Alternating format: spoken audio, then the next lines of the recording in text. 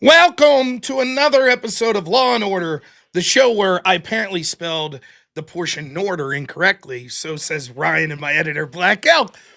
It's apparently spelled like Morador, which maybe is what I was going with. Anyways, my goodness, I can't get over. We started the idea for this show. It was like, we'll talk about legal issues surrounding the presidency, our politics, etc. once every 2 weeks. It feels like a lifetime ago every time we do this show, where it was like just a day or two after our last show, the Supreme Court tariff ruling came down, and now that seems like it's not in anyone's mind. But we're going to talk about it.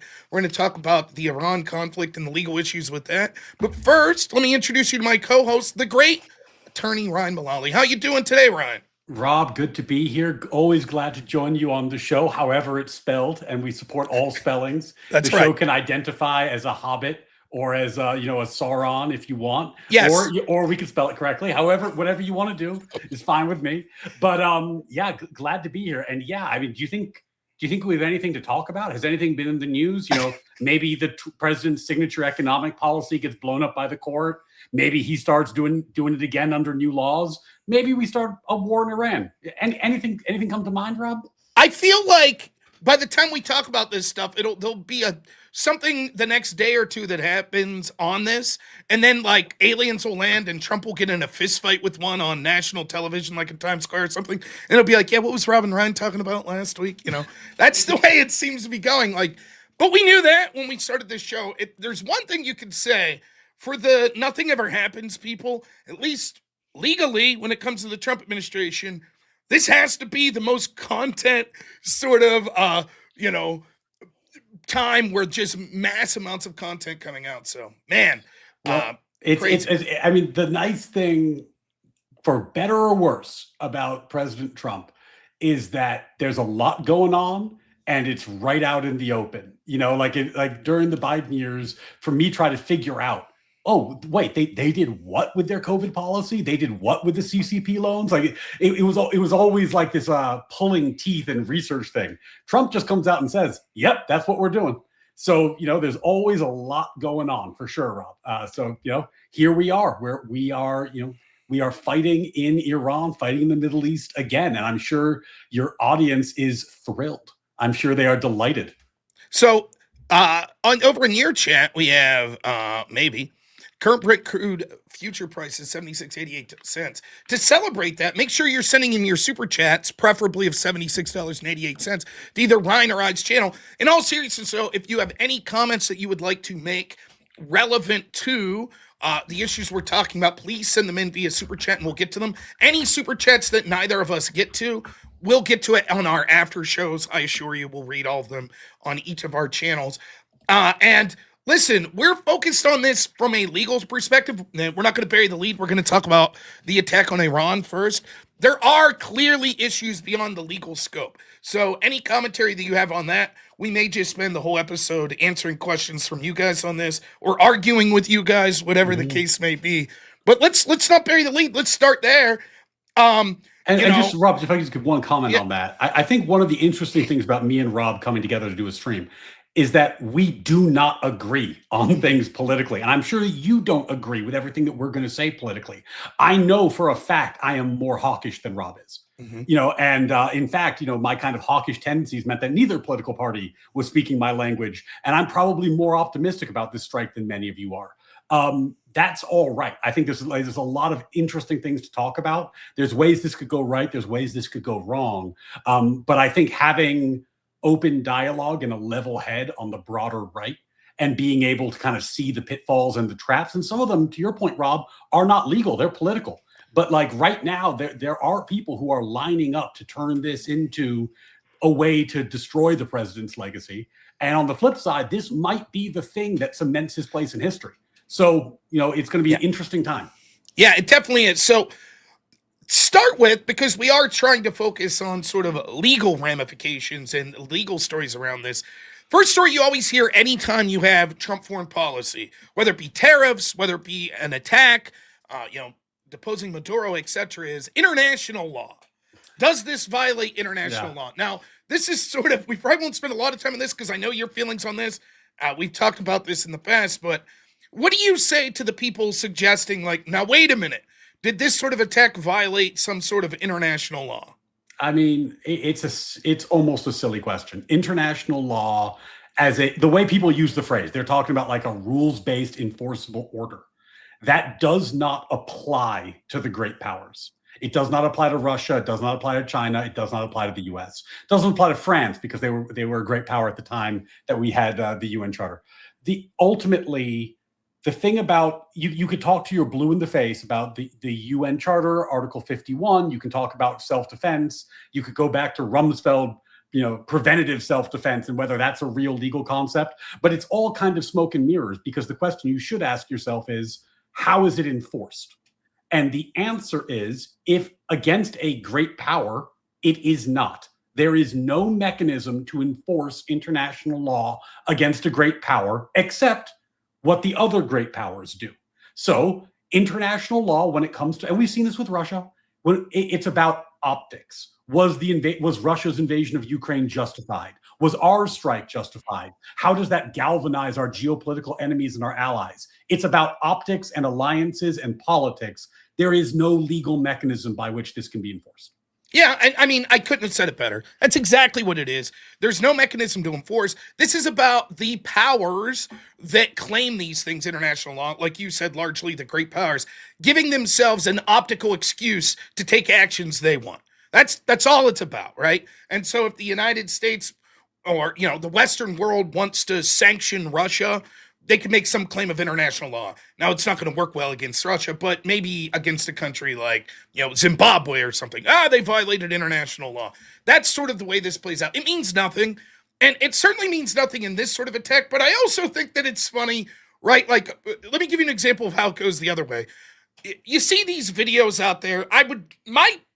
My conservative estimate is 90% of the videos that you can find on X or other social media right now about attacks that are occurring as we speak are either AI or they're from past actions.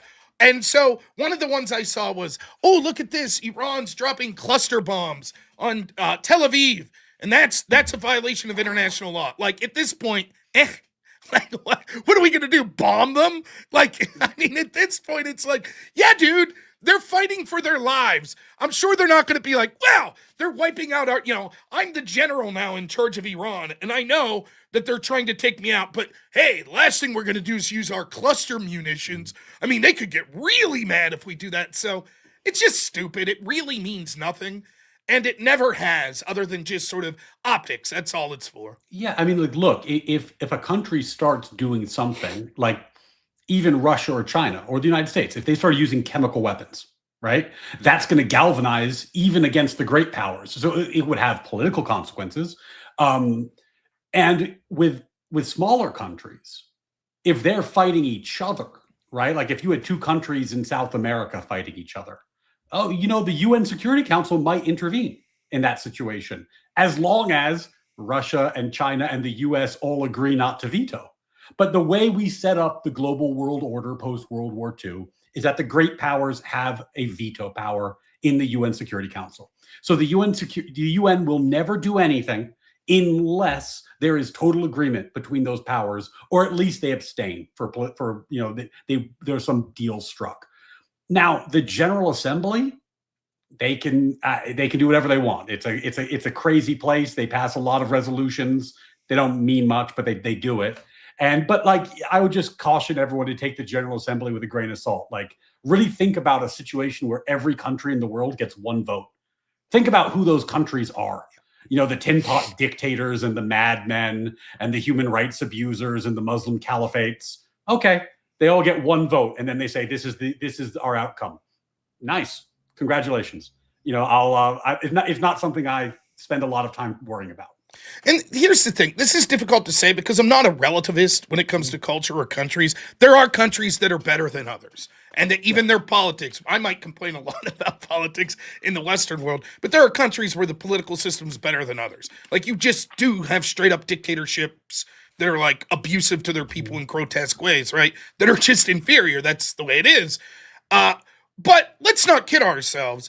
All of these countries are in it that like there's a political agenda to this. So when you see them pass these like resolutions, like we're wagging our finger and shaking our finger at this particular country here, yeah, it might be that that country sucks. It also could be that there's geopolitical alliances and benefits to sort of this performance. But at the end of the day, it does not matter with the great powers. It's non-enforceable, and it's just for optics. That's all it is. So if you're out there and you hate this war, and you hate it, and you think it's grotesque and immoral, or this attack, I don't know if we're calling it a war yet.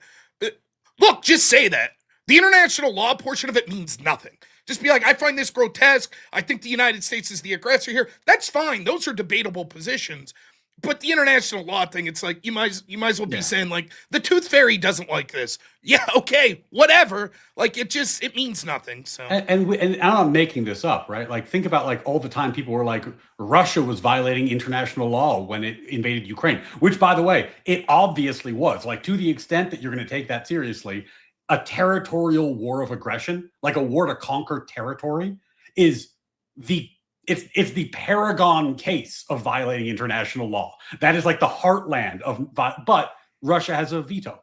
So, you know, what are we going to do? It's about what the US does in response, what NATO does in response, what China does in response. That's how the game is played. And, you know, it's not a bad rhetorical point.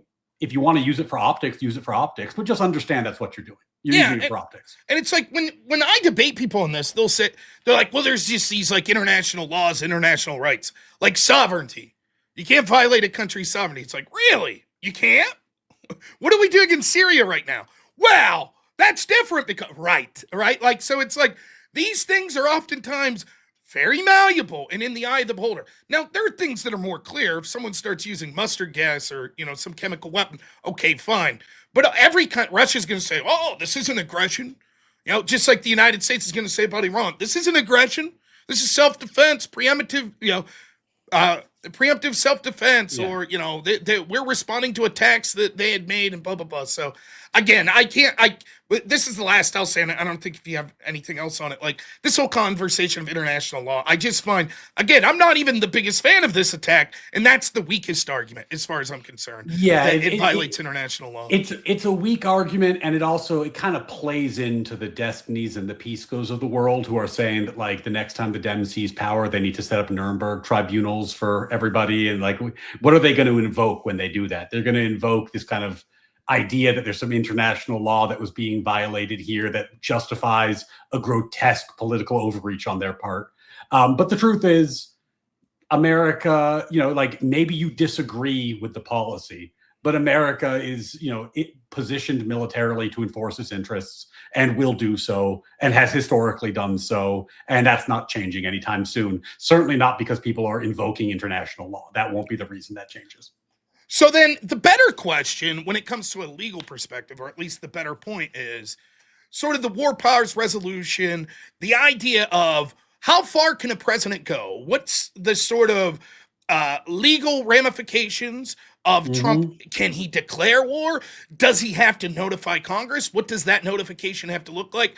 Those issues, I think both of us would say domestic law we're more concerned with. We both see the utility in keeping up with domestic law. So on that front, what do you think about, you know, we're seeing some Democrats saying, look, Congress wasn't properly notified. This goes beyond the scope of sort of the war powers resolution. What do you think of that? What are the potential arguments there? So maybe just backing up, I know if you guys watch this stream regularly, you actually probably already know about the War Powers Resolution. But just to explain how that works, the War Powers Resolution is a law that purportedly, and we're going to circle back to that big asterisk, purportedly limits the power of the president to use the military outside the formal declaration of war. And what it requires is if he thinks a war is coming, if he thinks military action is coming, he has to notify some portion of Congress, unclear how many. Traditionally, it's been the Gang of Eight, is what they're called. And then within 48 hours of hostilities starting, he has to give them a report. And then within 60 days, he loses authority automatically, unless Congress reauthorizes. That's how the law is supposed to work. So, to my knowledge, Trump did, in fact, notify the Gang of Eight. It might have been the Gang of Seven in this case, because I think somebody wasn't around, which is high-ranking members of Congress. You don't notify everybody because it might leak. I don't know whether he's issued the report yet, or even if he really has to. He might still be within the 48-hour window at this point, or just on the edge of it. But I don't see why he wouldn't comply with that. He certainly should. It's kind of a layup. It doesn't have any teeth to it. But the thing you're talking about, Rob, the big one is, will Congress vote to support the war past the 60 days or not? And that's going to be what all the politicking is about. Because if Congress doesn't give him that vote, then in theory, purportedly, he can't continue. Yeah, here's where all this gets weird, right? Let's run through this hypothetical scenario. Let's say Congress votes against it, and let's say Trump complies. Okay, we're going to bring our ships back. We're going to stop dropping bombs. And all of a sudden, there's a terror attack at a nightclub. And they say, that was a radical Muslim on behalf of Iran. Does that then renew Trump saying, well, Iran still has sleeper cells. They are directly attacking the United States. Now I get to respond. And even though Congress just said you can't do this, this was an individual separate attack. I don't know. And the problem is, I think so much of this conflict, at least where we're likely to be hit, is non-conventional warfare.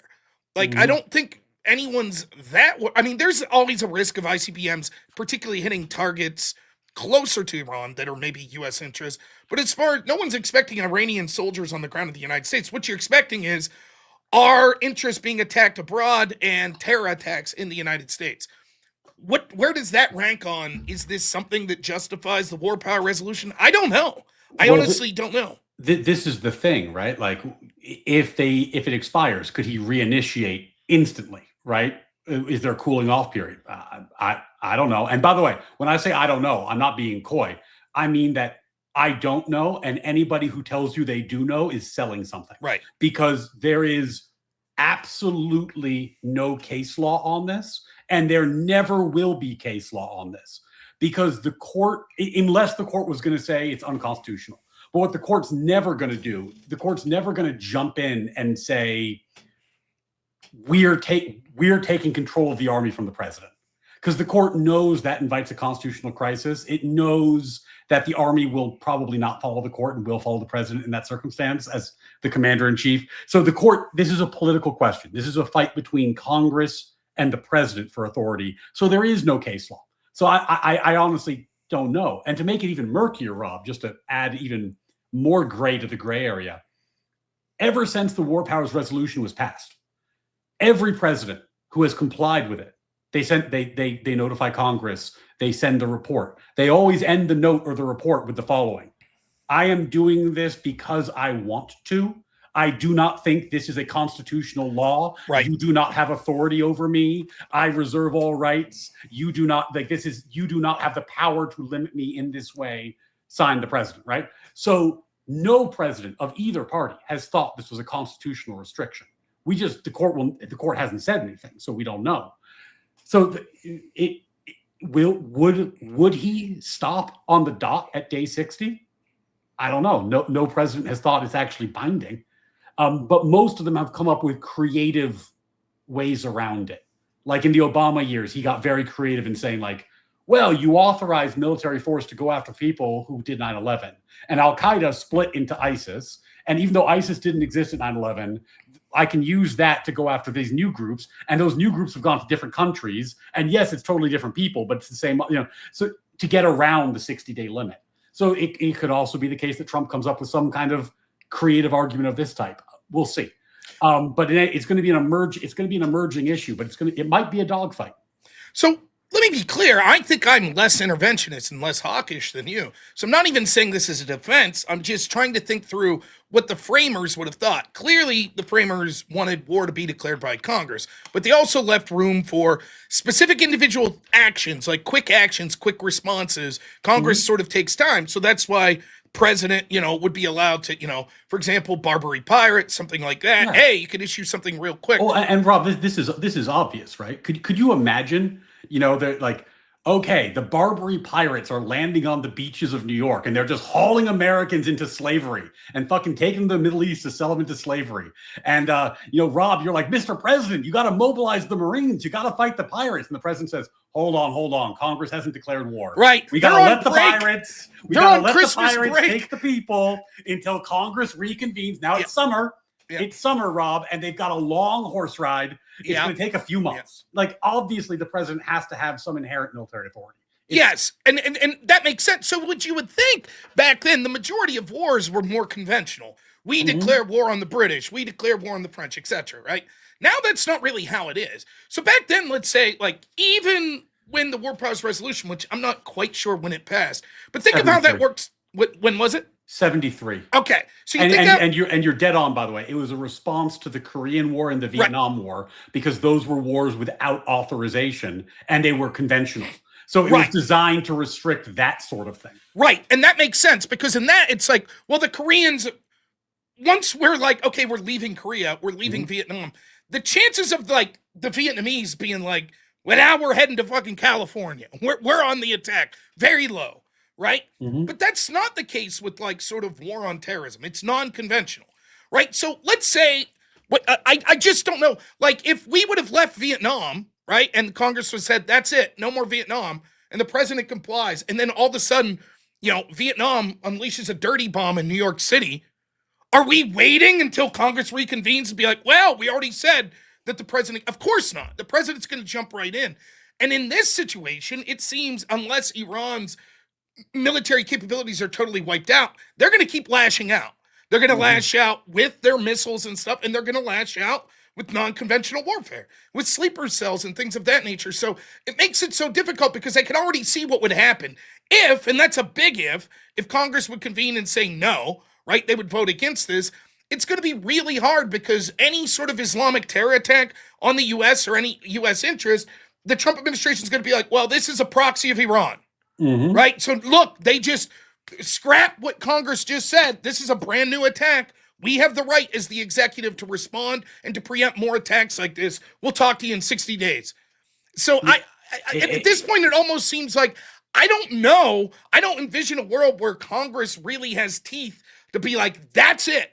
No more dropping of bombs by Trump, because even if it's illegitimate, even if Trump's team's lying, it's going to be too easy to be like, there are non-conventional attacks that are coming as we speak. That gives us the right to respond. Well, particularly with this nation, right? Because like, if there was, God forbid, an Islamic terrorist attack, and then like me with no intelligence, I'm just sitting here and I'm like, Iran probably funded it. I've got like an 85% chance of being right.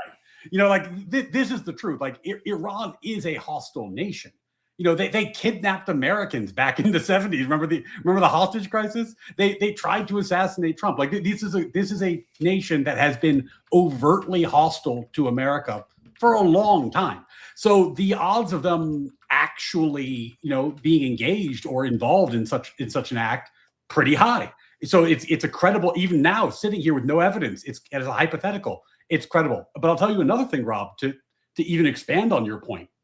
Back in the area of Korean War and the Vietnam War, 60 days was a real limit, right? Like, what could you do in 60 days? You couldn't invade a country in 60 days. Boots on the ground. You had to get the ships over there, right? Trump, he deposed Maduro in like 6 hours, right? His estimate is 4 or 5 weeks. Now, maybe this gets dragged out, but like with what we've shown the world, which if I was an enemy nation, I would be terrified of. We've shown the world that we have the combination of military dominance, technological air dominance, and cutting-edge intelligent assets. And we can talk about that more because that's an interesting one. That we are able to surgically remove the leadership of a hostile nation before they can respond. We've done it twice now. Look, call me an optimist, but we might be done before 60 days is over. Yeah. And then what does the War Powers Resolution do? Yeah, it remains to be seen. I think that it's fair to say at this point. Well, first off, it reminded me, it's funny talking about the hostages in the 70s. Let us not forget, I did look up the date. In the waning week of the Obama administration, remember they kidnapped like 10 U.S. sailors And there was the video of them holding them at gunpoint, and the United States declared that it was a violation of international law, which no one really gave a shit. So, and then if you're to believe what we're told, now listen, someone like me might be distrusting of the establishment on both the Republican and Democrat side, but for the sakes of like sort of the legality of it, like Republicans and Democrats agreeing on that Iran is the largest state sponsor of terrorism in the world, right? This would come from the mouth of Chuck Schumer as likely as it would Mitch McConnell or Lindsey Graham. That's right? That's not even a debatable point. That is simply like established fact. So, like who funded Hamas? Who funded Hezbollah? Who funded the fucking Houthi pirates that were blowing up the shipping lanes a lot? Israel! Don't you know, Eddie? Yeah. It was all Israel. It's an op. It's an op. Israel was funding Iran because Israel knew that the money would go to the Houthi pirates. It was all part of the plan. Like, so, I mean, no, these are like.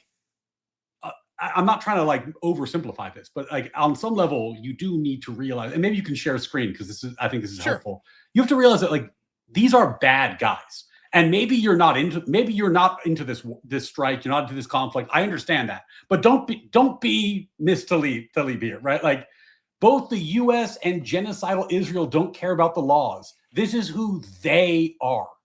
She's a sitting congresswoman. She's a sitting congresswoman, and she is referring to America as as a hostile, genocidal nation. And look, she doesn't like Israel. A lot of people don't like Israel. That's all right. You don't have to like Israel. But you can't forget which team you're playing for. You're on the red, white, and blue team, right? That like you can be opposed to intervention. You can be opposed to helping Israel. These are all valid policy decisions. But you can't let that turn into, I'm opposed to America, which is, I think, a line that I've seen overtly. I mean, to me, like when I go on X, and maybe I get a lot of flack because I'm more of an interventionist, but I've seen like, that communist rag Jacobin. Yes. Jacobin's like, oh my God, look how awful America is. And it's like, you know what? If I'm pissing off Jacobin, that's a point in my favor. Right. Like, that's a sign that maybe something good is happening because I'm not saying you have to love this, but you do have to recognize that the kind of like global communist America should no longer be a powerful nation. We hate America. It's a bad country. It should sit down and shut up and become a second world nation. That crowd is furious about this happening. And that's a good thing because they're wrong. So here's where I'll say from a legal perspective, and you see if you agree with me. Right now, I don't think there's any sort of case that Trump violated any domestic law. No. Right? I think that he'll easily be able to say the War Powers Resolution gives him the right to do this. By the time we get to 60 days, we have no proof that they would vote against this. And even if they did, it might be over or there could be an attack. So the legal case is against this, both internationally and domestically, is incredibly flimsy. That doesn't mean that you can't say there's a moral case against this. There's a political case against. Those are all better positions. We're just talking about from the legal perspective, both internationally and with domestic law. I don't think that's the best avenue if you don't like this to attack it from. No. Because and look, here's the other thing. At the end of the day, it doesn't even matter. At this point, things are so out of hand when it comes to politics in this country. I mean, you could just impeach Trump anyways and say that you think it was illegal and the details would be irrelevant. Doesn't matter. If there's a political will to hate this enough, if they wanted to impeach, they could, right? It really doesn't matter at this point what the letter of the law says when it comes to what the teeth would be. And the teeth are political repercussions. Trump's side losing in the midterms, Trump losing support, etc. That's where the real offense against Trump would be, not some nebulous claim that this somehow violates international or domestic law. You're 100% right, Rob. And it's going to get dressed up in that language. And the reason it's going to get dressed up in that language, and again, I understand not everybody here is going to agree with me. I'm not going to convince everybody. That's fine. But you need to understand that the attacks from the right are going to be very, very helpful for the people on the left who want to use this to galvanize a political attack against Trump and to spur impeachment, to spur the midterms, these sorts of things, right? And it is totally fine to disagree with your party, with your president. Like that's all fine. I just urge you to disagree constructively and to say, like, well, I'm delighted to voice my opposition to this, but that doesn't mean that I'm going to, join. Like the line between like the people who were marching and they're saying, "Oh, I'm not pro Hamas, I'm pro Palestine," right? Well, they're all pro Iran now, and Iran funded Hamas. So like you got to understand what the connection there is, right? There is a team that is being formed, and it's going to be politically weaponized against the president in the immediate future. And maybe that's okay with you, maybe it's not. I'm not telling you how to weight your moral compass, but that's going to be what the stakes are going to be in the coming months. Yeah, and then so to talk about the situation a little outside the legal scope, from the perspective of Iran, we were talking about this before we came on, I think they're making a fundamental mistake. I think the best approach, Iran's not going to win a conventional war. Right? No. They might do shady, underhanded, terroristic things. Okay, fine. But they're not going to be able to withstand a conventional war. So for me, the best option for them was, sure, lash out at Israel, lash out at the United States. But the fact that they were just like bombing all of their even Islamic nation neighbors, I think it's a big mistake on their part. Because I think what that shows to a lot of the world is like, oh, these people were sort of unhinged. And they were willing to attack even people that seemingly, weren't too antithetical to them. Now I understand the argument's going to be like, yeah, but they feel that these nations were benefiting them. But for me, the more of the like Gaza strategy of like win the international PR war, right? Get enough in the United States and the Western world, people pissed off about the conflict, drag it out, get people pissed off back home. Like this is garbage, sort of like Vietnam or something like that. I don't know that just lashing out in the way they're doing is the most effective thing. No, I actually agree tactically. I'm not sure it was open to them politically to do that, but tactically, because you're right. If you look at the geopolitics, and by the way, just to make this obvious point before we say anything more, neither Rob nor I have access to intelligence briefings. I don't know, like what's happening on the ground or what the conversations were like. We're reading the tea leaves, we're speculating, we're providing analysis, but we don't, unless you have an intelligence briefing, you don't fucking know. Nobody knows. That's just how it is. But it was interesting, for example, Canada immediately backed us on this. Canada has not been very friendly with us recently, right? But Canada saw this as a good move.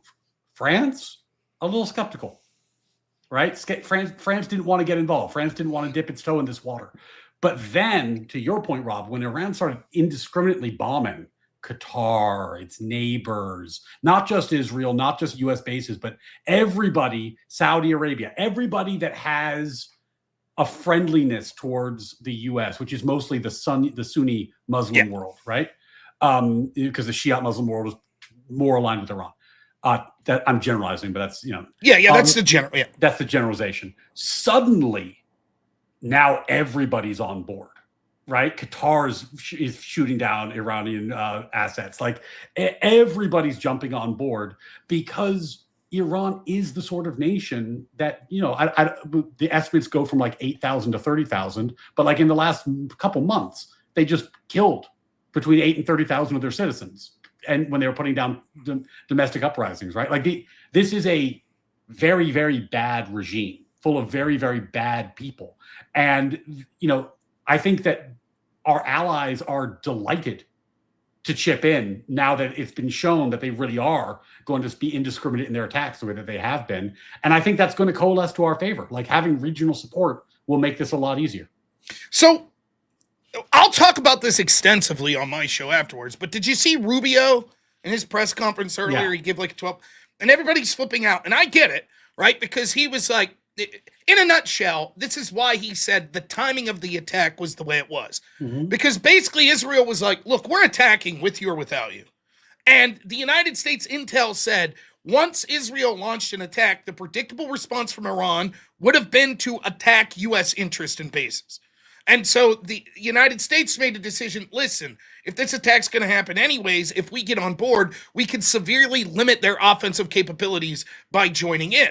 Now, listen, I know that that's red meat for the Israel told us to attack crowd. I get it, and there's some truth to that, and I'm willing to talk. However, for the purposes of what I'm trying to say right here, Iran's response to the attack and I saw Imaginario said, well, their leadership was fucking broken. So it's just like a chicken with its head cut off, like launch missiles, just whatever. We don't have leaders. Maybe that's the case. But that response is a mistake because visually what that shows is like, oh, that intel was correct.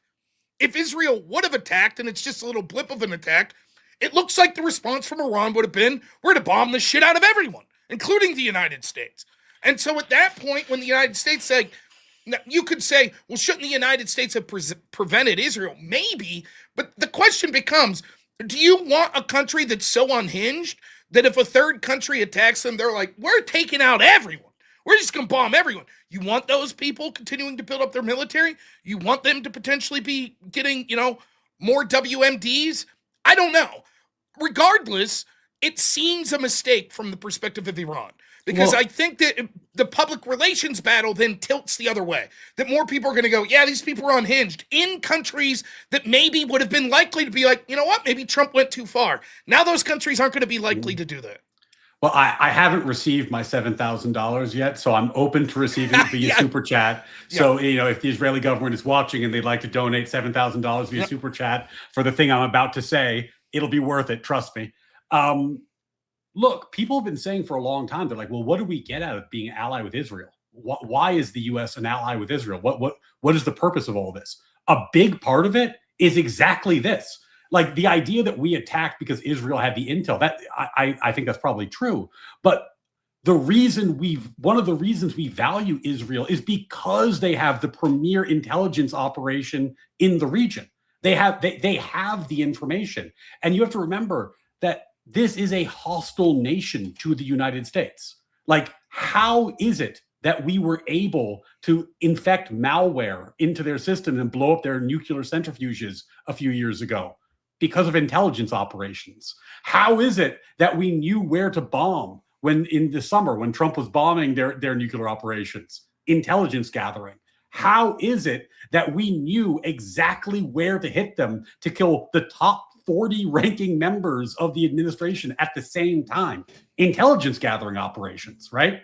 And I don't, I have no secret binder. I don't know what the government has or does not know, but I do know that an enormous percentage of our intelligence in the region comes from Israel. Yeah. So at the end of the day, Israel will never send a nuke at the United States, right? You might love them or hate them as a nation, but that's not happening.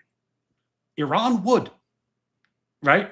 Israel's not going to sponsor terrorism in the United States.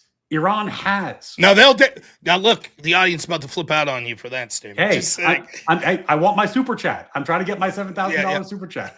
Oh, this is my point. Like it is very, very possible. In fact, I would say it is the most plausible truth that this was very good for Israel and very good for the United States. Well, that is the most plausible outcome to me. The question I was asking yesterday is, can two things be true simultaneously? Right? Can this be good for the United States outside of the interest of Israel? Because there are people, and again, I'm not saying that the people can't criticize, that think that, look, here's the big part of my criticism. Like, I'll outline it. Why I'm a 1 being I hate this more than anything, a 10 being I love the attack more than anything. I'm like a 4. And the reason is this. I'm tired of interventionism. And I think that although there is a philosophical claim to the United States being an interventionist military, the problem is historically in the past 30 years, it's been done by people that are either incompetent or malevolent. And I don't trust those people to run things, which is why I see disasters like the Iraq War or Afghanistan or Libya, etc. And I'm not so sure just because I voted for Trump that things are different now.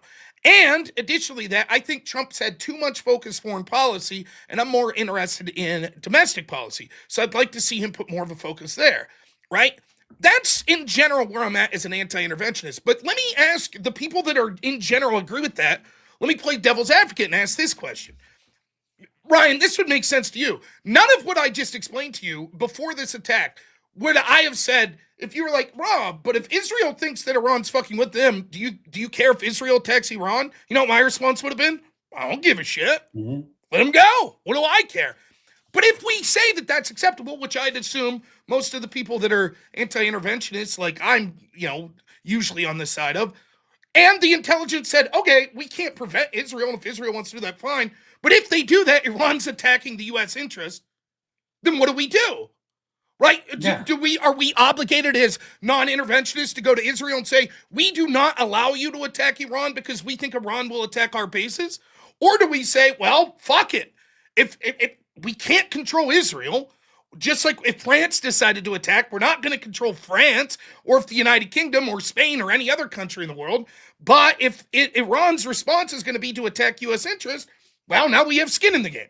And so we're going to attack. I don't know the answer. I'm just saying it's more difficult than just a straight up, response. We absolutely have interests in the region. We have bases all over the place. We have allies. We have military bases. We have allies. There's obviously interest in the region. But if I'm going to make the pitch, Rob, I would start with the very basics, right? Like, you and I grew up in an era of American dominance, unquestioned American dominance. We ruled the world. Everybody played by our rules. It was Pax Americana, right?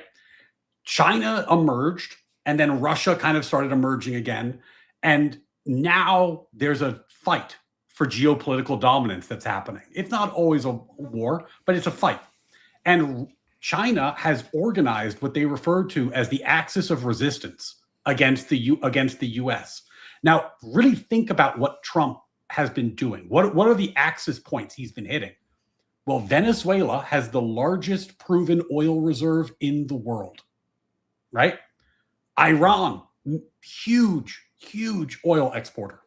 Where were they exporting their oil? Well, they were exporting it to China. This was 35% of China's oil imports. 30 to 35% came from those two nations alone. And by the way, China's the biggest importer of oil in the world, right? So in a span of months, Trump cut the knees out from China economically. Cut the knees out from them. Why does that matter? Because China was trying to break the American petrodollar. They were trying to get other countries to trade oil in yuan. Now, if that happens, what happens to America? Inflation spiral that makes COVID look like fun times. Like, the petrodollar is the stabilizing force on our economy. So just in terms of economics and strategic interest, and by the way, I haven't even mentioned the dangers of having like a communist in your backyard running drugs into your country, or like a terrorist nation building nukes, which we also could get into. But like, the strategic value of these targets to America is extraordinarily high. And I think what we're starting to see is a new American doctrine. This is my fingers crossed. This is me being optimistic. It's not kill Saddam and spend 15 years nation building. It's what we're doing in Venezuela. We take the head off the snake and we say, all right, who's left? Would you like to negotiate peace? If not, we can do it again. Would you like to negotiate a better relationship? And we don't invade the country. We don't put boots on the ground in the same way, and we don't nation build in the same way. I'm hoping that's the outcome here. I'm being optimistic. It could go very badly. And if it goes very badly, I'll be the first to say, like, I don't want a 15-year, occupation of Iran. That's a nightmare, right? But I'll push back, right? So here's what I would say to this. Like, the idea, though, that it's like, well, China's running drugs and stuff. I mean, come on. Like, yeah, and so is every other country, and so is the United States around the world. Like, what do you think was going with the poppies in Afghanistan and all that crazy shit, right?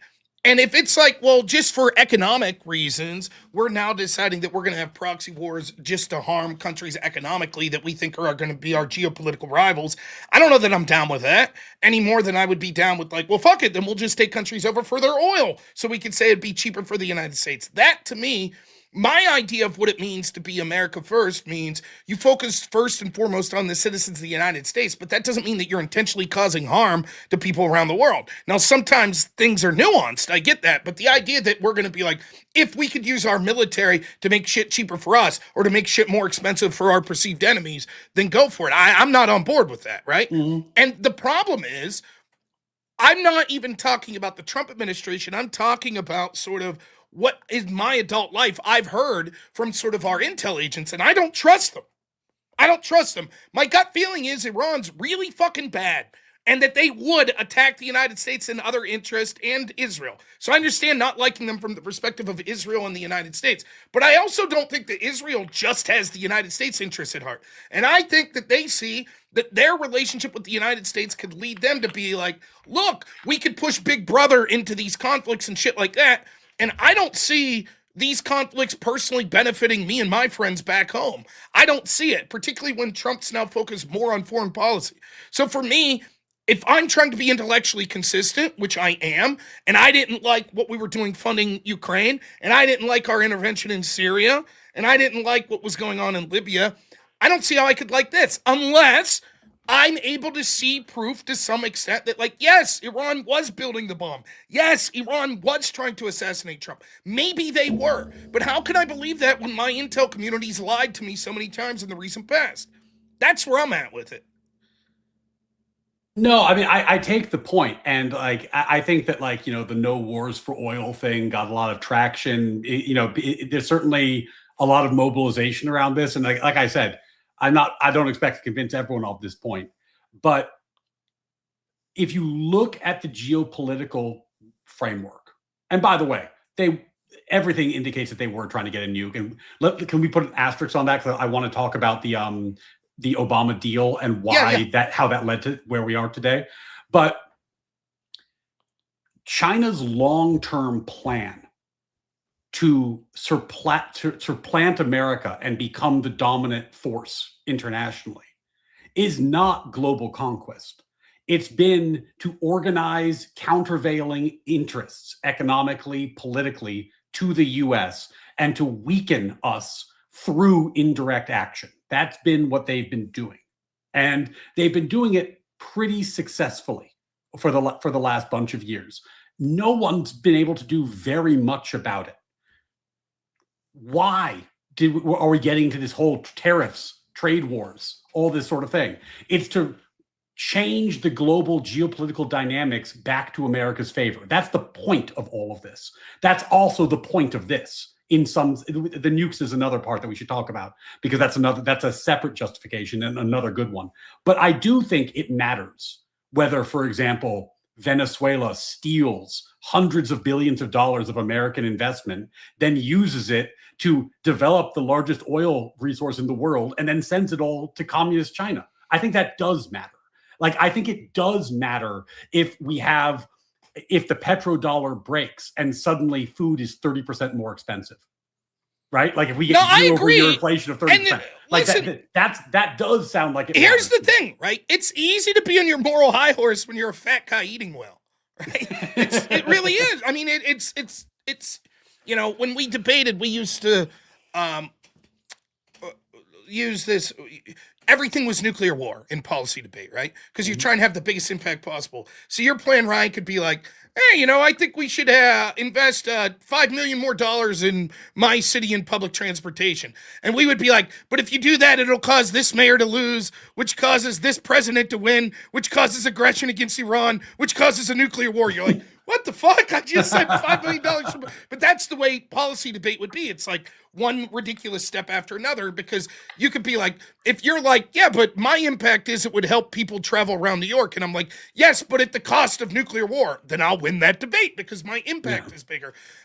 So we would always read evidence about an economy causing nuclear war. There were people like Beard, when goods don't cross borders, weapons often do, and shit like that. And the truth is, and this is very compelling, this is absolutely true.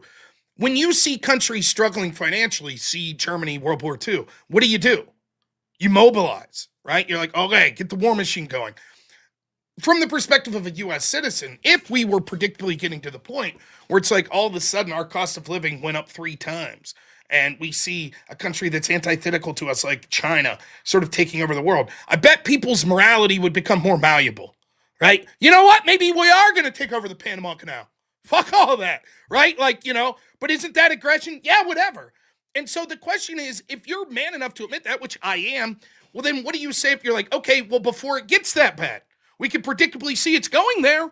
So should we, look, we tried the diplomatic route. We're like, China, come to the table. Let's do deals. Stop like sort of currency manipulation. Stop tariffs. Stop that sort of stuff. Okay, you're not playing? Iran.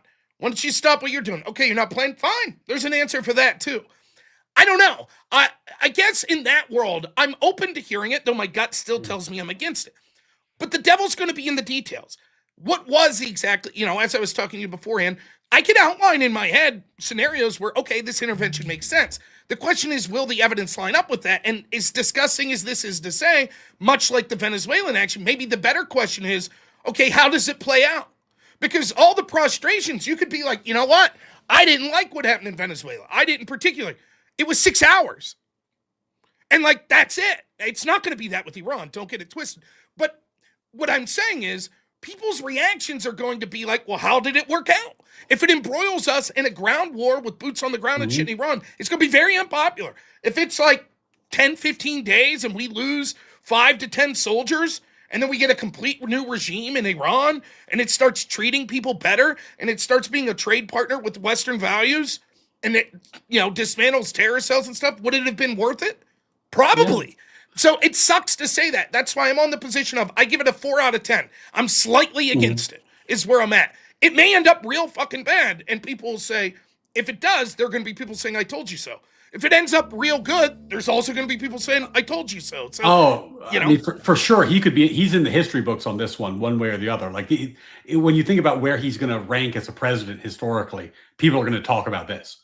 This decision is going to be one of the big ones, one way or the other. Bottom of the list or top of the list. So, and what makes it so hard is if you're trying to have a nuance, in Rob's world, the USA is a Satan. Everyone's treating us unfairly. Where did I remotely say that? Right? And this is the problem with this. Actually, can we pull this fucking? No, the point is this: I don't care that much about whether we treated Iran badly. To be totally candid with you, they're a hostile nation. I'm not saying that we're a perfect nation, but I am saying I know which team I'm on between Iran and the U.S. That's not a tough call. That's not a tough call. I'm not accusing you that at Qatar Gem, but you don't have to think America is perfect to think that America should defend its interests. That's not required. I mean, for me, what makes this conversation difficult is, I think most people, and I understand this, most people, the thought process is very quick. Something happens, do you like it or not? Okay, then from there, you're like, I'll work backwards. Here's why. I dislike this because I think this is Israel leading the way. The United States is following Israel. It's no longer America first, it's Israel first. Then, as you're looking at the evidence that comes out, that's the framework you're looking at. And that'll shoehorn into that. Mm-hmm. What I'm trying to do is, I'm starting at the opposite end. I'm saying, okay, first and foremost, U.S. takes an interventionist action. My gut feeling's against it. Are there scenarios where the evidence could line up that I would say, okay, yes, I do support this? Yeah, they're on the cusp of getting a nuclear weapon. There's intelligence that they would use it against the United States or against peaceful people around the world. Yes, they tried to assassinate Trump and they're currently trying. Yes, they're working with China to have state-sponsored terrorism to attack citizens in the United States and around the world. Those situations, I could be like, okay, I can understand why we would take out their leadership. Then the next question is that what the evidence shows? I may come to the conclusion, I could see the scenario, but I don't see proof that the evidence shows that that's the scenario. The problem is to even talk about okay, are there scenarios where people could say this would be justified? The people against it are just going to be like, shut up. I don't want to hear it. You're a Zionist. Shut your mouth. And it's I haven't even got to the part of evaluating evidence yet. I'm just trying to have, the way I put it was this is crude. But if I told you, Ryan, I said, there was this woman and she threw a pot of boiling oil on her 17-year-old son, you'd be like, holy shit. Yeah. And I'm like, but her defense is he just shot her husband and was about to shoot her. Then you're like, oh, I guess in that case, if that's true, I would say I understand that. Mm-hmm. And then the attorney for the kid comes out and is like, yeah, that's not true. There was no gun there. The husband's not shot. And then you'd be like, oh, okay, yeah, then that's bullshit. But you would say there is a potential where that defense would make sense. Now you got to prove it. Now you got to prove that that's the case. But the very first step, you may say, no, I still don't think that's reason. There could be people out there who come to this position. I don't give a shit if Iran was sponsoring terrorists to attack the United States. I don't give a shit if they were pursuing a nuclear weapon. I don't care. That's not reason to intervene. Fair enough. But for me, what I'm trying to do is saying eventually we may learn more. And if I'm going to be consistent, I want to get it on the ground right now what my thoughts are on this. I don't want to be like, I like Trump, so therefore everything he does, I celebrate and say it's okay. And I'll change with whatever the evidence says. That's all I'm trying to do. And it's frustrating because what you see is so many people, even good people, are just like, you can't do that. That means you've picked side A. I'm not picking side A. I'm trying my best to say, let's start at the beginning. Here's my gut feeling. Now let's look at the hypothetical scenarios and then see what we think from there. That's all. No, I mean, it's admirable, Rob. It's hard to maintain an open mind. It's hard to change your opinions when evidence come in, especially when you're talking publicly on the internet. That makes it even harder because, there's all the incentives are to not do that. So I really appreciate that. And I think you said something earlier that I want to pick up on, which is that, the threat of Iran developing a nuke. It's not just that they would use it, though I think their actions in the last couple of days have shown that they absolutely would fucking use it. Like, they obviously would use it. But even if they weren't using it, there's a reason why, we did this to Venezuela and we did this to Iran. And I do think that's part of our proxy conflict with China. That's my geopolitical read right now. But we're not doing it to China because China has a different kind of military and China has nukes, right? If Iran developed nukes, it wouldn't just be would they nuke us. It would be we could never do this again. Right. The window has closed. Right now, you have to live with Iran as a nuclear power. And in this poster, I don't think you're realizing it, Slippery, but you're making that point. If Israel wasn't part of the equation, would this have happened? Considering nothing like this happens in North Korea. Well, why doesn't it happen with North Korea? Because they have a nuke. Right? That's once you get the nuclear weapon. Now, let's say that Iran becomes even more boisterous in their support of terrorism. Right? And we're like, holy shit, there's another Boston Marathon type attack, and it killed 100 U.S. citizens. And then 2 weeks later, there's another attack that kills 50 U.S. citizens. And our intel says, yeah, we think this came from Iran. What are we going to do? Send a conventional weapons against Iran? And they're like, well, if you do that, we're going to nuke Israel. We're going to nuke everywhere that our weapons could hit. We're going to launch nukes. Now what? Yeah. So then you're forced to be like, okay, what do you want? Right now, they're in a far better bargaining chip. Now, again, I'm not saying this justifies. That's not what I'm suggesting. I'm saying it's never just about will they use the nuclear weapon. It's what that allows them to do. That it's not just a weapon. It's also a shield, right? Once you have that nuclear weapon, then it's like, well, we could fuck around in a bunch of ways, right? We could do all sorts of stuff. And you're like, what are you going to do? We're a nuclear armed superpower. Well, and look, like the Iran deal that people like to talk about was designed to give Iran the capacity to develop nukes in the medium term. It had like 10-year, 15-year moratoriums where they couldn't do anything, in exchange for which they got hundreds of billions of dollars into their economy from lifted sanctions and even some direct cash. But it allowed them to develop enrichment facilities up to like, I think 60%, if I'm remembering correctly. There is no civilian use of which I'm aware for 60% enrichment. And by the way, it's not linear. Like getting to 60% is like 90% of the way towards a weapon. Right. Like it's much harder to do that first bit. And then, just to ask the very obvious question, if they were enriching and developing nuclear technology for purely domestic reasons, because they were going to honor this agreement, and of course they're not developing nuclear weaponry, why the fuck was it under a mountain? Right? Why was it in a hardened military target? Because that's not what they were doing. And why don't they have nukes? Like people say like, oh, well, people are saying they're going to have nukes for years. That's true. Because we keep blowing the shit up when they're making it. We blew up their centrifuges, which defeated them. We had the deal for a short term, which slowed them down, but gave them lots of money they could use to build nukes in the medium term. And now we've continually intervened. Like, this has been a long-term effort to stop a state that has been overtly hostile to America for 40 years from developing the ultimate weapon. Like, when their leadership calls out death to America, it's not like hyperbole. This isn't like you can take them at their word. This is not a friendly nation to America.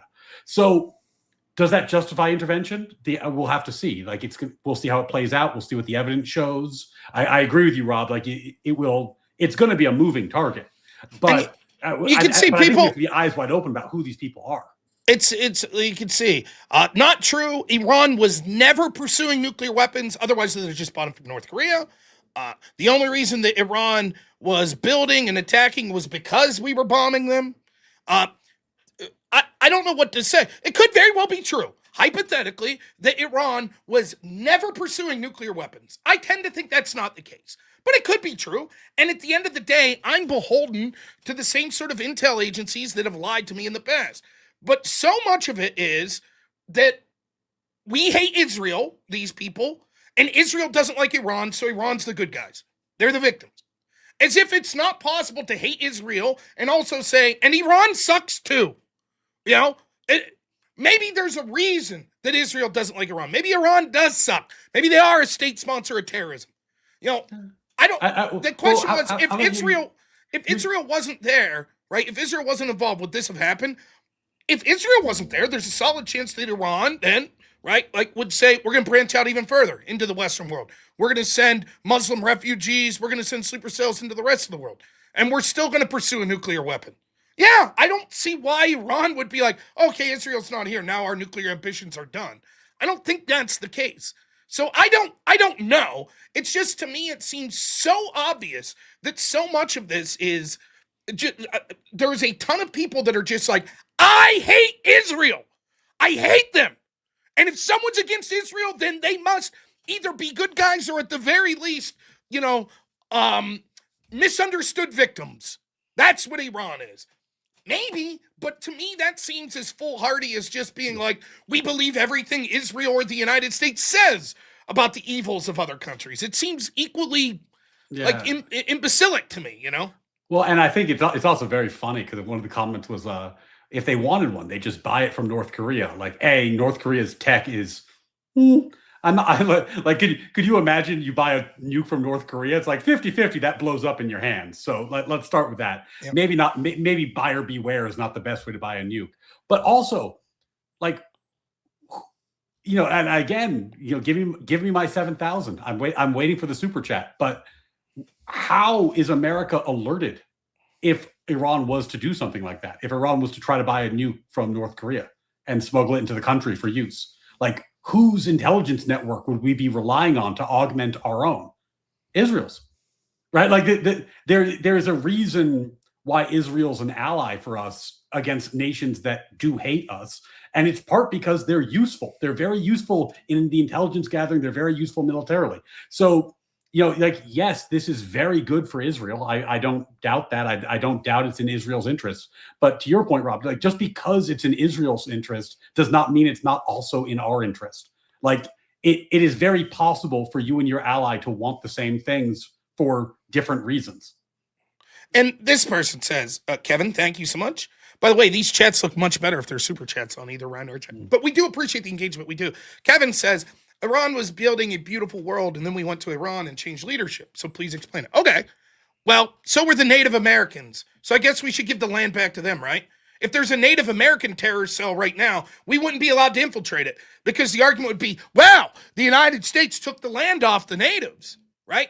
So at what point do we say, let's say I totally agree with you, which I kind of do. I think that the U.S. foreign policy circa sort of, at post-World War II and sort of the fight against the Soviets in the Cold War, there's a lot of color revolution shit. There's still color revolutions that go on that I don't support. But the implication is what?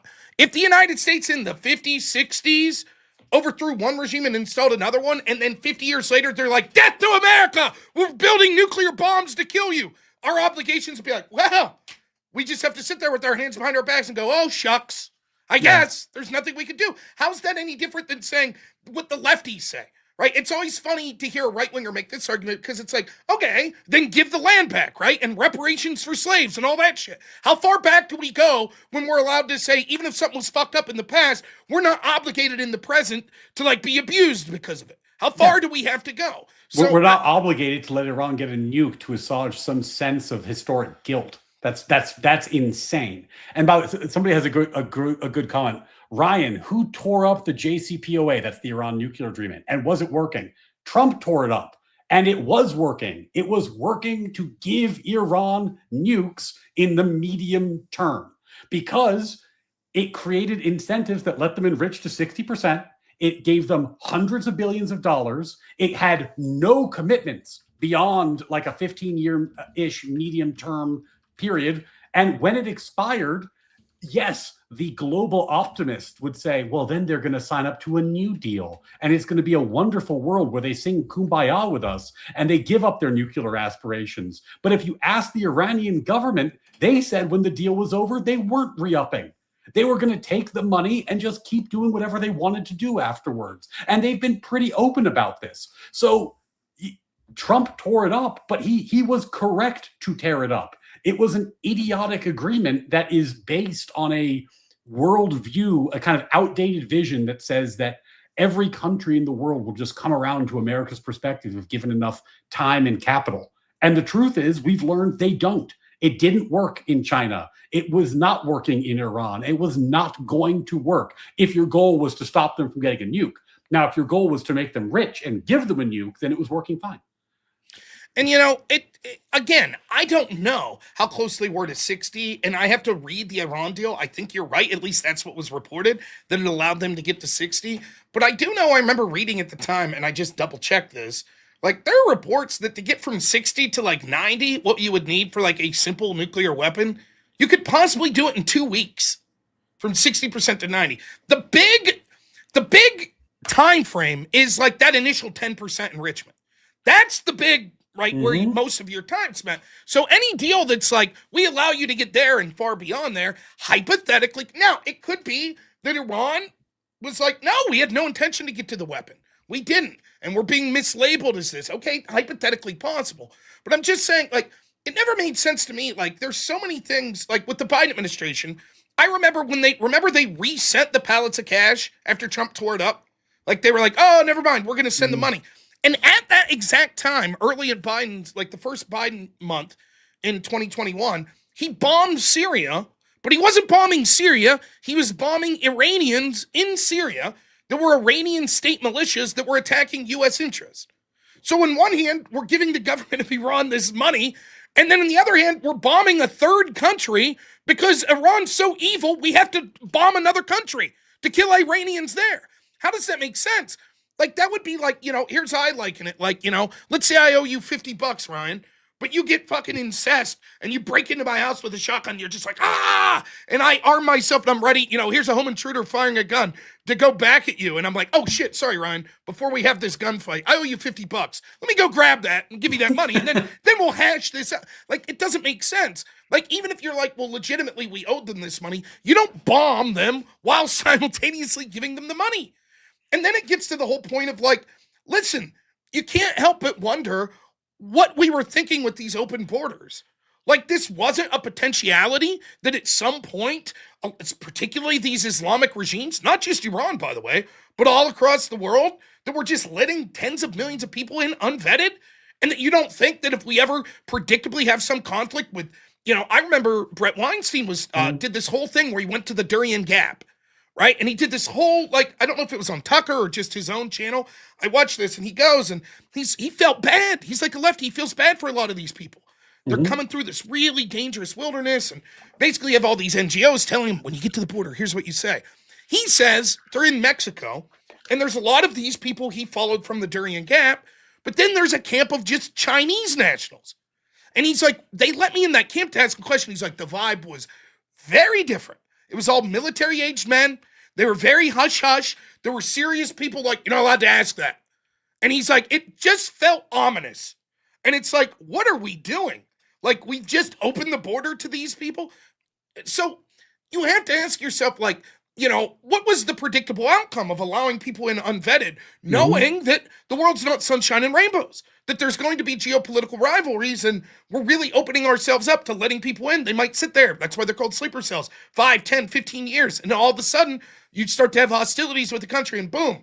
Seems like that's likely what happened in Austin, where the nightclub shooting where 9 people were shot or something. The guy was wearing a Property of Allah shirt, and it's being reported underneath that sweater he had Iranian flags on his shirt. So I don't know. It's a complicated matter, but it's very complicated. But you asked the right question. Like, what is the reasonable expectation, right? Like, you never know. Like, we don't have intelligence briefing. You never know for sure. But you can use logic and you can ask yourself what's reasonable.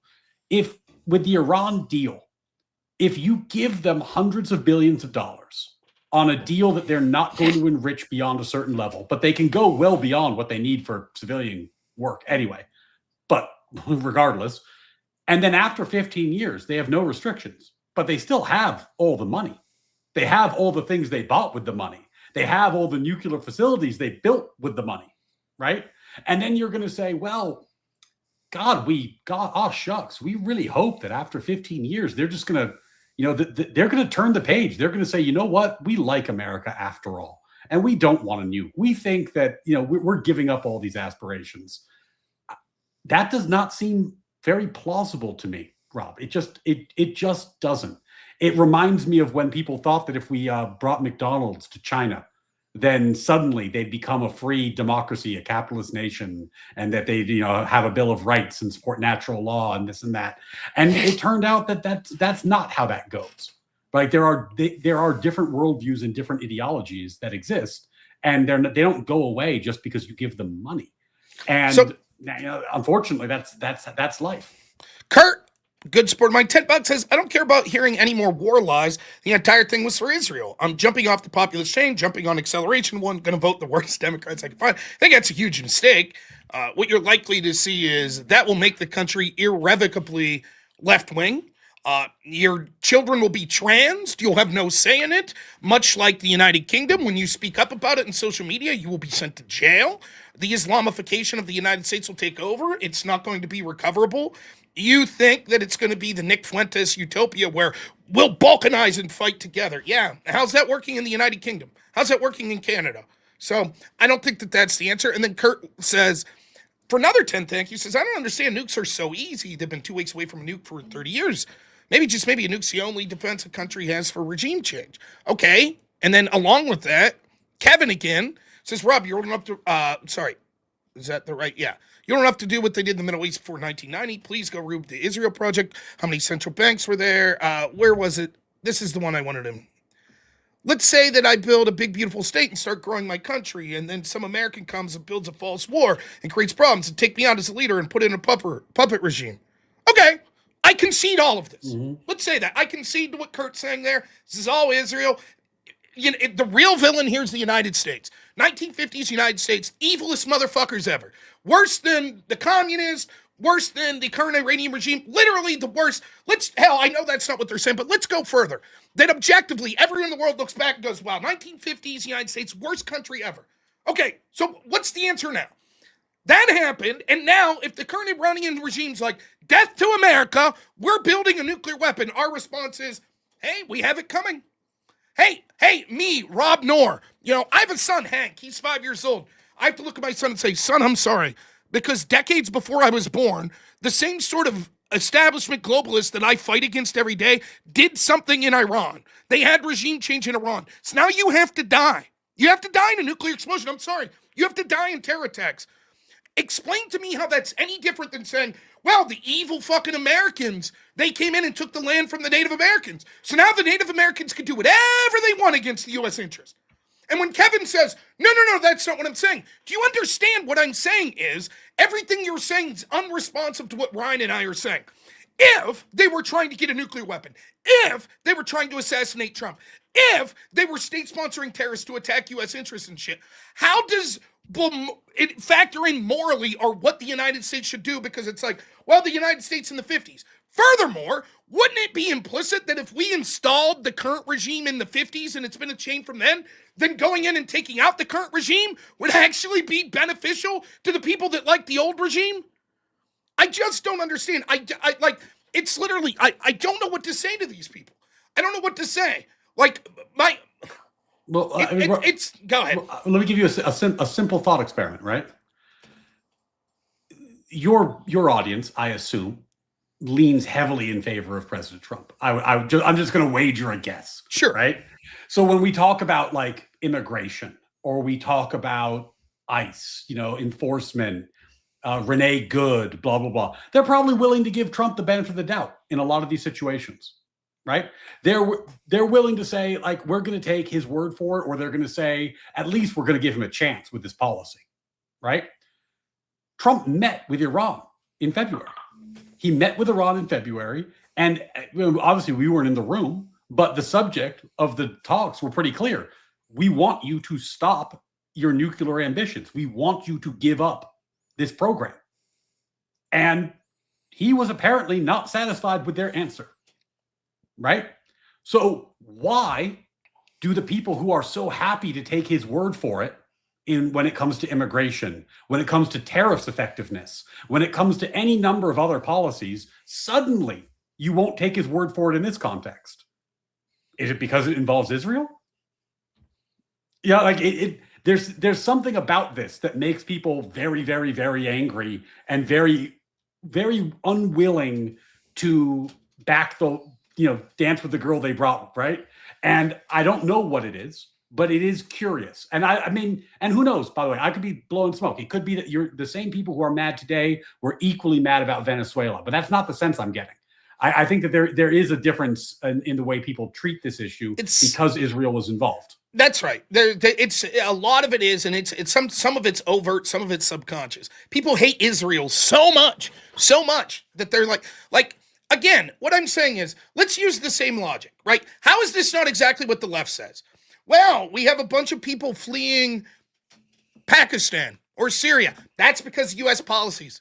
We have a bunch of people coming from South America into the United States. What do they say? Well, that's because the CIA and drug running, right? That's what's happening. So now we have to let all these illegals in. We have to, because the United States' actions. And the same people on here right now, the same people that are like, oh, well, basically we deserve this because of the 1950s are like, fuck all that. I don't want these illegals in my neighborhood. If the CIA did something to their country, yeah, fuck the CIA. But why should I have to pay the price? But as soon as it becomes like, okay, we're talking about, again, if your argument is, you're full of shit, Iran wasn't trying to get nuclear weapons, fair enough. But we're not even at that level. We're saying, would it be justified? And these people are saying, no, because of what the United States did in 1950. Therefore, we have to allow a regime to get nuclear weapons that are saying, death to America. We have to, because what the U.S. did in 1950. Why can't you take that exact same argument and apply it in a million ways to justify every single policy the left wants? Well, we have to allow every refugee in the world in. After all, Ryan, did you know this? Because of the United States' disastrous climate policies, we've made the entire third world much worse off because of our frivolous use of fossil fuel dirty energy, which has caused warming, which has made countries poor, which means now we're obligated. We're obligated because of what the United States did. That's history, Rob. That's how it goes. That's how it goes, Rob. And the weirdest thing about it, I know I'm just dogpiling at this point, is that it's very weird to assume that a country doesn't act in its own interest, right? Let's go back to like Russia invading Ukraine. A lot of people were happy that happened. A lot of people were fucking furious that happened, and we've been, people have been fighting about it for a long time. Did anybody say like Russia invaded Ukraine, but not because it was in Russia's interests to invade Ukraine? Like, obviously, when Russia invaded Ukraine, it did so because it thought it was protecting its own interests, right? Like, is it theoretically possible that like our government is so compromised that we are no longer acting in our own interests? I mean, it's logically possible, sure, if that's what you're asking. But is it like in the likelihood of why this is happening, well, a likely scenario? No. The most likely scenario is that Trump did this because it benefits us. Or he thinks it benefits us, at least. And this is what I was trying to explain last night. Like, there is no talking out. There is no amount of debating that anyone could do for trust me, bro, every foreign policy decision in the past 50 years has been Israel. Our entire government is compromised by Israel. Every negative foreign policy thing that you could point to is Israel. Maybe you're right. Maybe that's true, right? I'm never going to be able to convince those people. There's nothing you could say because any proof that you could show, they'll just be like, well, that was planted by Mossad. So anything that you could show is clearly just manipulated by Mossad. We know that. So and maybe you're right about that. So I say, okay, let's accept that. Even given that, is it possible that it's still in the interest of the United States outside of just because Israel wants us to, and Israel has a dog collar around us, and they're leading us around everywhere? Could it still be possible, even outside the scope of that, for Iran to say, we want to kill America. We want a nuclear bomb to attack America. We want to assassinate President Trump. Is that possible? Is it possible, even outside the scope And that maybe Trump would be like, I don't want to be assassinated. I don't like people trying to assassinate me. I don't want the people shouting death to America to get a nuclear bomb. I don't like the fact that they're engaged in terror attacks against the United States. Is it possible that even outside the scope of Israel, yes, maybe 99.99999% of it is just Israel? Because I don't know what the argument is with Trump. The Adelsons don't. Last night I asked people, I got 6 different answers from 6 different people.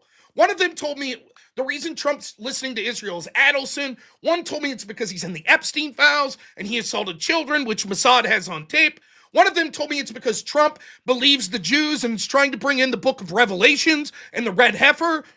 I mean, I don't know what to say, right? They all are certain. They're 100% certain. It's the only reason. They just vastly disagree on exactly why Trump is beholden to Israel. I mean, Rob, I think the problem is you're not granting enough of the conspiracy theories. Yeah, like let's grant that it was all Israel, but is that the end of it? Do you really think this ends with Israel? Surely Israel's being controlled by the same people who brought you the Steele dossier, right? And they've got the goods on Israel, and they've got the goods on Trump, and that's the real conspiracy. Yeah, but it's got to be a Jew. That's all I know. It's got to be. Sorry, it's got to be a Jew. All right. Well, look, Candace Owens is sure that somebody killed Charlie Kirk, who was working on the inside, and maybe that guy was a Jew, and maybe that guy was a Russian Jew. Have you thought about that? Right. Now we're talking Russian Jews. I mean, now we're cooking with gas. But listen, Kurt's saying bad faith. It's not.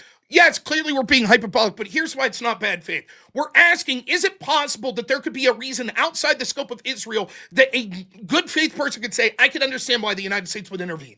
And no, it's only because Israel do it, people are unwilling to admit yes. So much so that we have people in here saying, basically implying, because the United States engaged in regime change in the 50s or whenever it was with Iran, that we have this coming, that there's nothing we could do. Or they'll be like, we should have talked more. Okay, but what if those talks weren't going well?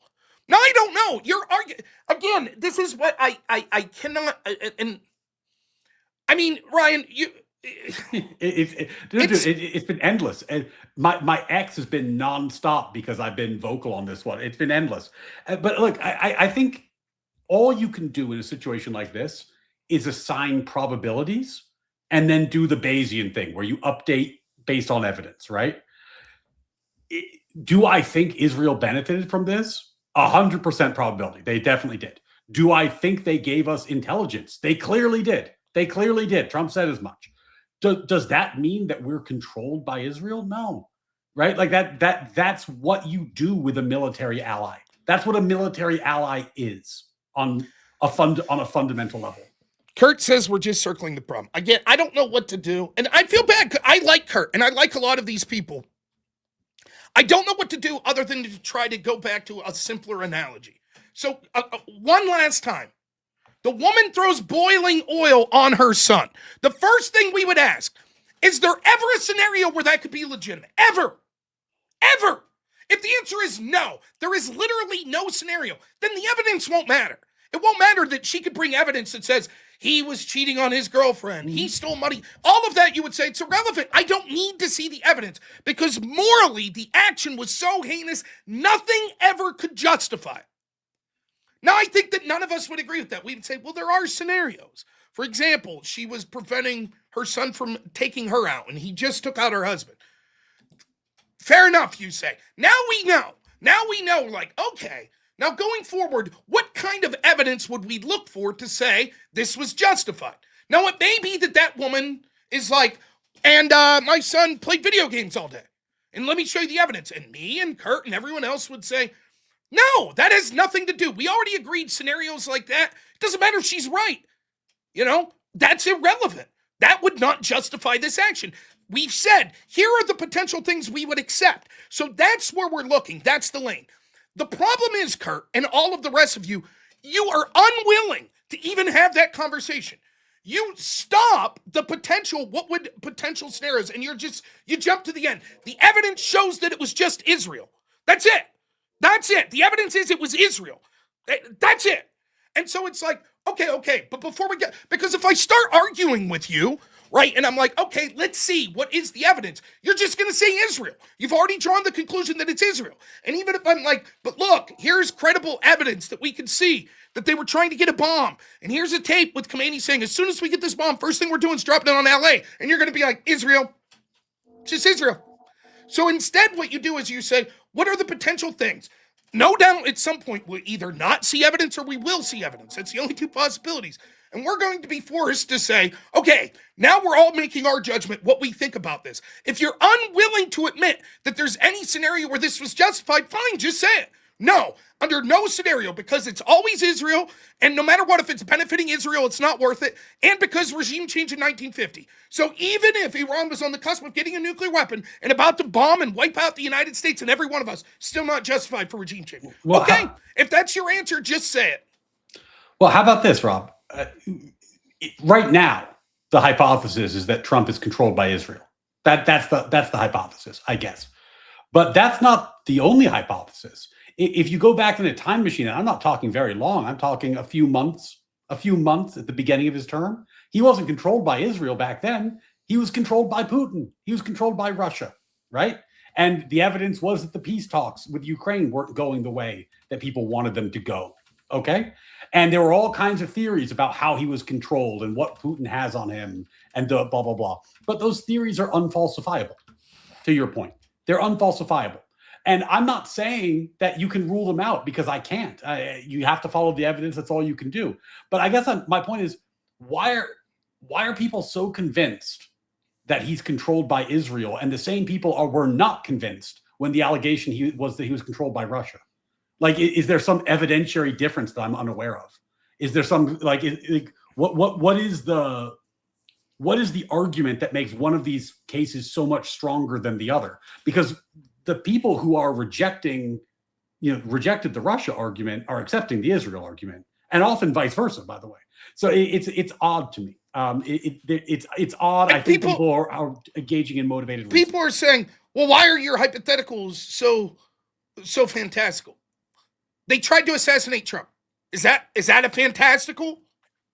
That's the claim. That's what Trump's team's claiming.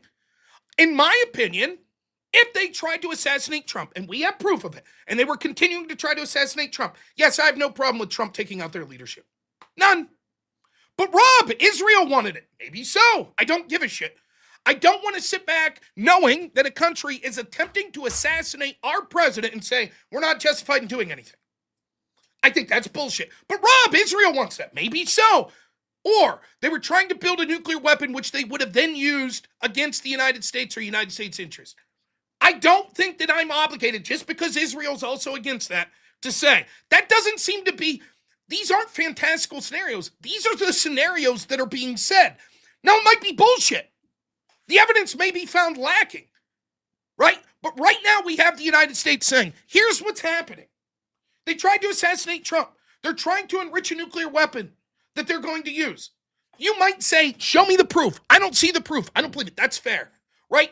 But if we can't even get to, okay, if that's true, would that justify an action like this? And if your response to that is, fuck you, you're talking out your ass, you're a Zionist shill, then I'm not interested in talking to you, because you're so anti-Israel that you're incapable of actually following a logical chain of an argument. It's worthless to talk to you. You've made up your mind. You're dogmatic. There's nothing anyone can say to you ever. I don't care to talk to you about it then. Well, and look, like, when people complain about globalism or the globalists, right? What's the heart of that complaint?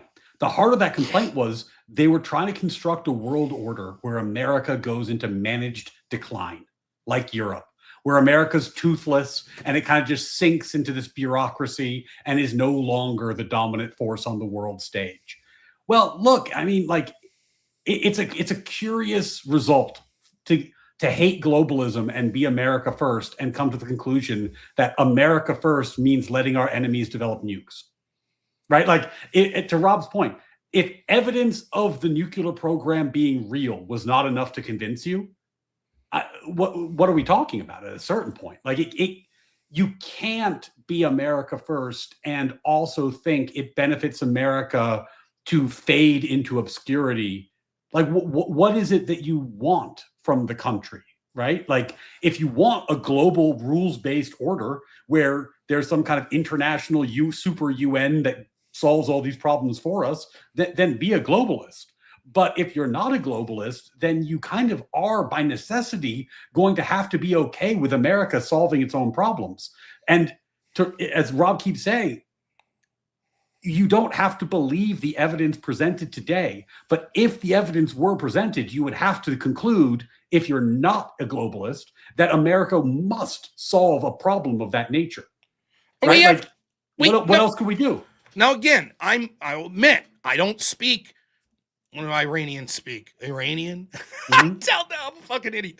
I don't speak the language. So I'm at the behest of people that are translating. And I'll fully admit, there are people that are shitty and will do false translations and stuff. But I've seen at least people showing videos that claim to have translation of Iranian state leaders leading death to America chants, of Soleimani saying that they want to kill Trump, they want to kill John Bolton, they want to kill... I've seen this. I've seen it. But what point are we just...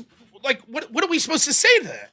Are we supposed to just be like, I'm telling you right now, like, if Carney comes out and is like, death to Donald Trump, we must kill Donald Trump, and we're expanding our nuclear program, I would be like, what the fuck? Right? I would be like, huh? Wait, what? And all the Canadians are chanting, yes, death to America. When they're chanting, I would love to see a Venn diagram of people that are like, I don't have a problem with them chanting death to America led by Soleimani, that are also like, can you believe they're chanting kill the Boer in South Africa? That's fucking death threats, right? Same right-wingers will be like, oh. Then we have Alish, who thinks it's time to take arms up against the Trump regime. So always nice to hear a person who's actually calling for violent revolution against the government says, so you don't believe Trump when he said 6 months ago we took out their nuclear facilities? I mean, is this a possibility? We did attack and severely set back their nuclear capabilities, and they started rebuilding again? Yeah. And then Trump had a meeting with them and said, hey, remember when I bombed you? I want you to stop building nukes. And they told him to fuck himself in a polite diplomatic speak. But they said, fuck yourself. And he said, oh, really? Right? It's not... the story writes itself. Like people always say this. This is one of the funniest things that people say. It's the one that always gets me. They're like, oh, they've been weeks away from the nuke for 30 years. And it's like, well, why don't they get to the finish line? Is there a nation that keeps intervening year after year to prevent them from doing this? Remember when we put malware into their computers? So they're the cylinders, the centrifuges they were using to enhance uranium blew up, and we blew up. It wasn't a missile strike; it was a cyber attack. But that's no less an act of war. We use a cyber attack to blow up their facility. We are the reason they haven't progressed their program. Kurt, I love you. I don't think you know what the word red herring means. I don't. You keep saying it. I don't think... I would be interested if you could describe or define what red herring means. Are we justified in intervening in Iran in the way that Trump did? One of the potential arguments, they are publicly saying they want to kill Trump and kill Americans. You're like, red herring. Explain to me how that would be a red herring. How that's not something worth discussing. Is it a red herring because you hate Israel so much and Israel also wants Iran to attack? So any potential rationale that any American could have for agreeing is a red herring because we only care about Israel? Is that why it's a red herring? Can you explain that to me? Then you say, well, it only takes 2 weeks to build one. We know. No, it takes 2 weeks, allegedly, possibly as short as 2 weeks, to go from 60% to 90%. The problem is they've never gotten to 60%. The Iran deal, would have allowed them to get to 60%. But they haven't got there yet, as far as I know, is the issue. So, I don't understand. It's just, what do you mean you don't care about Israel? But that was your whole point. You're tired of being led around the nose by Israel. But what is the red herring? I don't know. If Khomeini had came out and was like, seriously, America, congratulations on your gold medal hockey performance. That's great. That's the last thing you fuckers will ever do. Because we got fucking napalm. We're about to light you motherfuckers up. Every one of you. And you know where we're coming first? Your churches. And we're coming for your women and children first. And look, here's an American. We're going to torture them right now on camera. Would you be like, red herring? It's a red herring. What's that have anything to do? So at some point you'd be like, oh yeah, shit, if they're issuing threats like that, that would justify us being like, yeah, you can't do that. We're going to take out your leadership. The question is, what is the threshold? So I'm just saying, where do we evaluate that? When we have Khomeini saying death to America, blah, blah, blah, what are we supposed to do? Now you might say, well, that was just saber rattling. Fair enough, that's an argument, but it's not a red herring. As if that doesn't factor in. Like, no, it's not fair to look at the actual words of Khomeini. It's not fair to look at that. And by the way, I'm saying this as someone who's pretty much against the attack. But I'm just saying, I'm at least trying to evaluate it and saying, well, what would the argument be for it? And it's not, these people aren't even making the argument like, I don't believe the evidence. They're just saying, how dare you even consider that there could possibly be evidence? How dare you? What about Israel, Rob? This is all red herring. It's about Israel. And it's like, it's just frustrating to me because I see good-meaning, smart people that would see right through this bullshit if it was a left-winger making the argument. Well, but here it's just like... And look, maybe we'll change his mind. A left-winger is. Abolitionist just wrote, who the fuck cares if they say death to America? So, Team Red Herring, you have found your horseshoe. Yep. Right? You're like, look, I'm not saying you can't hold the position. I'm just saying know whose side you're supporting when you hold it, right? Like, if you're not open to the possibility that this was a good thing, like, then you are making the argument for Trump to lose the midterms. You're making the argument for him to get impeached when they lose the midterms. All the downstream effects that this is going to be politicized and weaponized for. And I do wish, by the way, that the people who are very opposed to intervention would just focus on more productive things. The intervention already happened. It already happened, right? The thing you should be focusing on is we don't want a long-term occupation. We don't want big boots on the ground. We don't want to be there for months and years. We want this to be quick and surgical. We're hoping that, because I think all of us remember the Iraq War and all the boondoggles, right? I think what the optimists are hoping for is that Trump has created a new military doctrine where he's saying what we do now is we don't strike and occupy. We strike, prove the point, and then come back to the negotiating table and say, would you like to reconsider your position now that we've proven we can do this whenever we want to? Whenever we want to, we can do this again. Would you like to negotiate now? Look, if that, I'm hoping that's right. And if Trump's plan is long-term occupation, there should be political pressure against that. But that's not the same thing as saying we can never do this. We can never do this for any reason. There's a difference there. And I think it's a big difference. So, if you want to mobilize on the right, mobilize about something like that. Come out and say, like, we don't want to have soldiers there 2 years from now. And Kurt, if your argument's like good, I hope that the Democrats win, then you're my political enemy. I'm not saying you're a bad guy, but I vehemently disagree with you. I find the black pill that's like, what would be better if the Democrats would win and they would put in their, disinformation board and censor people like Rob and Ryan, right? Let's arrest them like the United Kingdom. Let's leave in 10 million more illegals. Let's push the trans agenda more. Let's do that. How about more Somalia fraud? That'd be good. Let's just get to Mad Max. That'll work out. I'm sorry, I disagree. For the future of my son, I will fight back against you black-pilled accelerationists with every fiber of my being. Go fuck yourselves. I'm not intentionally making this world hellish for my son because you feel that Israel's really bad. I'm sorry, go fuck yourself. I like you. I do. I think you're a great guy. But fuck you. I'm not going to fucking push for the worst people to be elected because I'm a black-pilled accelerationist. Sorry. Well, Rob. What next? As a Christian, are you going to push Satanism, in hopes that it brings back Revelations? Is that it? Is that what you're going to push for there, too? Yes. Let's just allow debauchery and fucking all sorts of grotesque things and not protest against it. Is that the argument? I think not. I think that's a bad argument. I think that's an anti-Christian argument. In my opinion, that's what I think.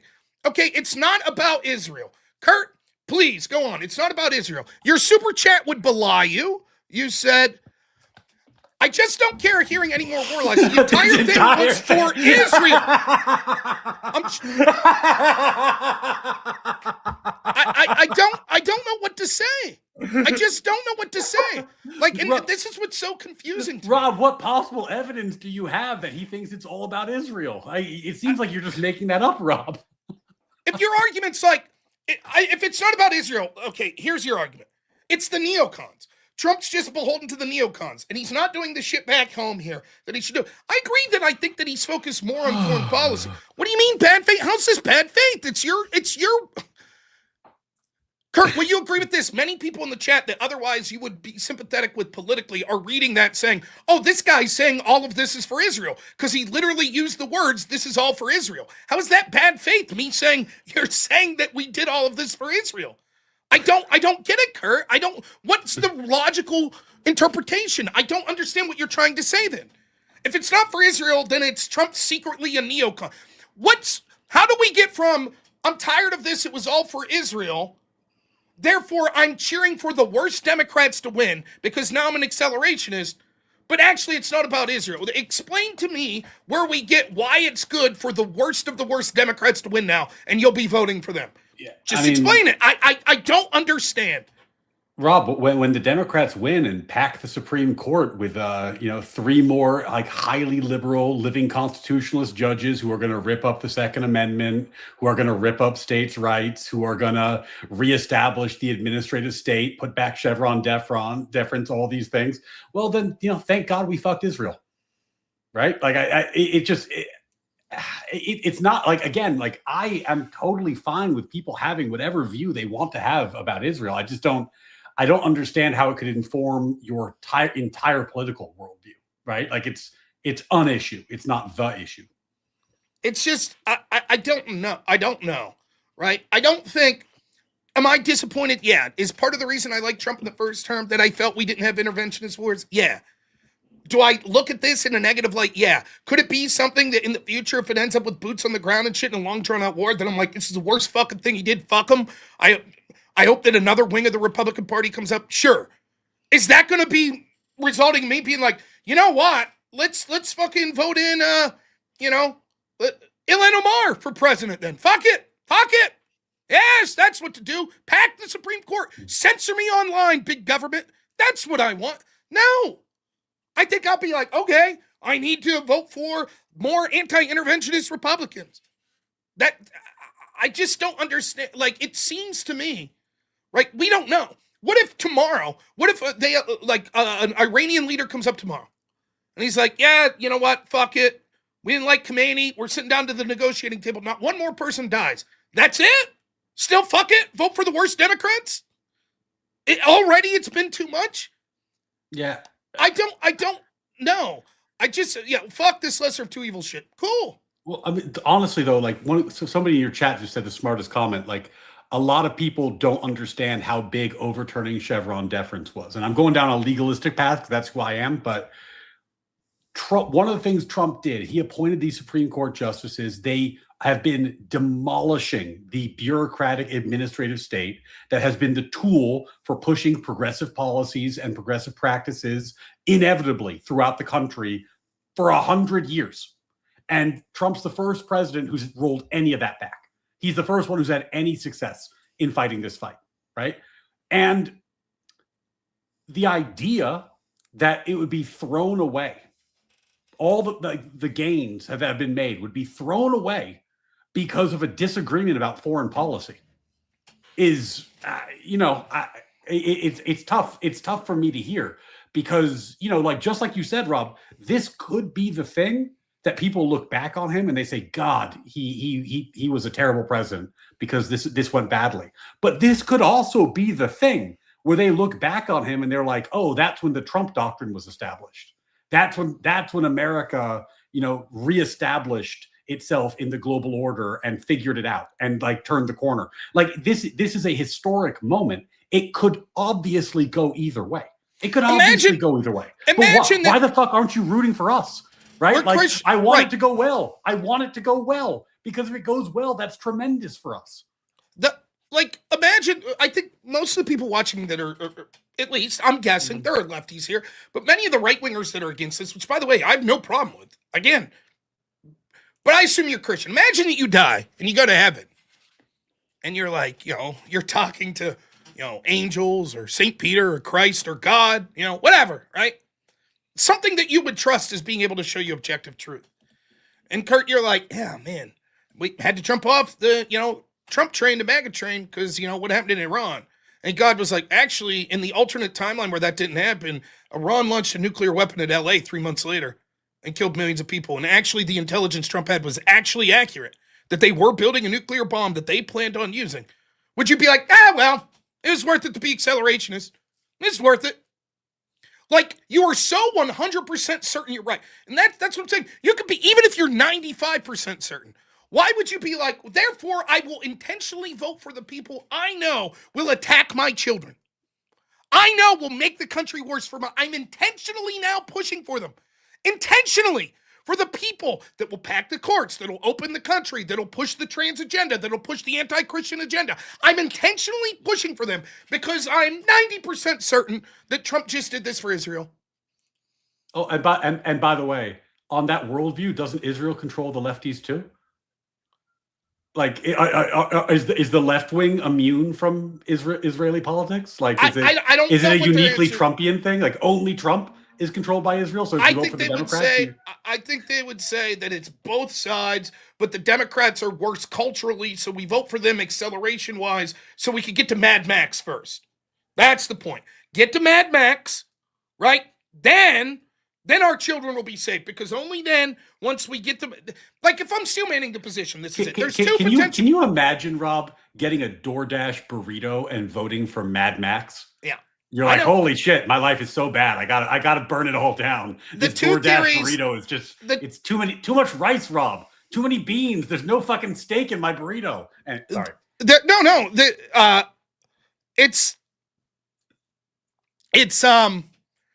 two theories, right? When it comes to the right. The first theory is like, we have had a lot of bad shit where the average voice in this country don't have a voice.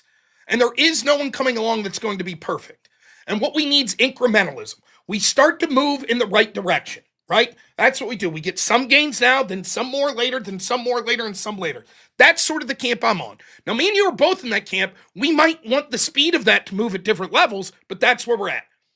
Then there's the other side that's sort of like, it is unsalvageable. We need basically a great holy war. Everything must burn to the ground. Everything. It must get 10 times worse. Only then, only when we're fighting cannibals on the street, like Mad Max or Waterworld or whatever, only then can society begin the 400 to 500 year process of rebuilding from the ground up. That's the other camp. I don't want to give in to that. My argument to that would be like, let's say that you're right? Even if you're only 99.99% certain, aren't we getting to the cannibals anyways? It'll just be 10 years later. Why not take a chance? Why not take a chance? We're getting to the cannibals anyways, right? What's the fucking, how does getting there 10 years sooner help anything? I don't understand it. I just don't.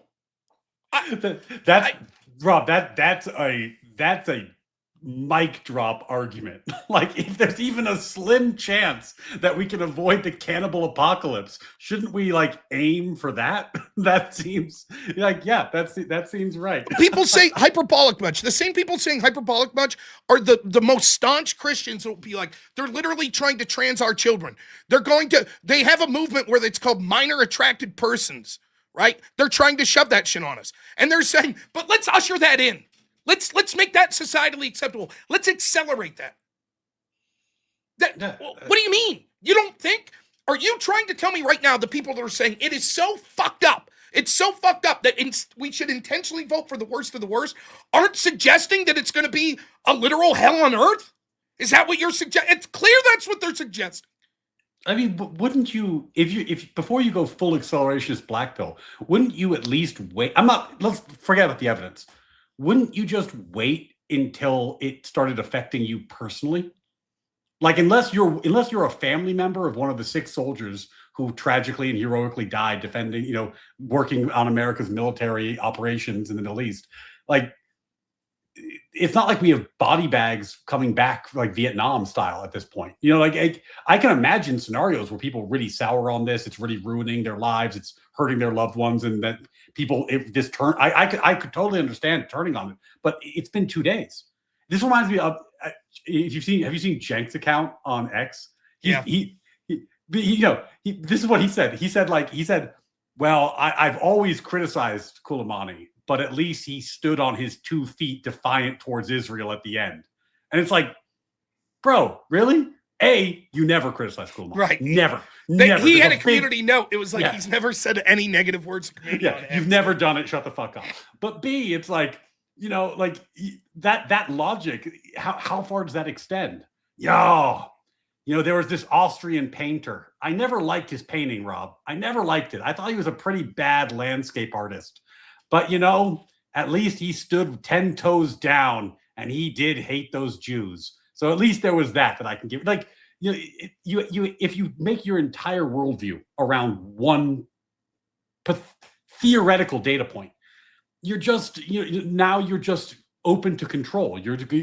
People can manipulate you however you want. Like Rob is like, I'm pro this, Rob is against this, but we're both open to the evidence, right? Yeah, and that's all you can ask for. It's not like I'm against it. It's the worst thing that he's done. I'm not saying that. It may become that. And here's the other thing. Like, I'm fully admitting, it is within the realm of possibility that Iran seriously tried to assassinate Trump. It is in the realm of possibility that Iran is seriously attempting to get a nuclear weapon to commit heinous acts with. Those are in the realm of possibility. I haven't been convinced that that's 100% the case. I haven't. But if it was the case and those things were true, then I'd be willing to say, I guess if there is a quick regime change operation that's very limited in scope and casualty that ends up ending those things, I guess I would say begrudgingly it was worth it. Or at least it wasn't the worst thing in the world, right? Same with Maduro. I didn't like it, but if it's going to happen, is that it? With Maduro, it's like, oh, that's it. Well, fuck it. Now I'm voting for Ilhan Omar because we took out Maduro. So I say, fuck it. Bring on the accelerationism. Have the trans in my child's school fucking converting them. Why not? Might as well. It's going to happen sooner or later, right? Like, I don't understand it. The point of accelerating is get our voices heard. Okay. How many grooming gangs does the United Kingdom need? Should they accelerate that? Are their voices being heard? Just curious. How many of their daughters should they give up to have their voices heard? You scared? You scared to allow your daughters to be assaulted by Islamists? You scared? Are they accelerating fast enough for you? Hey, don't vote for Restore Britain. That'd be a mistake. Let things get much worse first so that your voice could be heard. How does this make any sense? Like, I just don't, I don't know. I don't think that there's any talking. And again, I mean, I don't know what to say. Look, it's not about, remember, Kurt said, it's not about Israel. It's not about Israel. It's not about Israel. Even though he said it's all about Israel. And then 2 weeks to remember, says Mossad. But it's not about Israel. No. Not about Israel. Nope, it's not them. I just mention Israel in every other post and blame Mossad and all this with sarcasm, but it's not about Israel. Rob, Israel's a red herring. Now, he mentions Israel in every post, and he has provided no other argument or even data point other than Israel. But it's not Israel. I mean, just say it. I don't understand why. We're picking on you, man. I know you're a supporter of the stream. Kurt is a great guy. He really is. He's one of my favorite people. Yeah. But it's like it's clear. I don't know why you just don't say, yeah, fuck him. I hate him. I think Israel is basically controlling our government. Yeah, fuck him. I don't believe him. That's fine. That's a position. But to be like, oh, this is all because of Israel. Oh, okay. Well, no, I'm not saying Israel, but you are. Rob, I do have extra time, so I don't mind sticking around, but we should do super chats before we break. Yes. We got badly one guide. Okay. Sniper, $5 on me, says, first on stream, prove me wrong. Naughty Germ for 5 as well. And then over in Ryan's channel, we got Up, 5 memberships, and then spread the love. Spread the love. Chip Ingro gives a membership over there. On my side, OG2 gives a membership. Thank you. And then Rob, what kind of emotes are you guys flexing for the members? Oh, for the members? Yeah. We got my logo with different colors and then different hats and crowns. Oh, have you seen the greatest emote in show business? Mm-mm. Go ahead, screen share. I don't know if you guys, you can't see it because you're in StreamYard. Oh, shit. If you gotta just Use it on your screen share. We'll bring it up on the screen. Yeah. Hold on. Let me.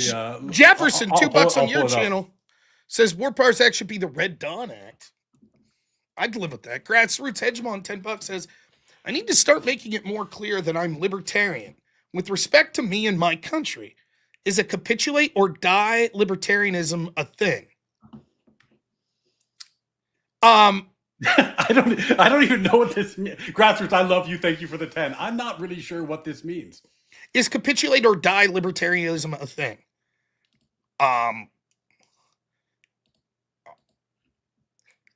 No. I think that would be antithetical. If you're saying that we must follow the state or die, that would seem to not be libertarianism, if I'm reading that right. I don't know. Yeah. Kurt, we read this one. Thanks so much, man. Grassroots again, $20 on Ryan's show. Says, what's the fun in having a hegemon if you're not going to play? I mean, that's what it's for, Grassroots. That is 100% what it's for. Straight shot, $10 says, if China's so dependent on Iran and Venezuela, then why aren't they defending those countries? Venezuela and Iran aren't even in the top 5 Chinese oil importer. I would have to check about that latter claim, but as to why they wouldn't be defending them, because they don't want to go to war with the United States? I mean, obviously, like they don't, and or another one, they can't.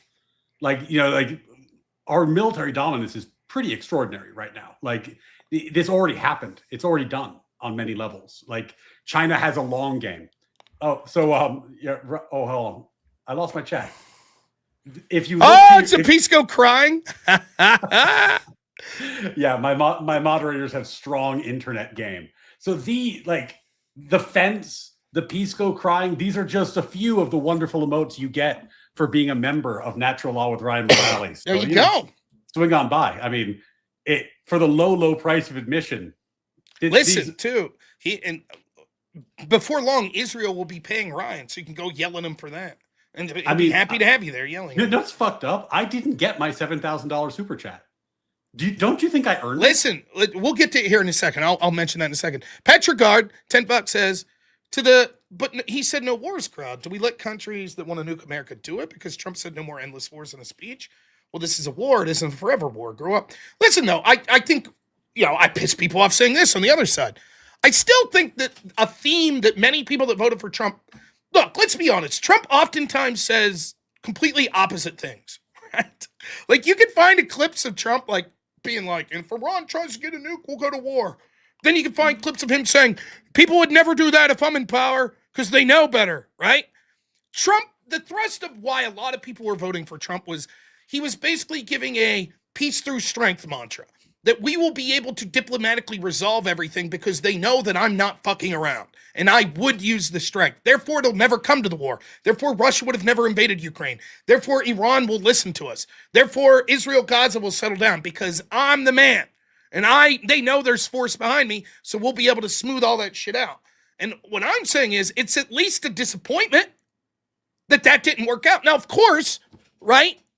That's like saying if the quarterback says, trust me, bro, if they put me in the game, we're going to win the game. But if they hand the ball off the whole time, the quarterback's like, well, what the fuck could I... Yeah, you take it with a grain of salt. It doesn't mean quite literally there is no scenario ever when we wouldn't go to war. It's that my priorities, and even Bill Maher said this, he's like, when you talk to Trump, he hates war. He actually is really trying, in many cases, to go against it. He really is. So all I'm saying in that point is, I think it's a disappointment, But, and then we got Brozo, $5 says Ryan on Ryan's channel says, Ryan, you're so close. The true puppet master's helping. I knew it. I knew it all along. But Brozo, you've missed the thread. Albania is controlled by Tupac Shakur. Think about that. Oh, Average Redhead on my channel gets 5 memberships. Thank you. And then back on Ryan's channel, Grassroots, $20. Oh, look at that. The oiler's going to oil. To be fair, when Mad Max comes, I'm ready to have a hoodless piece of shit Jaguar that could probably do 10 seconds a mile, but only in a circle. I mean, that's pretty well prepped. I mean, if you got that, a little bit of an arsenal, some drinking water, you're good. I'm gonna get my kid a glove and then the metal boomerang that chops off fingers. If you're not handling it with the glove, that's it'll be a safe nice. Toy. Yeah. That's a solid toy. Devil's Raspberry, $2 says, if Israel controls USA, don't we owe them our successes? I don't know. Devil's Raspberry, $2 says, sort of like the president gas prices debate. And then Chop Chop for $10 says, the left will put more effort into persecuting Republicans than they will with cutting ties to Israel. The America First policy the Dems would implement would be rooted in vengeance. Right. Now, you were talking about $7,000. Here's my friend Zach Gelpy, who is Jewish, sending me money. Sent $50. He says, I love that I'm evil, even though I've been fighting my entire adult life against the actual enemies, communists. But their disdain for people like me makes them want to vote for commies. Allies like that don't need to be in my foxhole. I mean, I don't know. The accelerationist argument never made... Again, if I'm really trying to steelman it, the point's like, we're the frog in the pot, and they're slowly turning up the temperature, so we want them to just juice the temperature up to its maximum right now, so that maybe it convinces people to jump out of the pot. But I don't see any evidence to that. If that was the case, if that was the case, why didn't the past 4 years wake people up? You know? And by the time they change these institutions, right, and enshrine mail-in voting and pack the Supreme Court, then what? I mean, at that point, what people are saying is it's eventually going to come to warfare. Let's be honest, you accelerations, that's what you're saying, right? Eventually, it's going to be civil war. That's the only possible way out.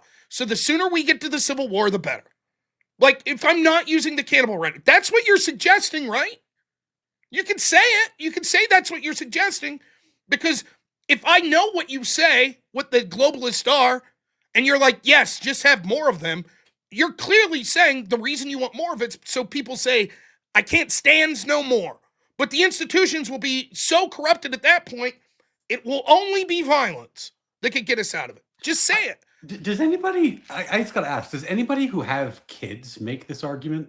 Kurt does. I know Kurt has. Kurt's a great dad. He's a great dude. Yes, he's a great dude. I mean, by Kurt, I'm not throwing shade, by the way, because Rob talked about you before on stream. Like, yeah, he's a great guy. Kurt, he's a fucking welder. He's a Chad. Like, he's better than I am. But like, how do you make an accelerationist argument if you have kids? Like, you say they're fucked. I guess you say they're fucked anyways. And the faster the war comes, the more contained it will be. I guess. All right. I mean, yeah, I it kind of seems natural to me to like not want my kids to be fighting over a wishbone in some kind of hellscape, but you know, each to their own. I mean, it's very similar to me. I'll tell the story real quick, and then we'll go to the super chat. A guy I know in real life, great dude. When I was starting off my channel the first year, he came to my house. He was a debater too, really smart guy. And we're talking about climate change. We're sitting across from each other, you know, with two people watching, and we're debating climate change. And I'll just run you through as quick as possible what happened. I said, what do you think about climate change? It's going to kill us all. When? Within 100 years. And how long do we have to fight it? Basically 10 years. So if we don't make radical changes within 10 years, it's too late. Yep, there's nothing we can do. We start on the gradual decline that we're all dead in 100 years. Okay, so what we should do, we need to immediately end fossil fuels, like now, like in a week. That's the only solution. Really? Yeah. You don't think that's going to predictably lead to a lot of decline in life quality, decline in the economy, deaths? Yeah, but it's necessary. We got to do it. Okay. What about China? What about India? They're not going to go along with this. That's where the majority of the pollution is. Well, we'll convince them. Okay, but they're not going to be convinced. What it shows is they're going to just buy up all the dirty fuel and use it even more dirty, so it's going to actually make things worse or at least staying the same, so that won't solve it. Are you willing to go to war? He says yes. I said, how many people do you think may die, all these things included? And after some hemming and hawing, you want to know what he said? What? 3 billion people will die. I was like, okay, last question. How confident are you that you're right? He's like, about 25%. And I was like, you just called for the extermination of 3 billion people because you're 1/4 certain. And that's what, like, the acceleration people, to me, it's like, when you're like, you know what, fuck it, bring it on, bring on the end of days, bring on the civil war, it's like, but what if you're wrong? And now what if my son's fighting for his life and you were wrong and there was a different way to go about it? I don't get it. Yeah, and it's not like a crazy thing to be wrong about. Like, these are long-term models. These are tough predictions. Like, you know, I think you and I have been clear, like, we don't know how this ends. And then, you know, and now the other part is, of course, I knew he sold out to Epstein.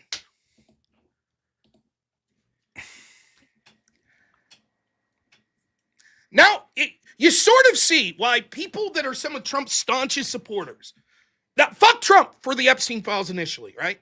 And he was like, but you understand that Trump knew what was going to happen. right? As soon as the unredacted files got out there, even his staunch supporters are going to be like, "Yep, he's a PDF. He's helping Epstein. There it is. It's all over." And it's like, I don't know. I could do it just like I did last night. I made my audience tell me last night, after 2 hours going back and forth with this dude, I got to move on from the Epstein stuff here, I'll play this for you. Unless something changes, I got to switch brands on this. Oh, I got to switch brands for a minute. Here. You're right, Trump, Epstein. You're absolutely right. You're right, whoever you are that's worried about this. This is the only issue that ever matters, and my entire show should be in perpetuity, me talking about Trump and Jeffrey Epstein. So if what you could do is replay this 1 minute over and over again, you can see me say Trump's really bad for how he's handling the Epstein thing, and we should criticize him with every waking breath that we ever have. Don't worry about feeding your family. Don't worry about supporting them. Don't worry about taking care of yourself whatsoever. All that matters is Trump Epstein. So will you join me in saying Trump Epstein, Trump Epstein, Trump Epstein, Trump Epstein, Trump Epstein, Trump Epstein, Trump Epstein. There you go. That's 55 seconds. The minute will be complete here soon. Please put that in replay for the rest of the show. Thank you. I mean, I have nothing else to say about it. I got nothing to say. People have made up their mind. There's nothing more to say about it. So a couple more super chats. Petrogard, $10 says, I remember all those biblical stories where God said, no, it's okay. Vote in the Moloch worshippers. That will accelerate you back to me. Oh, wait, that shit was always a judgment for straying. Right. Grassroots hegemon for you. Gives 5 memberships. Thank you. Make it rain. Thank you, buddy. And then Bandit for $2 says, we thought they'd never take down our statues. Yeah. Yeah. So, I mean, look, I get it. And from the perspective of, I just don't know. I understand people I've never been a black pillar. I just haven't. Even when I think things are really bad, I'm like, okay, then I'll work even harder to get the people that I think are right elected. I've pushed for people that I ended up thinking were shit. There's certainly a lot of stuff Trump did that I'm not a big fan of. I don't particularly like this strike on Iran, and I could see it predictably getting out of hand and making it even worse than it is now. I reserve to be open for judgment. I think it is within the realm of possibility that they did try to assassinate Trump, that they are trying to build a nuclear weapon. And I think there's a solid argument, if either of those are the case, that we probably should intervene before either of those two things happen. But I haven't been convinced of that. And my anti-interventionist position is still to default to I don't really like this. I think it also signals more of a foreign policy focus than a domestic focus. But the idea that this would be enough for me to be like, well, Ilhan Omar for president. I don't know what to say. I don't understand the rationale. I just don't. And I get it's not that the people saying that are horrible people. They're not like Alish, who's a horrible person that's calling for violence against the federal government, who is a terrible person, trans furry, calling for violence against the federal government. Great. These are people that I think are good people. And it's just they're black-pilled. I get it. But I don't know what to say to them. Hold your family close. Stop looking at politics. Do what you can to support your family, I guess. And I'm going to call you a piece of shit when you get what you want. And when the Democrats win. And then I'm kicked off online. And I end up in jail because I, said some mean things online. And I end up in prison. And the Democrats do exactly what they're promising, packing the courts and all that shit. And I'm gonna say fuck you for leading us down this path intentionally. You knew it. You knew it was coming, and you said yes. That's what I want. Fuck you. That's what I'll say to you because I love my family just like you love yours. And I'm not gonna. At least I'm saying I think there's hope if we continue to push that we could do things good. I haven't said I completely give up, and so I'm intentionally picking people that I think will destroy the country. I think that's a bad attitude.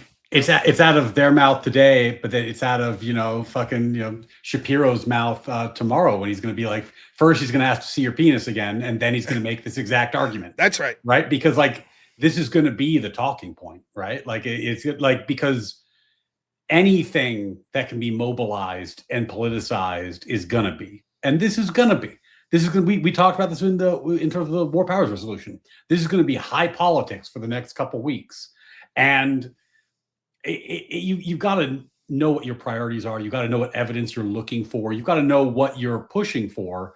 But if you're already at the absolute doomerism point today, buckle up. It's going to be a wild ride.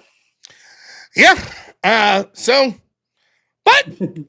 You know what's funny? Here's the other thing. Here's what I'll say to you, black pillars, right?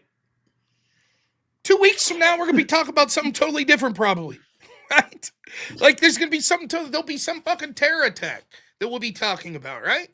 Or there'll be we'll find more evidence of fraud, of like the daycare fraud or something. That'll be the big story of the day. You know, they'll announce an arrest of some congressperson or something, or Tim Walz or something like that. And that's what we'll be talking about. You know, and many of you black pillars will be like, yeah, get them, throw them in jail if they committed these crimes. And I'm going to be like, wait, you're black pilled though. You don't want these people thrown in jail. Throwing them in jail's against accelerationism. You don't want them in jail. You want more money to be given to them. That's accelerationism. More money, more power for Tim Walz. You won't even live up to your own black pill ideals 2 weeks, a month from now. You won't. So it just, to me, you know, Alishness says, I'm a terrible person. Bro cannot fathom a world where people different from him exist. No, that's fine. I can handle a world where people are different. I'm allowed to call people bad people that say we should take up arms and kill ICE agents and Trump administration people. I'm allowed to say that's bad. I don't like that. You don't like different people. What's up with that? You want a world where people are the same as you. No, I want a world where people like you that are calling for violence and to pick up guns against this administration aren't celebrated or shamed for that. Well, and I'll be quite honest. You're lucky that I can see your post because Ryan hasn't banned you. I'll tell you what should happen to you when you're publicly calling for the deaths of U.S. officials. I'll tell you what should happen. But I'll keep my thoughts to myself on it. I mean, look, you can be different in a horrible way, right? I don't think there's any dispute, Alice, that you think differently than Rob. He's saying you think differently in a horrible way. Which is funny because I'm sure she thinks the same thing about you. So I don't even know what the point is. Well, the difference is I'm not calling for physical violence against. I didn't like the Biden administration. I didn't like the fact they were leaving 10 million people in. I thought that was against the law. I thought that was significantly damaging. Never once did I even remotely imply that we pick up arms. In fact, I was very vehement that I was against any forms of political violence. Right? Not Alish. Of course, she's a coward about it, though. That's the other thing. Same with Wick, right? That's my favorite thing about them. Big talkers. Okay, what are you doing? Well, you know, it's cold out there. That's what Wick said. I will say it's kind of cold. I can't be out there. At least Wick knew where the line was, and once it was clear he was heading that way, he started trying to reverse course. Alish, didn't she say to you? I'm trying to remember the video right. Didn't she say to you, "That is what I mean, but I'm going to lie about it"? Yes. Yeah. Yes. So she said, "I can't literally say the words you're trying to get me to Fed post." And I was like, I'm just trying to get you to tell the truth. And it's clear. She was saying, if it's tyranny, then we have the Second Amendment to pick up arms against it. And the Trump administration's tyranny. Oh, okay. So you're saying to pick up arms against the Trump administration? I can't say that. I can't say that. I think I made it clear, but yeah. I said this to Alish, I think it was on Discord, and maybe I'll just clarify now since we're talking about her. I said I couldn't talk to you until you learned the basics. And this is what I mean. Like, Wick knew what was happening, and it was awkward for him, but he tried to skate backwards from the brink before he said something that like gets you like. I'm happy to like yell at people and disagree, but like TOS is not funny. It's not funny for Rob. It's not funny for his life. Like you have to be at least a trustworthy enough person that you're not going to like put someone in TOS jeopardy by the things you say and do. And it was not clear to me in that interaction that that's a line that she's comfortable with. So it was so dangerous calling for attacks against federal agents that I put it on his page for monetization. I put it on my page so that people could see the radical left like you, right? You're a coward because you wouldn't come right out and say it. Me not wanting you on my channel after I gave you a full 2 hours to fully outline your position, why it's time to use violence against our government, and then saying, I don't want to talk to you anymore because of your disgusting violent rhetoric, isn't cowardice on my part. You want to come on right now on my channel afterwards and not be a coward and say, yes, I am calling for violence against the Trump administration picking up guns. I'll allow it.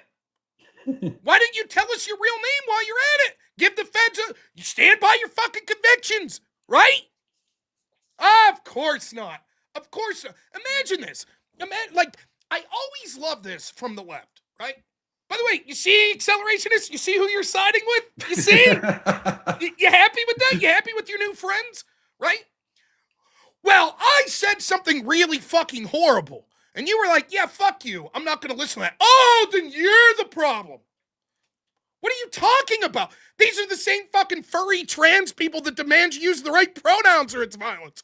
But they're literally calling for picking up guns and attacking the federal government and the agents thereof. Oh, you have a problem with that? Oh, you highlighted that. You talked about the fact I said that. Then you must not have been worried about it. You fucking idiot.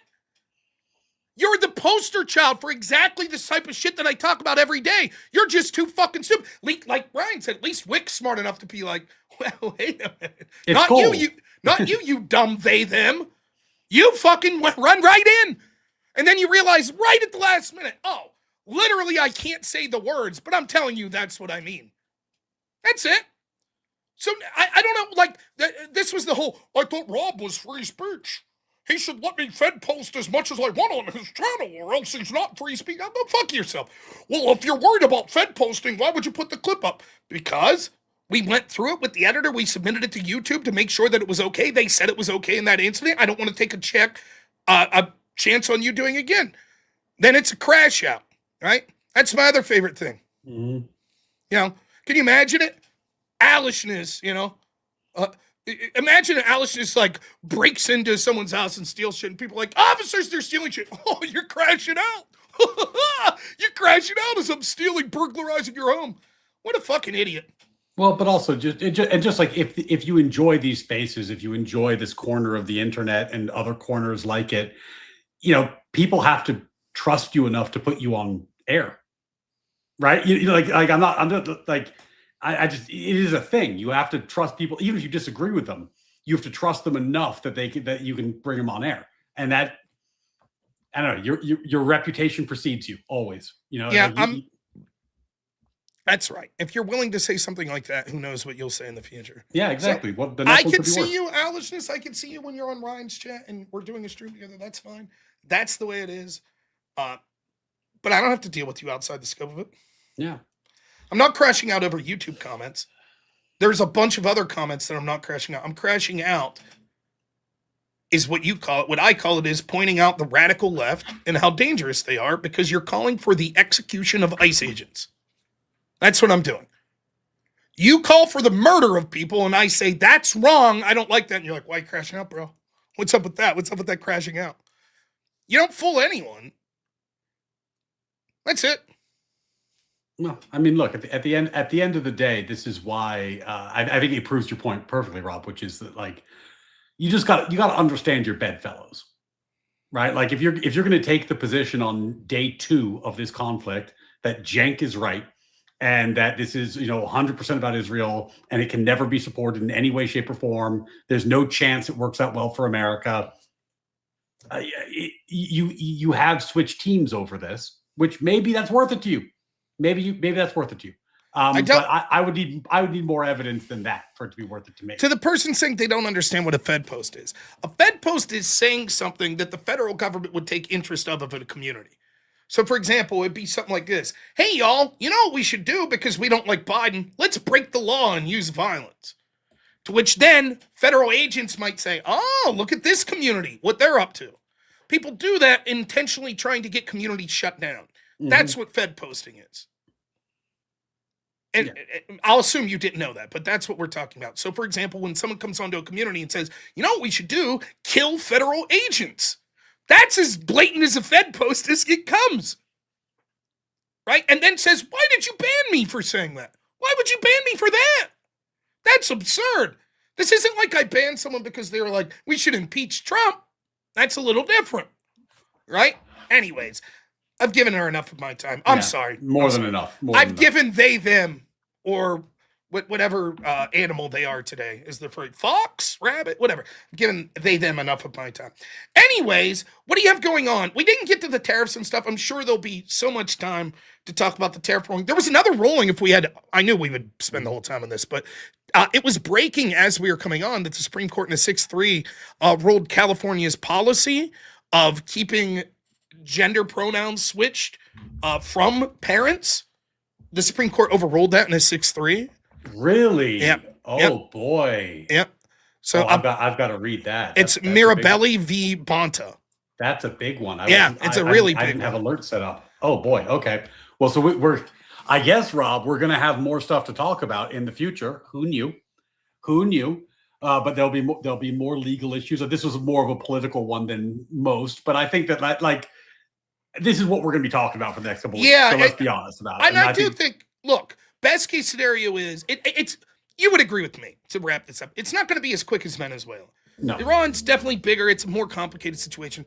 Best case scenario, within a couple weeks to a month, there's significant progress made and hostilities are tamping down. Worst case scenario, it's something that could drag out for years, right? And it lead to escalating to more. So, but I definitely think at least in the next month or so, this is going to be at the forefront of people's minds. So I'm glad that we could sort of talk about both the legal issues. And unfortunately with this, I don't think the legal issues are that compelling, both the international law or the domestic. So, of course, we spent more political, but I don't think people mind because I think this is clearly the story. I don't know how interested people are to go back to the tariff ruling at this point where it's like, this is kind of sucking all the oxygen. I mean, Rob, can you imagine if I came on and I was like, you know what we got to talk about, Rob? The syntax, regulate imports. What does that even mean? I have a PowerPoint. Here we go. Buckle up for 4 hours. We're on it. We're really gonna parse. We're gonna parse those the commas. We're gonna really figure out what people meant. They meant that. Yeah. No. Obviously, this is the story. It's the story. It was worth spending the time on. And Ryan and I always leave it open. If something big breaks, we could theoretically do the show next Monday as well. We'll just see. There's no hard fast rule. It's just we're both kind of busy and. We talked about it last week, but then we were like, well, maybe we don't have enough for a 2-hour show with just the tariff thing. This week could have been a 6-hour show. So that's just the way it goes. Sometimes so if a lot of stuff breaks and a lot of cases would get ruled or something crazy would happen, then we would announce it. But and by the way, Rob, just want to, as always, thank your community. I know that they're not going to agree with me on everything. I'm sure I don't agree with them on everything, but you guys have been tremendously supportive, coming over, subbing to my channel. And I think that there's a lot of room on the right for people to have productive disagreements, and that's actually okay. It's a good thing, right? As long as we keep our heads up and we're open to evidence and we're trying to figure out what's going on. Rest of the week, what do you got planned? So on Wednesday, I'm teaming up with Fabian Liberty to do a economics and tariffs deep dive. I'm sure he is very opposed, so that should be interesting. And I'm trying to set up some debates on whether or not on the international law aspect of our actions, and see if anyone's foolish enough to sign up to debate me on that topic. Dude, I like debating, but I don't even think I would attempt that as a devil's advocate. It's so it's so laughable. It's hypothetically, you could make a case that everyone's guilty of violating international, but it's just a lie. It's a joke. It's a farce, and everybody knows it.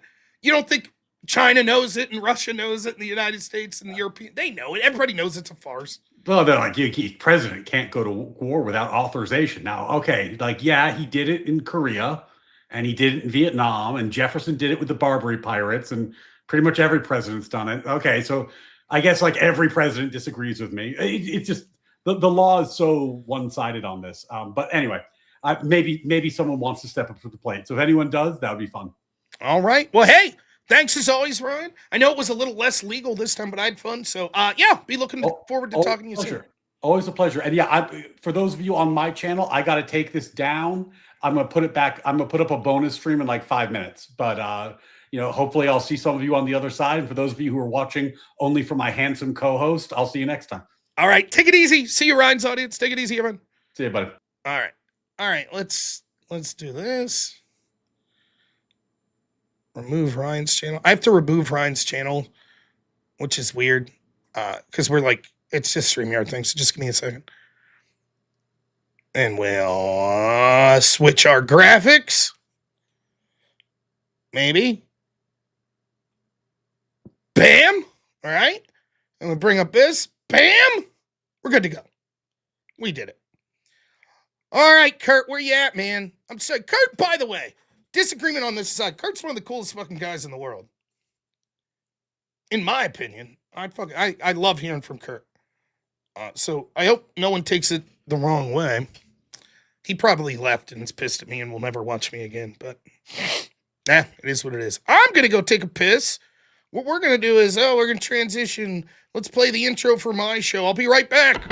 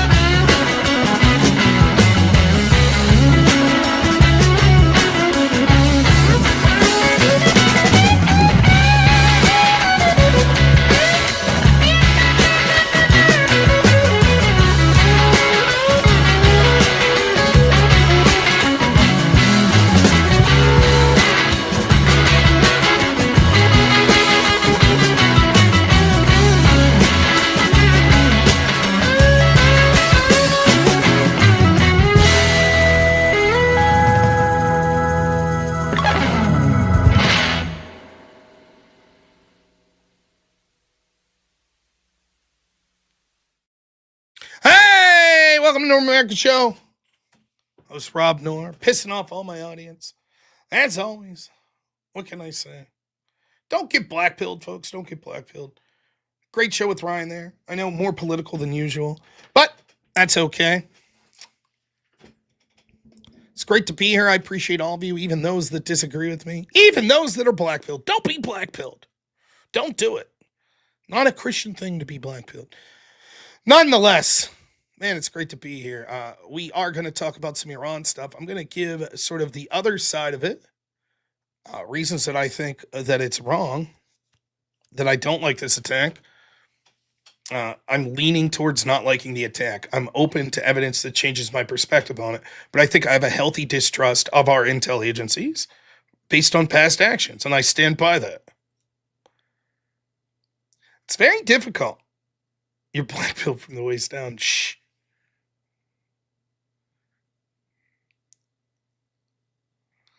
I don't know. I was explaining this to my wife. I was like, I know when the nuance thing comes up, it's very difficult because I think I just think of things differently than most people, and I don't know why. But I think of things, maybe it's because I debate it as a game.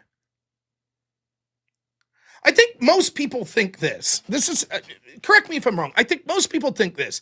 They hear an issue, and they're intuitively like, what do I believe the evidence says? And here's my conclusion. And when I hear something, my immediate debate reaction was this. How can I concede as much as possible and still win the argument? A lot of people in policy debate in college, one of the weaknesses they had, there were very talented debaters that would fall into the trap of trying to win every argument. And they would lose because of that. Because the truth is, at the highest levels of policy debate, there was, it's sort of like a major league sport, like Major League Baseball. Like, even the worst team in the league is going to be able to get hits off of the best team in the league. It's going to happen. You're not just going to strike everyone out. They're going to get hits. So you have to be willing to accept that. So I think maybe because of that, I go into this mode where it's like, okay, let's take this step by step. So, like, when you watch me debate, let me give you a classic example. When I was debating vaccine mandates, I can't tell you how many times people were like, why didn't you bring up the VAERS database? Why didn't you bring it up? Why didn't you bring up the VAERS database?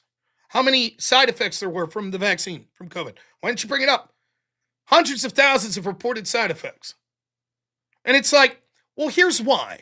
Because once you bring that database up, the counter to that is, but that's self-reporting. Yeah, couldn't it be that there's a lot of people that distrust the vaccine, so any little thing that happens to them after they had the vaccine, they're reporting as a side effect of the vaccine? How do we confirm? Why even get into that debate if I could win the debate without that? So for me, is Biden's proposed vaccine mandate a good thing? No. Why? Well, it's all-encompassing. They're saying everyone should have to have the vaccine that's working, in a place with more than 50 people, right? Yeah, that's what they say. Okay. So let's take a strata of the population that clearly doesn't make sense for. Once I win that, in that section, that proves that the overarching policy is wrong. And it really starts to impugn, if they're saying it's good for this population, which is clearly bullshit, are you going to believe them when they say it's good for these other populations? So that's how I focused on the debate. I narrowed the focus. Now, a lot of people are really pissed off. But Rob, why didn't you bring up the VAERS database? You see what I'm saying? So it's the same thing here. Take Israel-Palestine. I think the Israel-Palestine situation's complicated. I think both sides in that history have engaged in shitty actions. I do. I don't think it's as simple as one side's 100% right and the other side's 100% wrong. I don't think that. So when I'm looking at a proposed situation there, I'm like, okay, I know that if I'm talking to someone who's pro-Israel, there's a good chance they're going to be like, I don't give a fuck. All of the information's on my side. All of it. They're convinced. And if I'm talking to an anti-Israel person, they're equally as convinced that all of the evidence is on their side.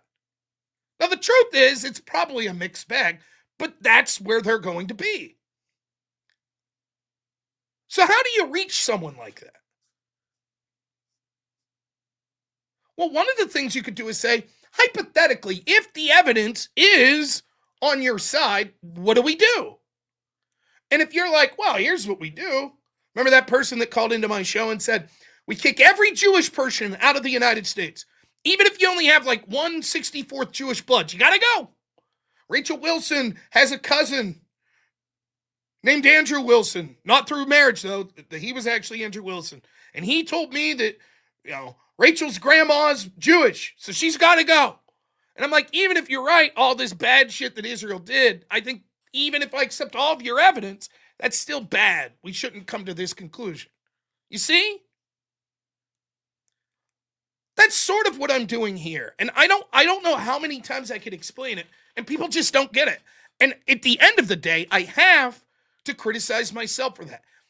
I'm a pretty effective communicator, and I have no clue how to communicate this concept. I don't.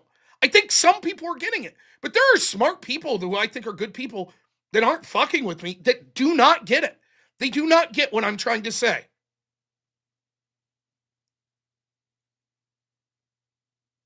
Even if every single piece of evidence goes the way you are suggesting,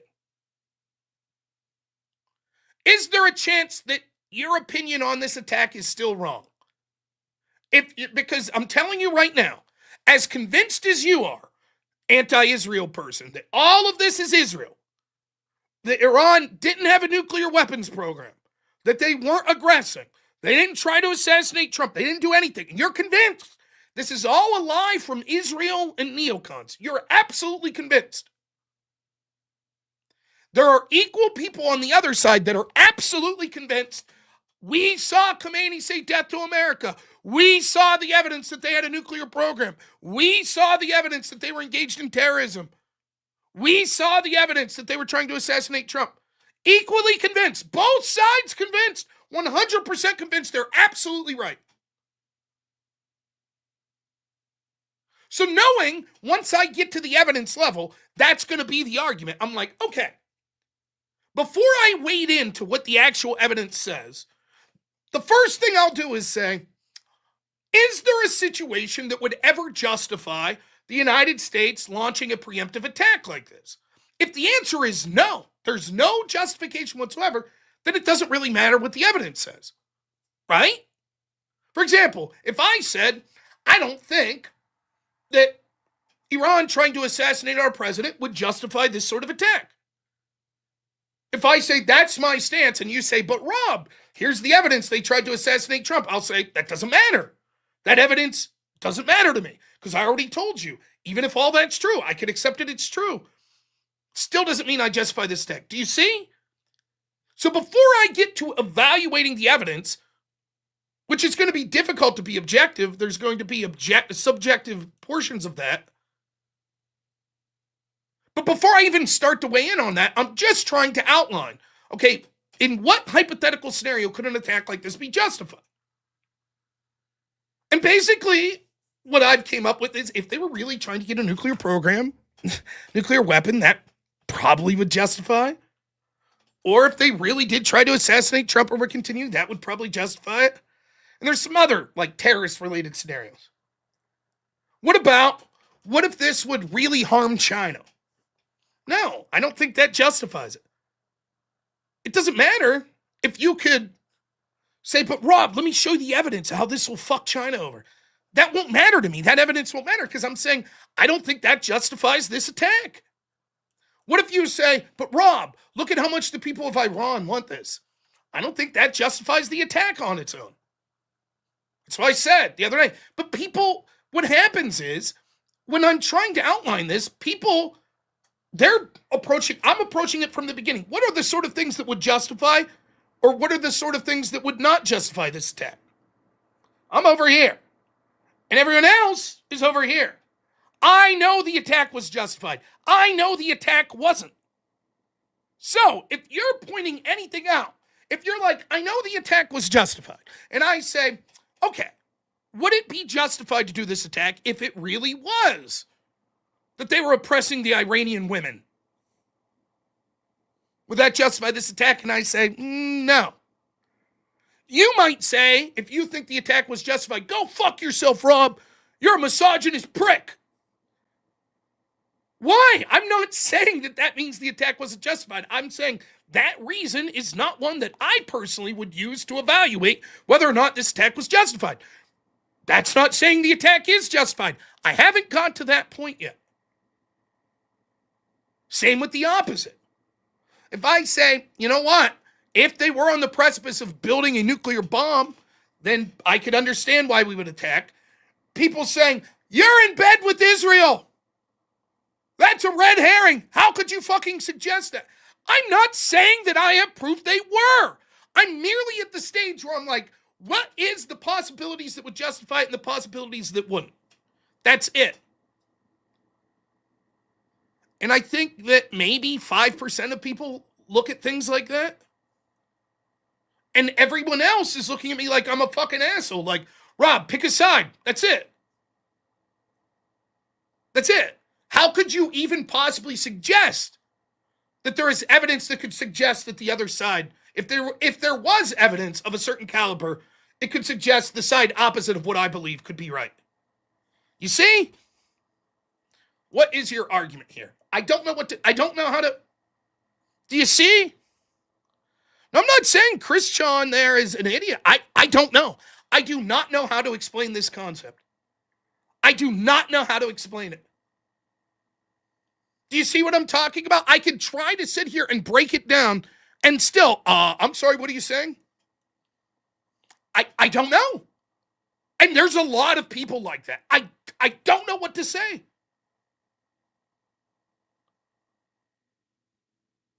And it's frustrating to me because I like to pride myself on, I could, even if people disagree with me, I could articulate myself in a way that average people could listen and understand. And for some reason, this I can't. Oh, okay, you're just messing with me. Okay. But I don't know. And when it's people that I know are longtime viewers who I really respect, it frustrates me because I'm like, I don't know. I don't know what to do.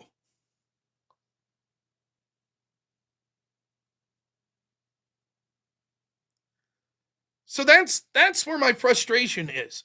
It's the same with the Epstein stuff. Same thing. Like the guy calls in yesterday and he's like, Kash Patel lied in front of Congress. I'm like, oh, cool. Like, what specifically? Here, I'll show you a clip.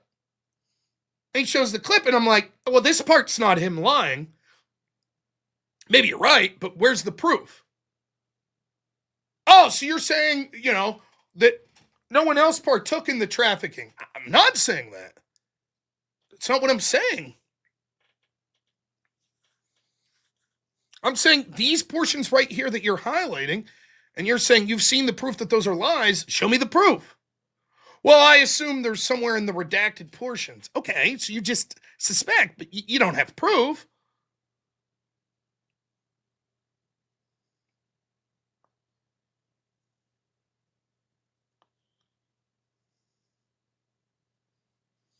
See? Don't know how I landed here, but it's all pretty dumb. He doesn't know if we should or shouldn't bomb Iran. A lot of conviction here. Pretty important topic to be this uninformed on. Do you see? Do you see what I'm saying?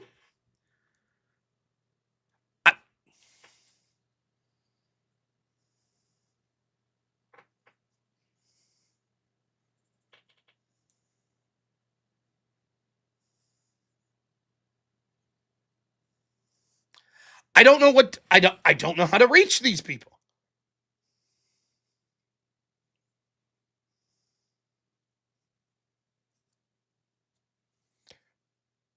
I don't know. Can I come up with a different hypothetical? The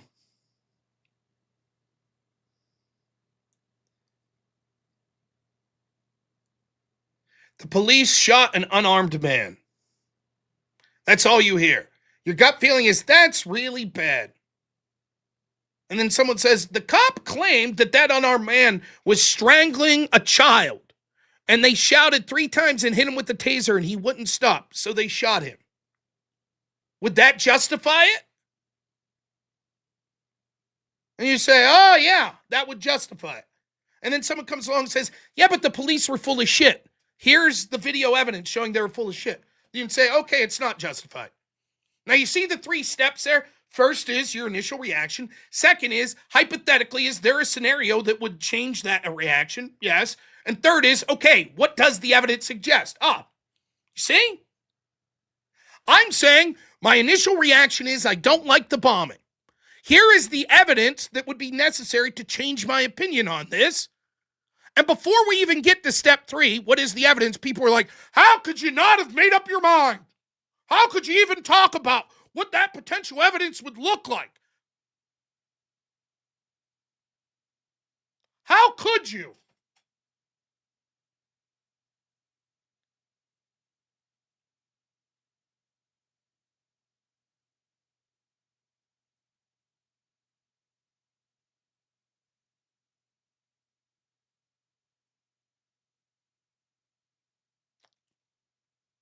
And it doesn't matter. It doesn't matter how many times I explain this.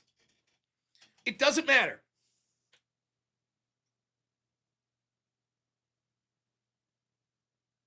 I guess this is how these people want. My gut feeling is this is a bad thing. So any of you that want to say any evidence as to why this could be a good thing, shut the fuck up. You're totally wrong, inhuman scumbags. I never want to hear from you again. Only I will accept talking about reasons this is bad. That's it. I refuse to even address the fact that there could be potentially evidence that would change my opinion on this. Period. End of story. Then people Like Alex would say, that's good. Yes, that's good. That's the only stance. My side's right, the other side's wrong. We don't debate, we don't discuss evidence. That's not what we do here. We just say axiomatically, we're right. That's it. No debate.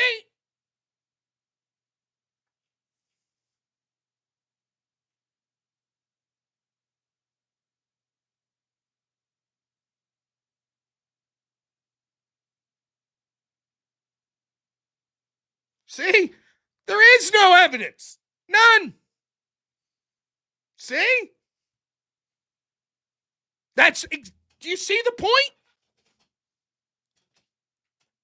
I don't operate that way. I just can't. There is evidence. Khomeini said, we're going to kill Trump. He said it. He said it publicly. He led chants saying death to America and the American people. He said that shit publicly. Does that mean it justifies this attack? No, but that's evidence.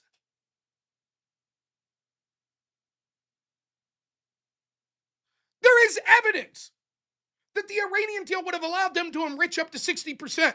There is evidence, some people suggest, that they had a nuclear program. You might say that evidence is overwhelmed by the opposite evidence and say that's wrong. But no, these people are like, that evidence doesn't exist. There is no evidence. None. There is evidence that Iran has sponsored terrorism that's killed Americans. We have evidence in 2016, Iran captured 10 Navy members, held them at gunpoint.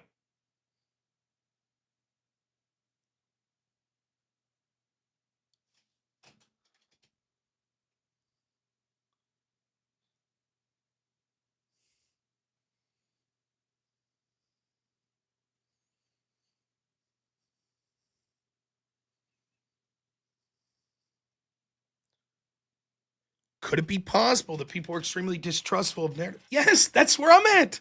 Yes, of course.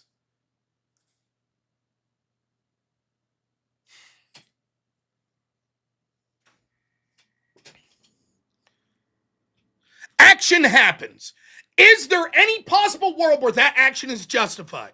Yes or no? If the answer is yes, what is those things that would possibly justify? You do your best to say it. Then you say, okay, now, is there evidence that that thing occurred? Now, let me evaluate that evidence. The United States says that they were trying to get a nuclear weapon. I might say, okay, that's one piece of evidence. Do I trust this? I don't personally see the proof. I know that the United States government and the Israeli government and Western governments around the world have lied to us recently, many times, such as Iraq, Afghanistan, Libya, etc., etc. So that means that I'm not going to trust them at face value. Do you see? Do you see what I'm saying? But what they're saying is, I say, here's an action that happened. I hate it. It's wrong no matter what. I don't evaluate any of the evidence. You see the difference in the two approaches? Both lead to the conclusion, I don't particularly like this action. One says, there is no evidence that could ever exist that would change my mind on this. The other says, I'm open to seeing evidence, and here's what that evidence would have to look like before I think that this would be something that would change my mind. But the people that are like, no, you must condemn Israel. You must say that they're evil. You must say the United States is evil. So far, here's what we heard tonight. There is no evidence at all, period. How could you suggest that? All of it's moot point anyways, because the United States, more than 50 years ago, led to regime change in Iran. So we're basically getting what we deserve, even if they were developing a nuclear weapon or they tried to assassinate Trump. I refuse to believe that.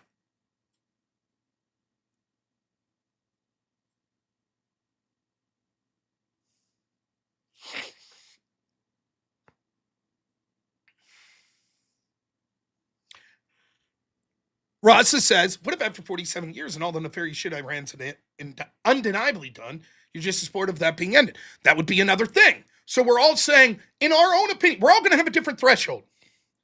And it's funny because I think people intuitively get this when it's an issue that they agree with me more on. For example, how many times did I say this? Okay, let's start here. Is there ever a time when the United States government should be allowed to lock people down, to temporarily restrict their rights? Is there ever a time?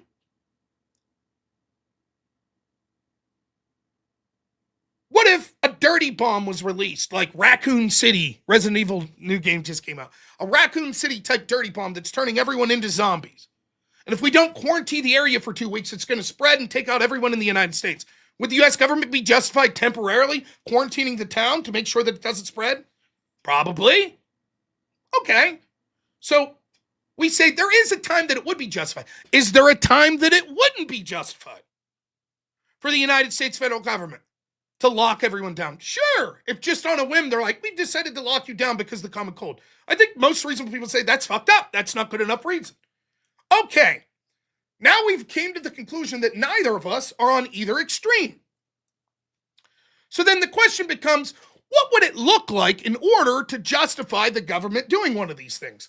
Well, we would say that there would have to be a certain threshold. For example, there's a reason we would do it for like a smallpox weapon being released versus a common cold. We would say no. So what are the differences? Well, we need to see that it had a potential to infect a lot of people, whatever that threshold may be, to be very lethal, to cause a lot of damage. So I said things like this all over the place. I was like, here's what the government should have done if they wanted to shut us down. They should have answered questions and gave as many answers as possible. Here's questions they should have answered before they even considered shutting us down. 1, how many people do they think will be infected by this virus? 2nd, how lethal do they think this virus will be? 3rd, how many lives will be saved by the potential lockdowns? 4th, how many lives will be harmed by the potential lockdowns? 5th, what are the things we need to see before we lifted the potential lockdowns? 6th, what is the quantification for when things get bad enough that the government feels they're justified in doing lockdowns? I said all of these things would be a precursor to even considering a lockdown. If the government took it seriously and was explaining those things to the American people, then perhaps we would feel differently about the lockdowns. But instead, their response was, what, do you want grandma to die? So fuck them.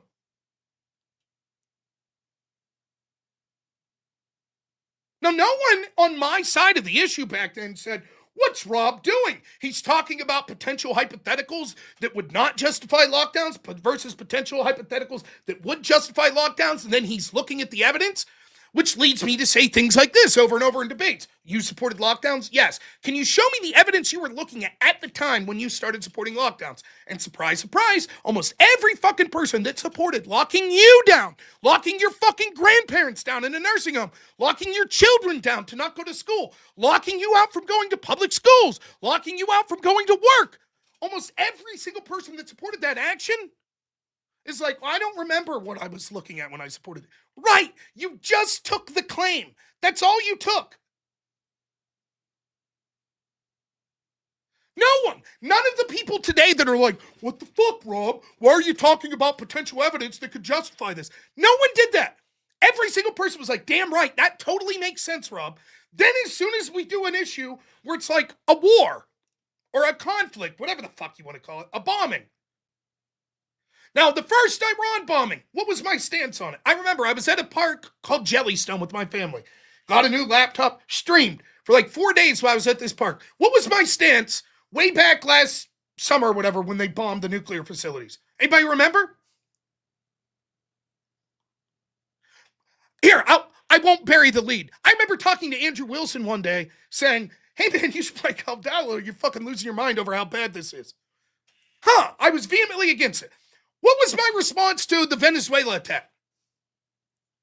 I remember debating Andrew Wilson on this is why I don't think it's a good idea.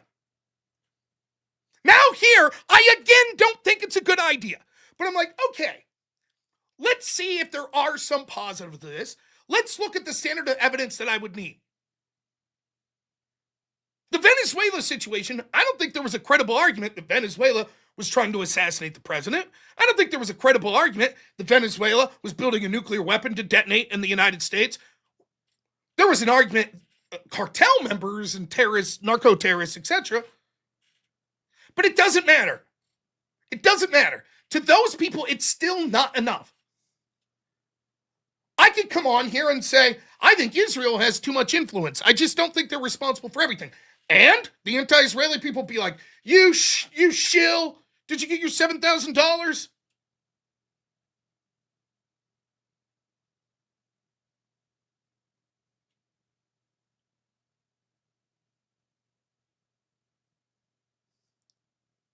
And yet still, it does not matter how much I slow it down and try to explain it. Thanks for the raid, JS. It does not matter.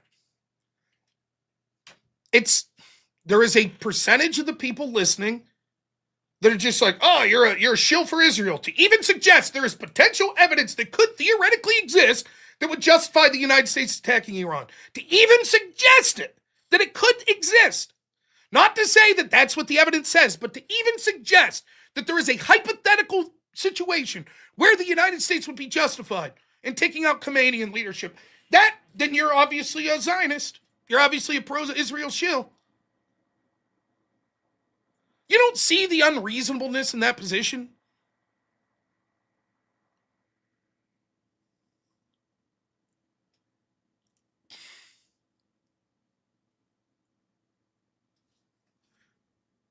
And it sort of leads to this race to the bottom, where it's like, I guess what that portion of the audience just wants me to say is, no intervention could ever be justified, period, end of story. So if there's an intervention, United States wrong, fuck Trump, black-pilled, vote Democrat. Or don't vote. That's it. That's all that will be accepted. And there's probably people on the other side, though probably a smaller portion, that feel the opposite. In fact, I know there is. If you criticize Trump once, fuck you. You were never a Trump supporter. You're a piece of shit. You must be a Democrat in disguise.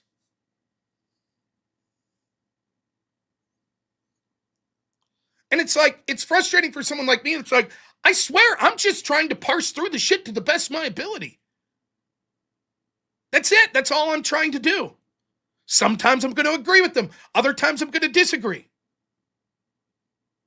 And from the perspective of my audience, I get people, no matter what, that flip the fuck out if I take either side.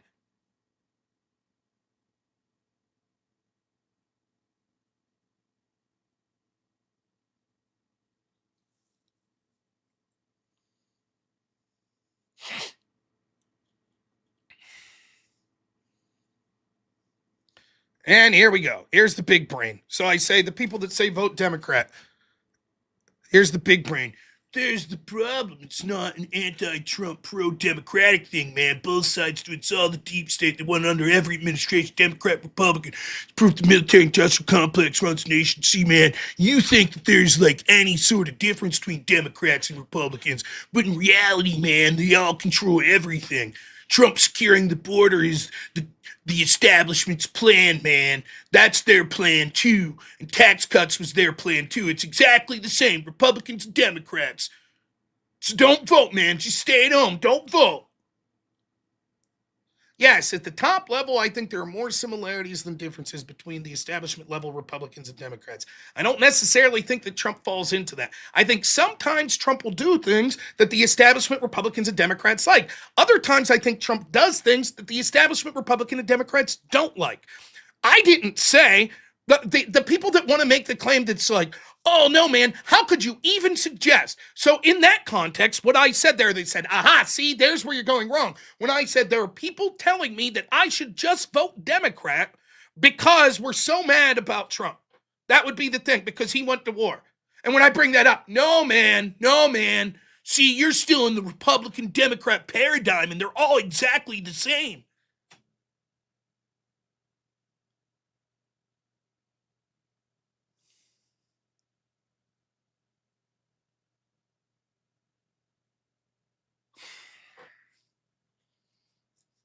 I hate the FBI. I want the FBI disbanded. If I am walking through Walmart and I hear gunshots and I see 7 people lie dead and I see a gunman running and someone goes, I'm an FBI agent, get down. I'm not going to be like, well, I'm going to stand up and start yelling because the FBI's wrong. I'm not going to do what the FBI wants. Fuck that.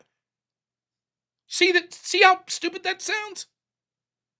Is it possible that some things that the military-industrial complex or the deep state wants could actually not be bad for me? Sure. Do I trust them? Do I want them overthrown? Sure.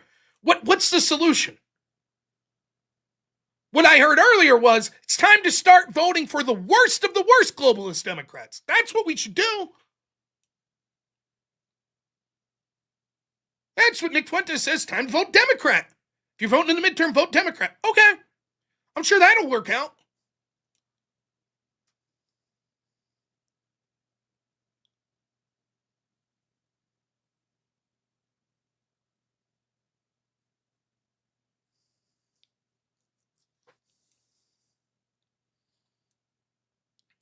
Now let me piss off the other side. Ready? Here we go. I'm still not convinced this was a good thing. I was against the initial attack on Iran. I was against when Trump in his first term bombed Syria. I was against all the interventionist bullshit from Biden. I was against it from Obama. I was against it from George W. Bush. I've been lied to my entire adult life about the need to go into these places. So even though there is a chance that actually we did need to go in now, I think that I could be forgiven for saying, I'm sorry, until I see the proof, I don't believe you.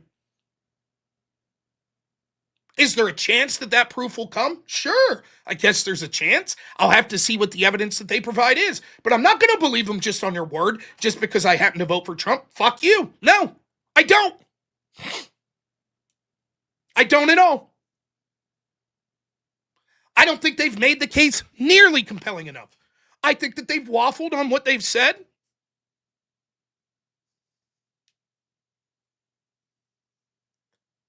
There's a chance that this was the right action. Absolutely. I'm not saying, like so many of the Israel people, that there's no chance. I just don't see it. It's not hedging, you stupid motherfuckers.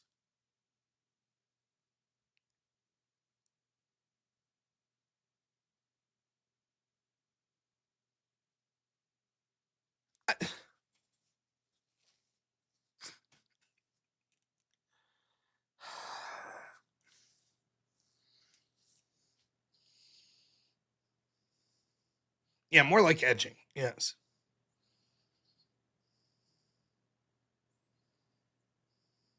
Well, it could be an action that I'm against that still has positive benefits. That's how I feel about the Maduro thing. Could be that the benefits of that are good, but the initial reason to go in is still not something that I was a fan of.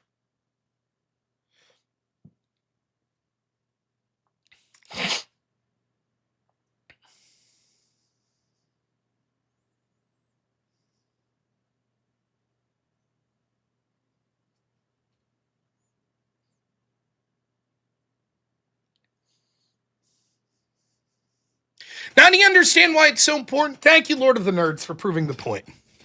You understand why the first part of the conversation that we've been stuck on for 2 nights is so important?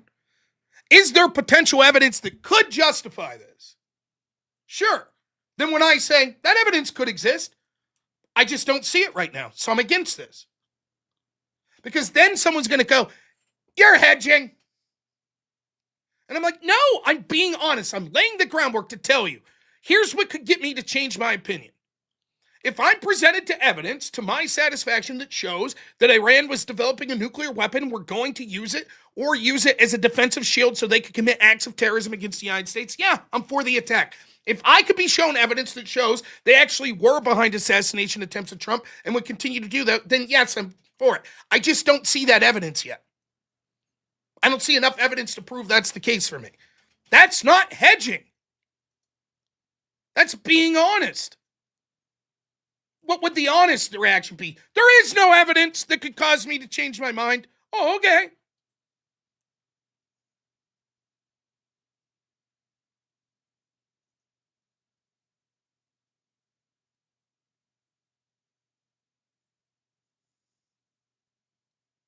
You can't win.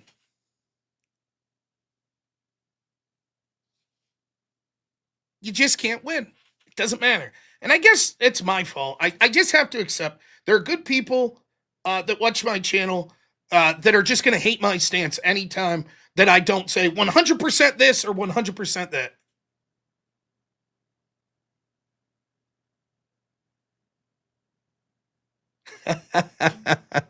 You're awfully patronizing for a man that doesn't have a position. We get it. You don't have a position. Just save your moral superiority for your kid. Hey, can anyone in the chat tell me what my position is? Am I for or against this attack? Anyone?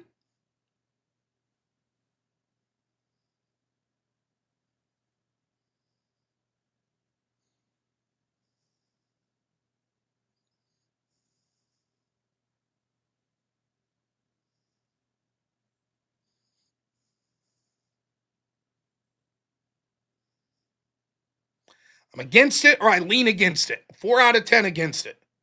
Literally just said it. And still, I don't have a position. No one said that I said neither. That's you misunderstanding. I'm against it right now. There is potential evidence that could make me for it. Here's what that evidence would look like. But I'm not just going to believe our agents on their word. They've lied to me over and over again. It's not a moral brow. No, Lord of the Nerds, please don't misunderstand. Now, come on. Now let me apologize, Lord of the Nerds. This isn't a moral browbeating. That's not what I'm doing to you, Lord of the Nerds. That's not it. Please, I hope, Lord of the Nerds, please don't think that I'm trying to morally browbeat you. I'm not saying you're immoral. I'm saying you're a fucking retard. You're an idiot. You're an imbecile. You're too fucking stupid to have a conversation with. It's not a moral thing. You're just worthlessly fucking stupid. I apologize if you thought it was a moral attack on you. No. You're just a fucking idiot. That's all.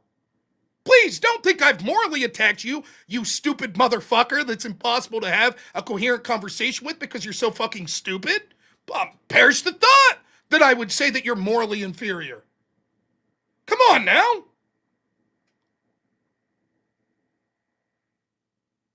I'm sorry that your low fucking IQ retarded brain couldn't understand that I wasn't making a moral proclamation about you. My bad. That's my fault for assuming that you had a base level of intelligence that could figure that out. I won't make that mistake again. Sorry. I thought you were capable of a coherent conversation. Not a moral claim. Just you're a fucking moron. That's all. Got it? Now, I know you don't understand that because you're so fucking stupid, so you still won't get it, but hopefully the rest of the audience could see. I'm not saying Lord of the Nerds is immoral. I'm saying he's a fucking imbecile. That's all. He won't get it. I get that. He's too stupid to get it. Totally understand.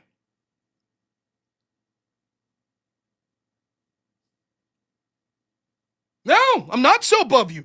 The vast majority of the people in the audience know exactly what I'm saying. Not claiming to be morally above you whatsoever. I'm claiming to be more intelligent than you, but that's not saying I'm very intelligent. That's just saying you're a fucking idiot. You're dumber than the average person. It's not that I'm smarter. That's all.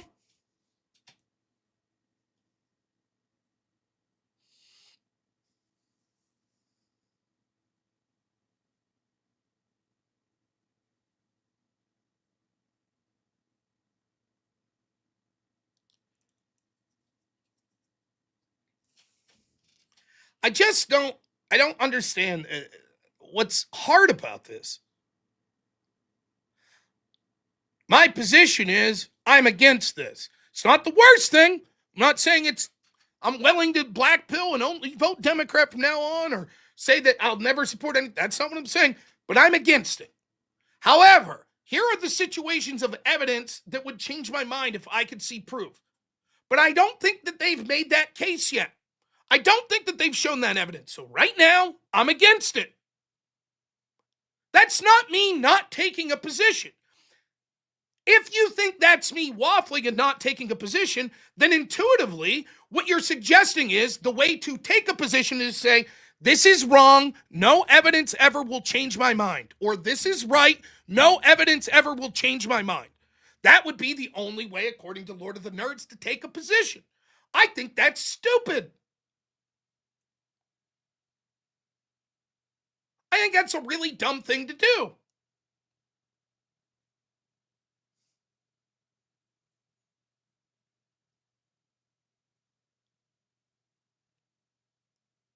Why don't you tell us your position, Lord of the Nerds?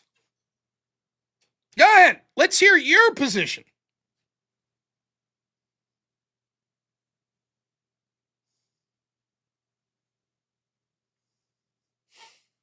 I'm sure you have an earth-shattering position here. Right? Sure, it's an amazing position.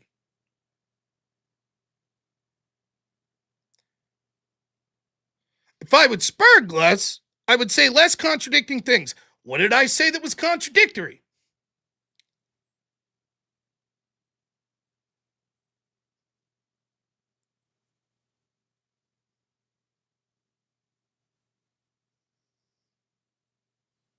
Notice he couldn't give us his position, or hers, or they, them, whatever the fuck the case may be.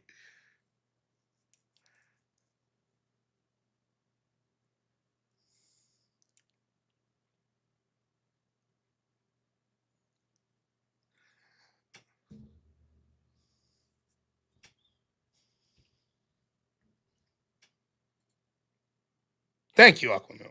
Hot dog's a sandwich. I was forced to argue that position. All right, well, moving on from that.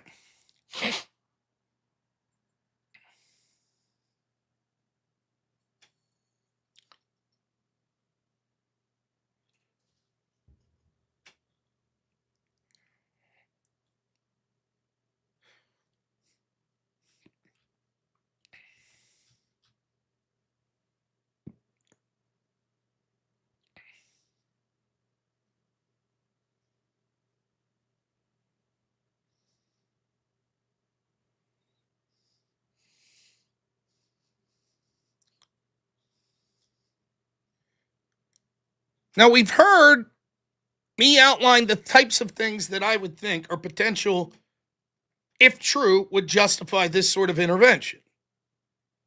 So Marco Rubio comes out today and gives like a 12-minute speech that we're about to look at.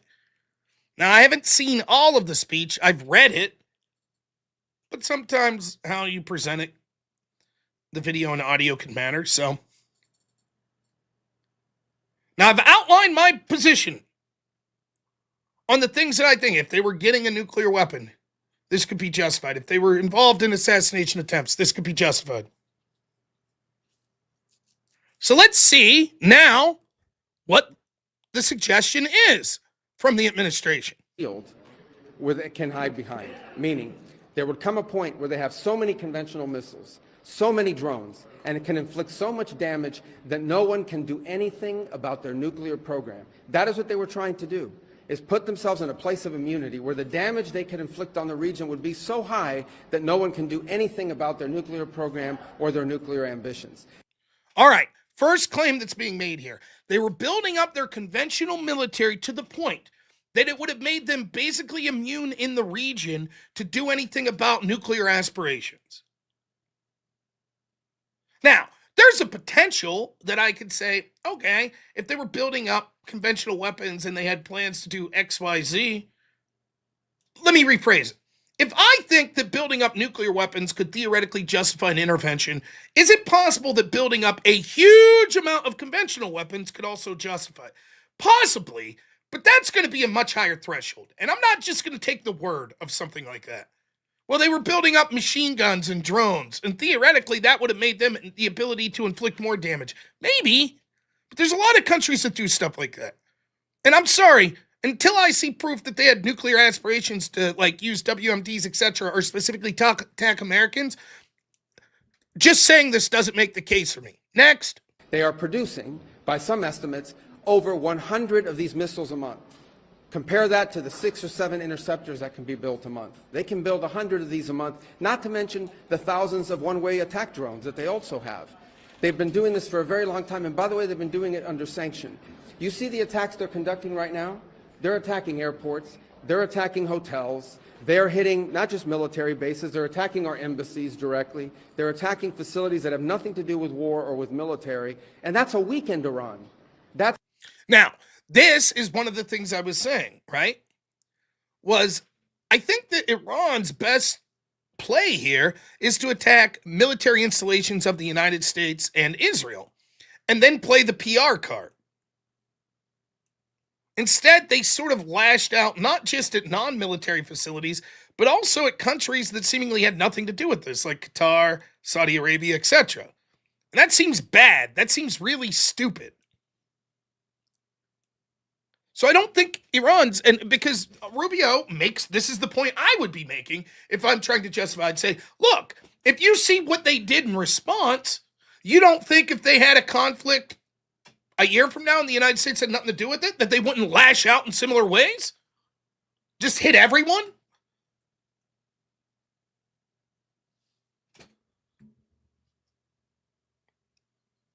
So I think that now, that doesn't mean that they were justified in this attack. I'm just saying, They're not doing themselves any favors perceptually, Iran, by doing that. In Iran, despite years of sanction.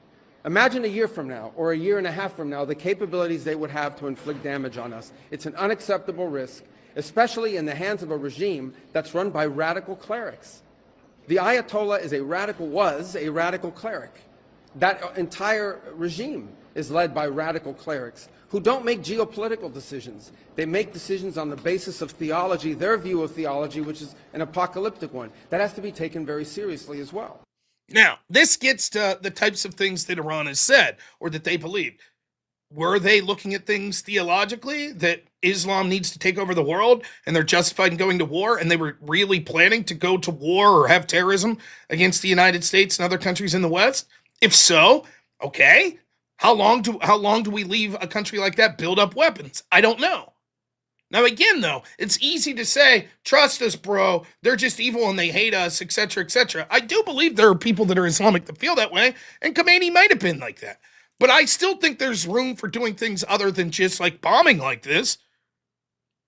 So, although I think that this speaks to, if these claims were proven and we could see actionable shit that we saw evidence that they were launching attacks, etc., maybe that would go further to justifying this. I don't think we're seeing any of that. And why would I believe the people that lied to me about Libya and lied to me about Afghanistan, etc.?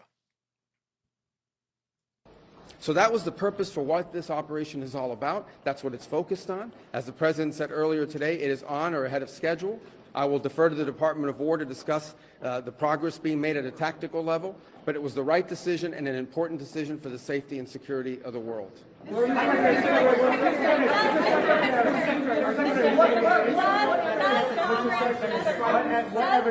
have to weigh in? Does Congress have to weigh in? Is the President declaring war, and does Congress have to weigh in? And was there an imminent threat? Did you tell lawmakers that there was an imminent threat? There absolutely was an imminent threat, and the imminent threat was that we knew that if Iran was attacked, and we believed they would be attacked, that they would immediately come after us. And we were not going to sit there and absorb a blow before we responded, because the Department of War assessed that if we did that, if we waited for them to hit us first after they were attacked, and by someone else, Israel attacked them, they hit us first, and we waited for them to hit us, we would suffer more casualties and more deaths. We went proactively in a defensive way to prevent them from inflicting higher damage. Had we not done so, there would have been hearings on Capitol Hill about how we knew that this was going to happen and we didn't act preemptively to prevent more casualties and more loss of life.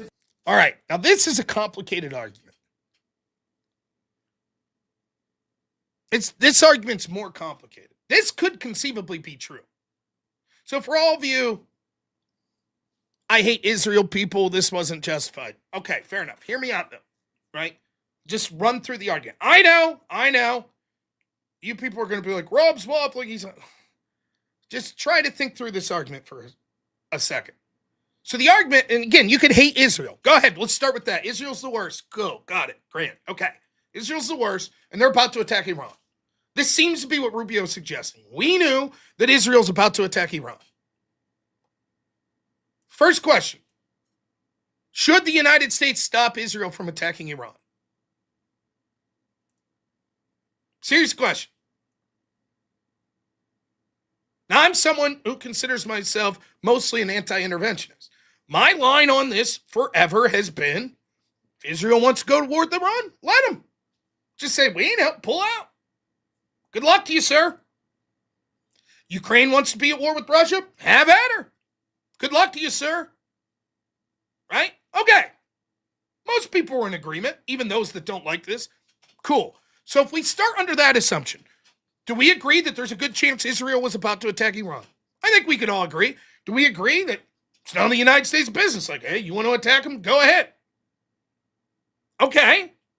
Now, if we start with those two premises, and the intel suggests, I'm not saying you have to believe the intel. That's not what I'm doing right now. But if there was intel that suggested that the likely outcome of that would be that immediately Iran would lash out and attack U.S. bases and interests, should the United States preemptively strike them? Let's just say hypothetically, if the United States doesn't go in the strike with Israel, we're likely to lose 1,000 troops. If the United States does go in the strike with Israel, we're likely to lose 5 troops. Should we do it? Now, I'm not saying, because I know your response, it's like, how would you feel if you didn't eat breakfast today? You're going to be like, but I did eat breakfast. I get it. I get that's the impulse. I'm not asking. You could say, yes, I'll answer this hypothetical, but I don't believe that's accurate. That's fine.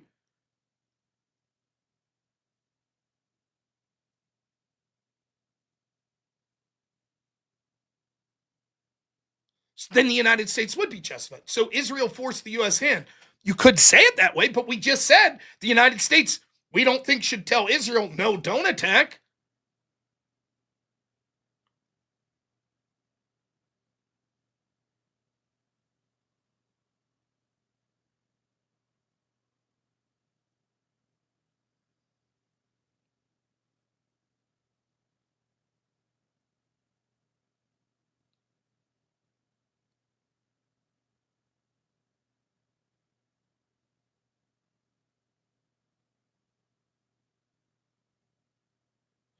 Consumer, see, that's an argument. You would rather see 1,000 American lives die because we don't want Israel to get closer to controlling the strait. I disagree with that, I think.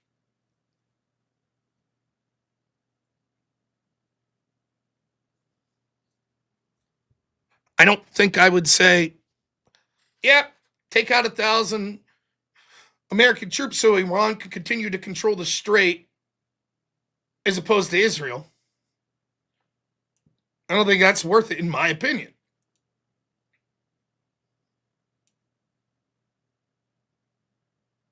Now, if that's the case, if that hypothetical happened,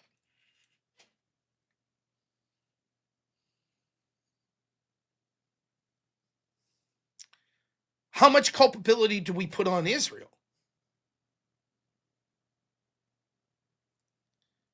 I mean, you could say, lest it be for the actions of Israel, we would have never been in that situation, and that's true. But is that, well, Trump's just bowing to Israel?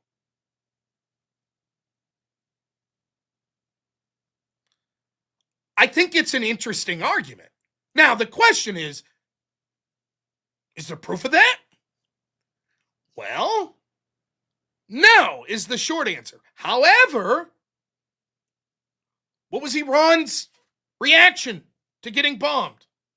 What did they do?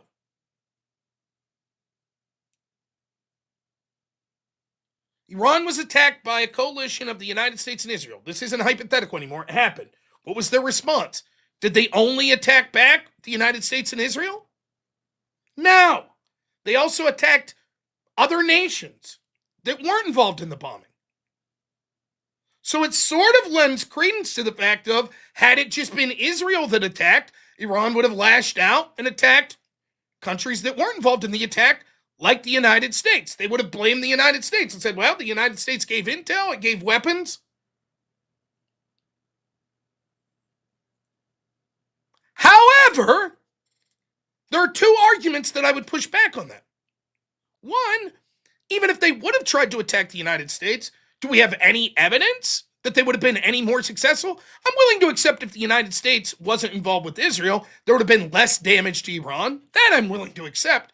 But would it have been so much less damage that there would have been way more casualties? I don't know that I believe that. And secondly, there's always a potential that Iran would say, look, the United States didn't get involved with the initial attack, so there's always a chance that if we just go at it with Israel, they're not going to get involved. So why force their hand by attacking them? It's possible, right? I'd say, yeah. Now, of course, the counter to that's like, yeah, but they did that with Qatar. They did it with Saudi Arabia and other countries. They just lashed out for seemingly no reason. I see arguments on both sides of it. It's an interesting argument. My position on this right now is, I'm sorry. I'm not just going to take Marco Rubio's word. I'm sorry. I don't think this is enough. I don't think it's enough to justify the strike, in my opinion. We knew that Israel was going to strike, and if so, we knew that Iran was going to strike us, and there would have been more casualties. If that's true, I think that's an argument that could possibly justify the intervention. Temporary, not boots on the ground shit. But attacking their military, because once you start, it's like, okay, we got to put it out of commission. I get that. But I don't see proof of that position yet. And I'm not just going to believe him on face value.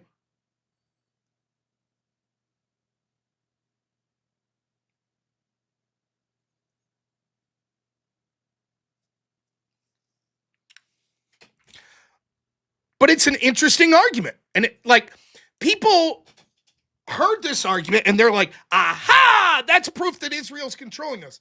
I didn't look at it that way. I didn't. Now, I think there's a compelling argument that some could make, which is, well, Trump should have told Israel, don't attack Iran. And that's fair. You could make that diplomatic argument that, look, that's a failure of Trump for not convincing Israel to not attack Iran. But to be honest, there you go. Look at this guy. Don't you love these lefties? They can't help but think of gay sex all the time. That's the only position they could take. You just know these guys are having wet dreams every night thinking about Trump. Just to be clear, I'm outlining the reasons why I don't like this attack. And the left's like, you just want Trump to mount you. Well, hey, thanks for playing, Neo Jackass. A real looker there, huh?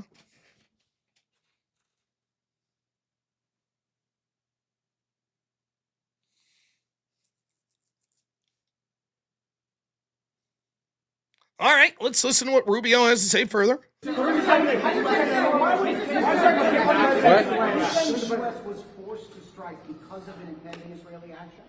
well, let me two things I would say. Number one is, no matter what, ultimately this operation needed to happen. That's the question of why now. But this operation needed to happen because Iran and... Now, this is also, I do understand what Rubio's saying here. He's saying, no. The reason of what was imminent right now was Israel was about to attack. And so we would have been hit back. But this attack needed to happen in the near future, regardless if it was the other day or not. I understand that. Those are two different arguments. So it's not as if he's saying, we are claiming that the only reason we did this was because Israel was doing it. He's saying, no, the reason we had to do it at that moment was because Israel was about to attack. However, it was something that needed done inevitably anyways. That's the position. And I don't think those are contradictory, even if I still don't think it justifies the attack. About a year or a year and a half would cross the line of immunity, meaning they would have so many short-range missiles, so many drones, that no one could do anything about it because they could hold the whole world hostage. Look at the damage they're doing now. And this is a weakened Iran. Imagine a year from now. So that had to happen. Obviously, we were aware of Israeli intentions and understood what that would mean for us, and we had to be prepared to act as a result of it. But this had to happen no matter what. Secretary, President Trump said overnight that his top choices to now run Iran were killed in the strikes. Does the United States have a firm plan for how they intend to handle this power vacuum in Iran to ensure that an Iron hardliner does not take power? So two things. I will have to say, I always say this. I think Rubio is actually doing very well in the administration, even if I don't like this policy. He's very articulate. I like the way that he handles things. But did you ever know, he constantly got dry mouth. He needs I think he gets some medicine for that, Marco. And two things can be true. Number one is our mission and our focus is the destruction of their ballistic missile capabilities and their ability to manufacture them, as well as the threat posed by their Navy to global shipping. That's the objective. That said, we would not mind, we would not be heartbroken, and we hope that the Iranian people can overthrow this government and establish a new future for that country. We would love for that to be possible. But the objective of this mission is the destruction of their ballistic missile capabilities and of their naval capabilities. Okay. Now, I have questions about this part of it as well. It seems that there was a specific targeting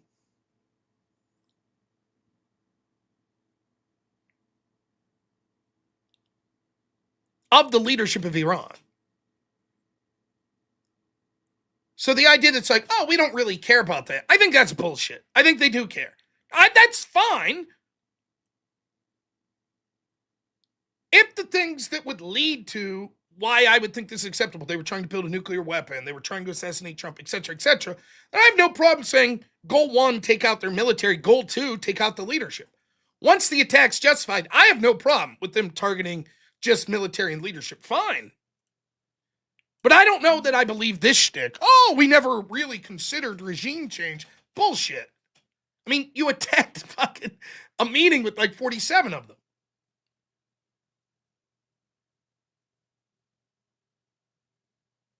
So, for me, I mean, again, not helping the credibility here. How do you Secretary, so are you saying, based on that, are you saying that there is no responsibility, no plan for the U.S. to at least play a role in whatever government comes next? We might. We'll see how circumstances play out. But I'm telling you what the objectives of this operation are. The objectives of this operation are to destroy their ballistic missile capability and make sure they can't rebuild it, and make sure that they can't hide behind that to have a nuclear program. That's the objective of the mission. That said, abundantly clear, we would love for there to be an Iran that's not governed by radical Shia clerics. As I've said myself repeatedly for years, the leadership of that country does not reflect the people of Iran, and I think that's been pretty apparent in the protests that you've seen. If there's something we can do to help them down the road, we'd obviously be open to it, but that's not the objective. The objective of this mission is the destruction of their ballistic missile capability. Okay, first off, let's not bullshit everyone. Yeah, the United States is going to have something to do with what the future regime is. And again, I don't blame them. Once you're in for a penny, you're in for a pound, I guess.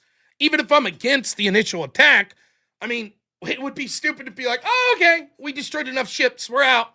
Oh, Khomeini's nephew's taking over, and he's saying, we're going to rebuild up the ship. Like, that would be dumb.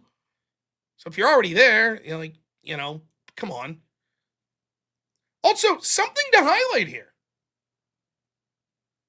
I have yet, you tell me if I'm wrong, have you heard him discuss how the restarting of their nuclear program or how close it got? Anybody hear that yet?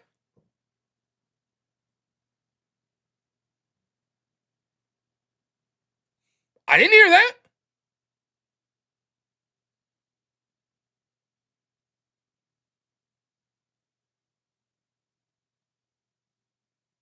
I heard him say they were building conventional weapons up that could lead to them being sort of invincible to then build up their nuclear weapon. I'm sorry. Those are different claims.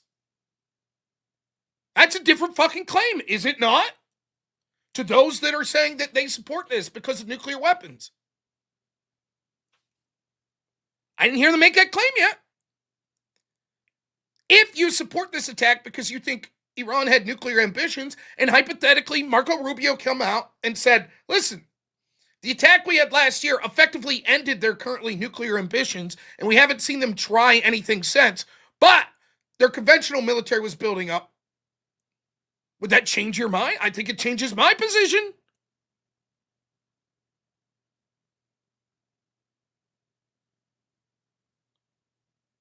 Right?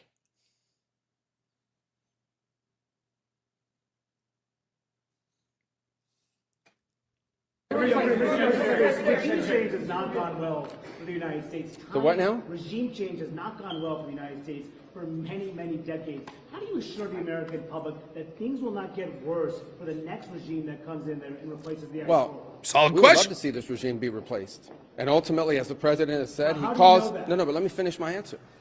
As the president has said, he would love for the people of Iran to use this as an opportunity to rise up and remove these leaders. They've been wanting to remove them from a long time. We've seen successive waves of protests, and we've seen them slaughter people, okay? But the objective of this mission is to make sure they don't have these weapons that can threaten us and our allies in the region. That's why we're doing what we're doing now. And while we would love to see a new regime, the bottom line is no matter who governs that country a year from now, they're not going to have these ballistic missiles and they're not going to have these drones to threaten us. That's the objective of this mission, is to deny them the ability to use ballistic missiles to threaten their neighbors, to threaten our bases, to threaten our presence in the region, and ultimately as a shield behind which they can do whatever they want with their nuclear weapons ambition. So he sort of repeats the point here, but something to say, regardless of if you favor this attack or not, is it sounds like if the goal is to eliminate their Navy and eliminate any missiles they have, Now, I don't have any proof of how many ships or how many missiles or what their military really stood at, but my guess is we're a long way from doing that. Is that fair? Then it's going to be a lot more bombing. Anyone disagree with that? Doesn't sound like the Maduro thing was like, we're just getting this guy. This sounds far more expansive. Anyone disagree with that? So, does that factor? Because I think, and again, people aren't going to want to fucking hear this, but a lot of whether or not this will be seen as a good thing or a bad thing is going to be how effective it was, how easy it was to accomplish. If we get embroiled in a situation where boots on the ground are necessary and hundreds, if not thousands of American troops are dying, it's going to be massively unpopular. If it's like the Maduro thing, we dropped some bombs for, obviously Maduro was faster, but we dropped some bombs for 2 or 3 weeks and really only 1 or 2 more Americans get hurt, maybe seen as a massively popular thing. So to the people that are saying like, it's almost done, I don't think so. I think we're likely to, not only are we likely to see a lot of Iranian retaliation in areas, but I think you're going to see sleeper cells and shit like that, more terror attacks in the United States, but I think you're going to see more U.S. bombing, even if those things don't occur. Because if the mission, if we're being told the truth here, and I believe it's half the truth, I do believe regime change was a goal, but I do believe them when they say basically crippling their military is also a goal. I believe that's true. That's not so simply done, in my opinion. I could be wrong. I'd be willing to. We were not going to let them hide behind that, and that's why this was such a critical mission to undertake now while they were at their weakest point, and not a year from now where they could inflict even more damage and perhaps already be behind that point of immunity. Go right here behind. Go ahead, you and then you. Yes. Your critics in Congress have said that they should have a role, they should be able to weigh in here, and there are going to be war powers resolutions votes in Congress later this week. Why not notify Congress ahead of this, and does Congress... Well, we did. We notified Congress. I mean, we notified the Gang of Eight. We notified congressional leadership. There's no law that requires us to do that. The law says we have to notify them 48 hours after beginning.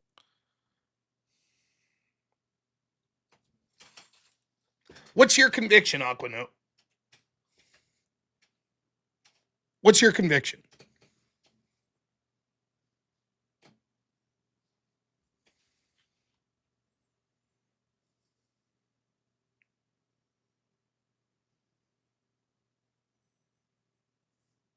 What is right-wing destiny should hear?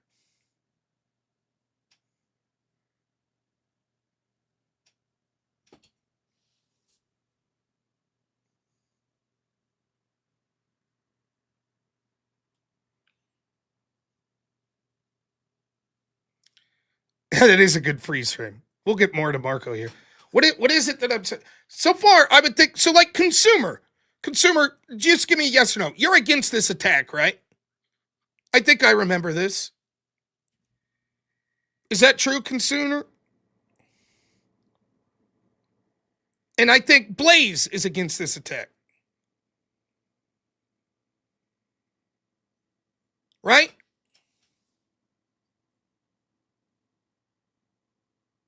Oh, I see what you're saying, Aquanote.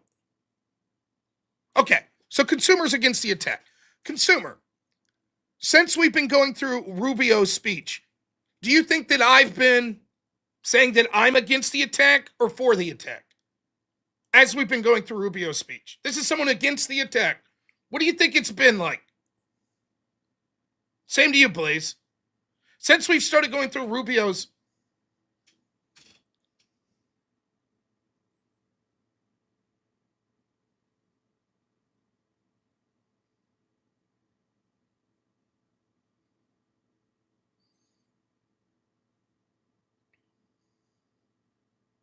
Okay, you haven't been here.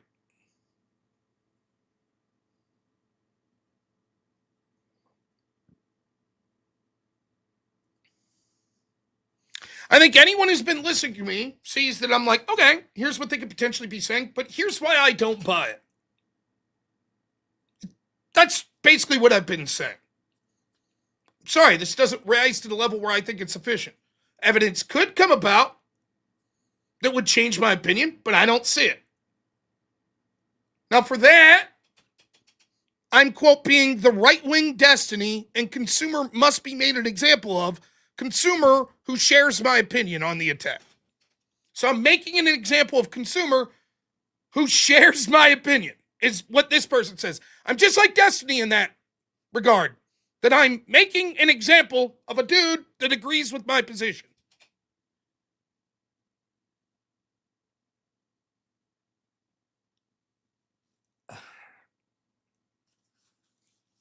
Now, probably you're a stupid troll. So I guess it's probably irrelevant to even. I think anyone who's been listening has been seeing you shit your pants. My pants are clean, my friend. And curse your cult for proper thinking. Okay.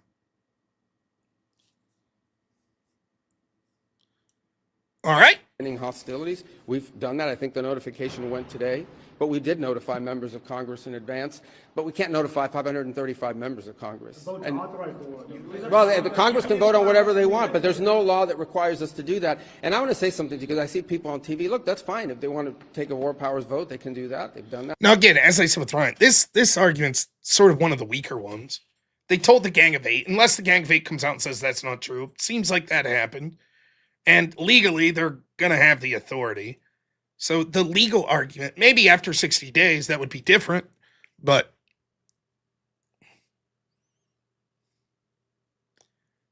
anyways, so yeah, not much here. The better question was the previous question. It's like, dude, you guys always talk about regime change. That doesn't seem to work out. They've done that a bunch of times.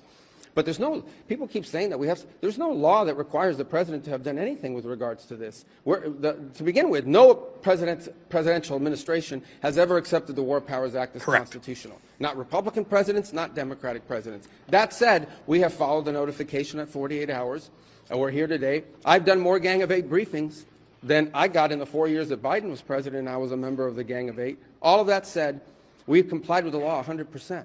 And we're going to continue to comply with it. We've done the notification, and we officially to Congress, but we did notify members of Congress. We just can't notify 535 people. That's not possible, but we did the Gang of Eight twice. I briefed them last week, and then I called them the night before the operation. Can you tell us what you know, Mr. Secretary, of the administration knows about a strike on a building in southern Iran, the Iranians saying it's a school, reports of large including children killed? Yeah, I've seen those reports. I would refer you, not because I'm not trying to answer your question, but I don't want to get it wrong. The Department of War would be investigating that if that was our strike, and I would refer your question to them, and I'll make sure they're aware that you have that question. But we'd like to know.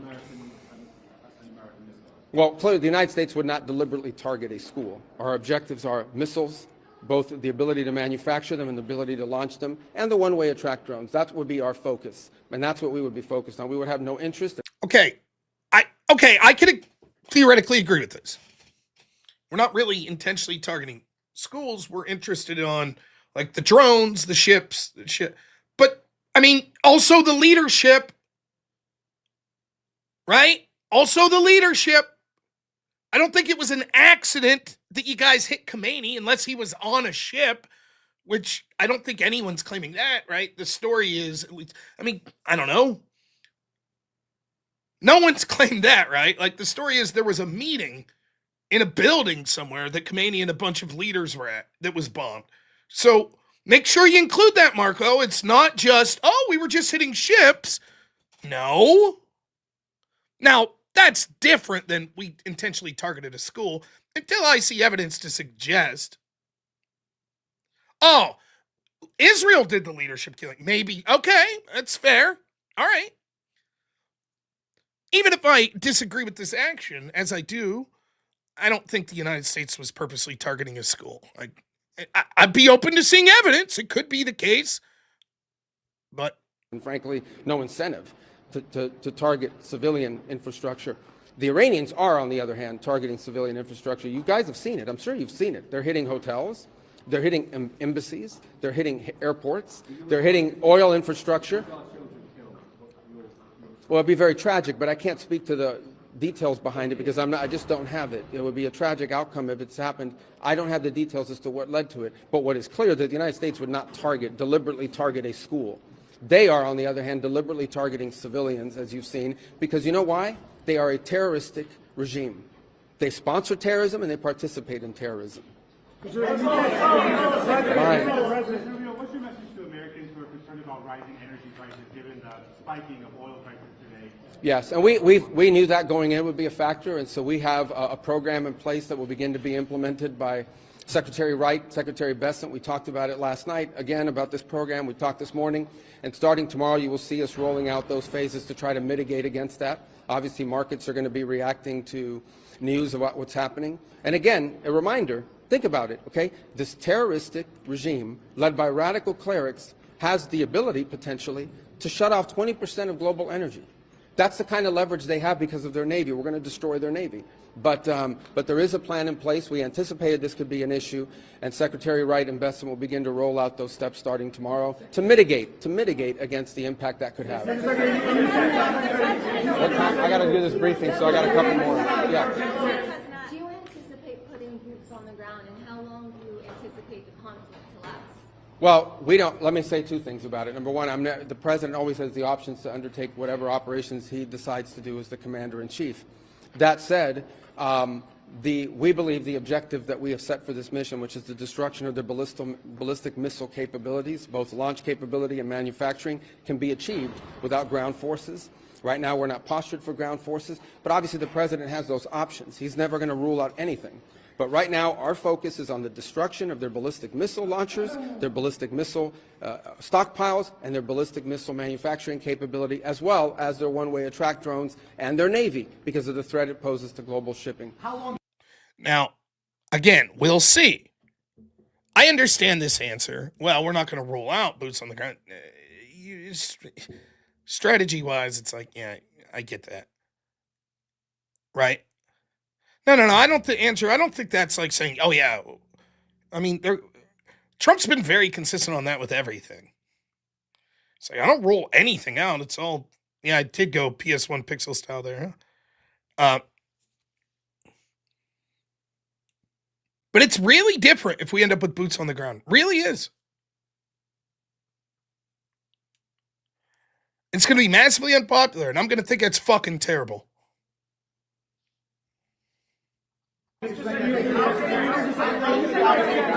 right, I can only do one more. Right there in the middle. Yes, sir. Is there a diplomatic exchange going on right now between U.S. and Iran?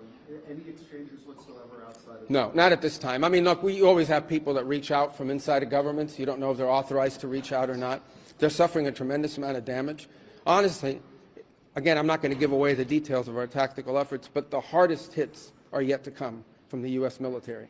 The next phase will be even more punishing on Iran than it is right now. Someone was screaming, how long will it take? I don't know how long it'll take. We have objectives. We will do this as long as it takes to achieve those objectives, and we will achieve those objectives. The world will be a safer place when we're done with this operation. Okay, so there he admits it at the end. Yeah, we've just started. Okay.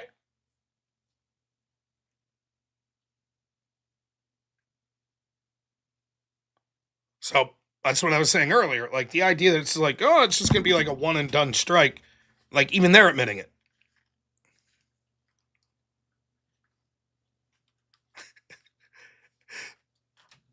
Now I'm an Iranian state apologist. I'm simultaneously an Israeli and Iranian apologist here tonight. Nice. Yeah, boots on the ground not only would get us Newsom AOC, it'd be well deserved. I mean, it's fucking ridiculous. Now, is there a hypothetical for why you would put boots on the ground? I mean, maybe. Like, for example, shudder to the thought. Let's say they shoot down an airplane or a boat that's in the region and they take 50 U.S. hostages. Would I be opposed to sending in special forces to try to rescue those hostages, which would technically be boots on the ground? Maybe not. But I know what we're talking about with boots on the ground is like fucking average military there, Marines, etc. What if we're literally just dropping boots out of airplanes? We've ran out of missiles. We're just dropping steel-toed boots now. They're all over the ground. I cannot accept that.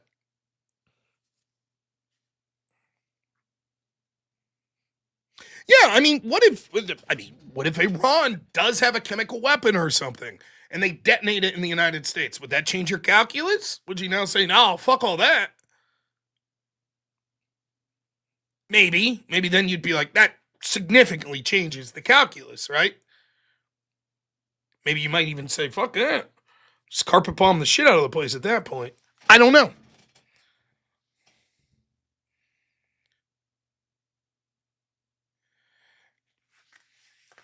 But, so, I'll say this to Rubio's credit. I think all of you, whether you agree or disagree with this attack, that was probably the clearest explanation out of this administration, right?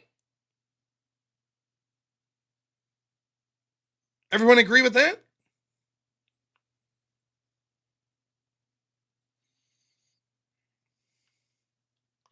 Does anyone disagree? Yeah, so far, I think, yeah.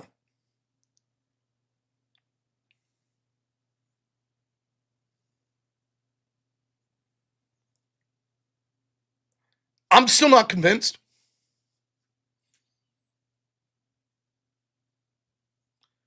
On one hand, I understand, like, I don't expect, like, Marco Rubio to call me up here and be like, Rob, here, why don't we fly into D.C. and I'll show you the evidence.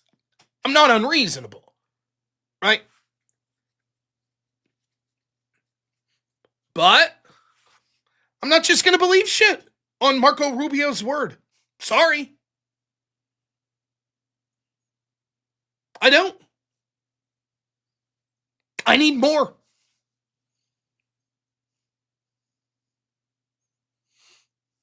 I'm not prepared to say, it's just all because of Israel. I'm not saying that.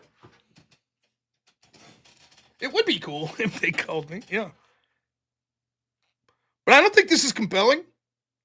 He outlines things that, if true, you could be like, But notice the weakest part of this. He didn't say shit all about their nuclear program. Did he? I didn't hear it. All he said was they're building a conventional military that would be able to defend their nuclear program.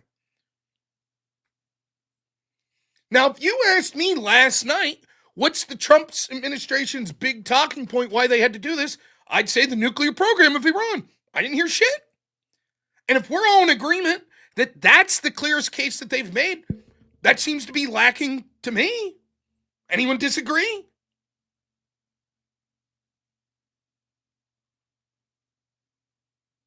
Maybe Vance said something elsewhere, but can you blame people being skeptical when the point person out there talking about it, that we're all admitting is the clearest person, didn't even bring it up? I don't blame people for being skeptical. I myself am skeptical. Almost like that's an afterthought, which is bullshit.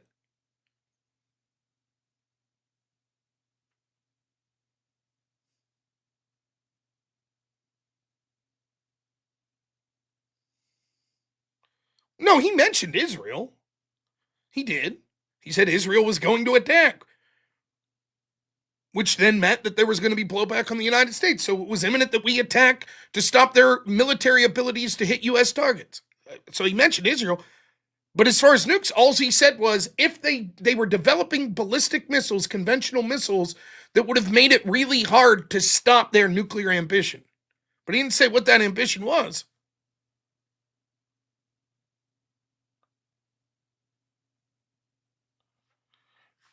Holy fuck. Okay. Let's try to not lose my head.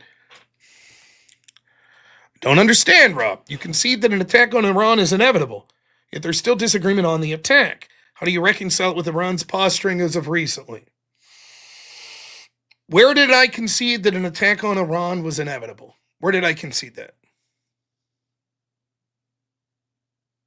Let's start with that. Where did I say? I think what I said was Rubio's argument was that Israel was going to attack. Okay? That's his argument. Does that justify, well, then the United States might as well attack as well? I don't think so.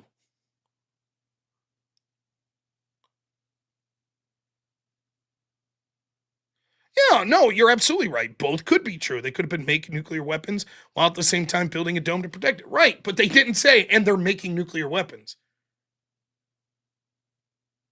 Right, I said it clear as day in his head.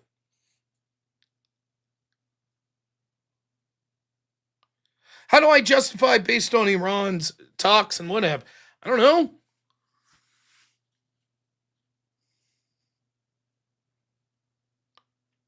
Because I said that even though Iran has said terrible shit, I don't think it rises to the level of these sort of strikes. That's how I rationalize it.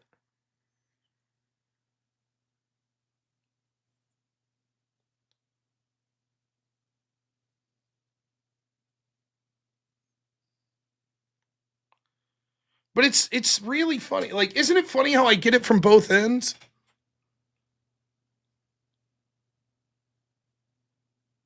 No, what I said was that Rubio said the reason that we had to do this imminently was we knew Israel was going to attack. Therefore, if that's the case, and we also thought that this would mean Iran would strike us back and more Americans would die unless we went in with Israel with the attack, would it be worth it? And I said it's a compelling argument, but my conclusion was still no. Because the problem with that is, one, I don't see evidence that the United States being involved severely diminished what the casualties of the United States would have been had Iran attacked after an Israeli attack. Second, I don't see proof that Iran would have attacked U.S. ships, bases, etc. if it was only Israel that carried out the attack.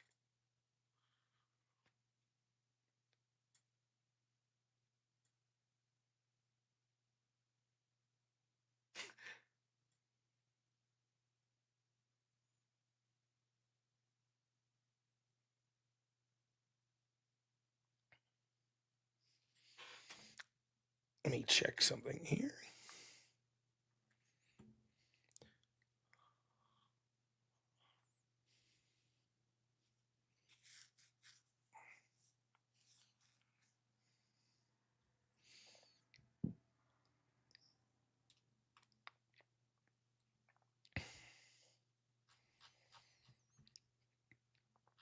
Just reading something someone sent me. Not relevant to tonight.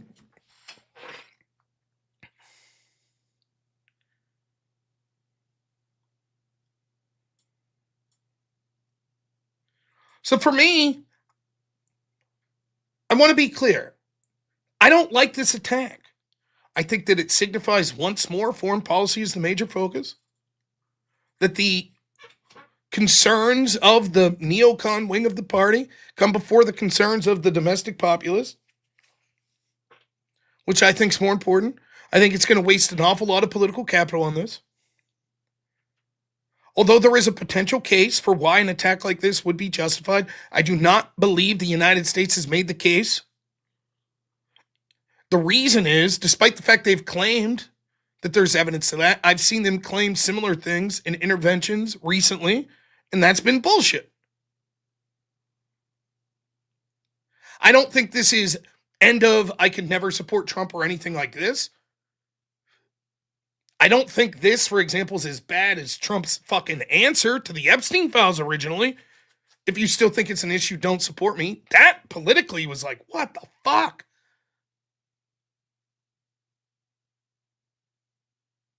So I don't like it. But to me, it's not like this is a deal breaker. Now I vote Democrat.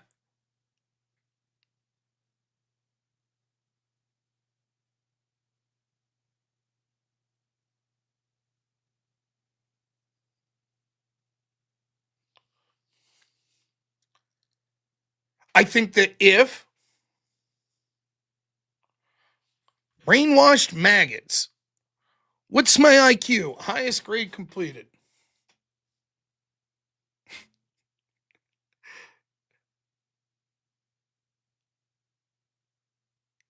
I didn't say voting democracy was over because of gerrymandering, and I didn't say that. Must have been Andrew. I don't believe I've ever taken an IQ test. Highest grade's irrelevant. What's your highest grade? What's your IQ? You tell me, the robnoerr.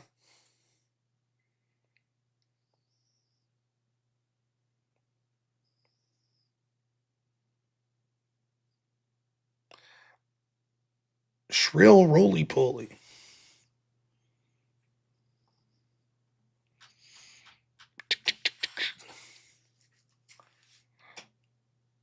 Now, for all the people, so you get the lefties that are coming in, maggot. Again, all the people that were pissed previously when I was outlining, okay, here's the fucking case that this could be justified, that we're flipping the fuck out.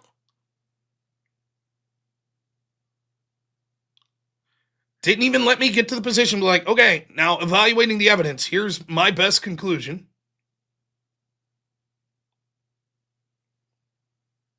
Now, even when I give that conclusion, now I have people on the other side. How could you think this? The lefty's still saying that me saying that I'm against this means that I'm kissing Trump's ass. The right-wingers that hate Israel, somehow this means that I'm kissing Israel's ass.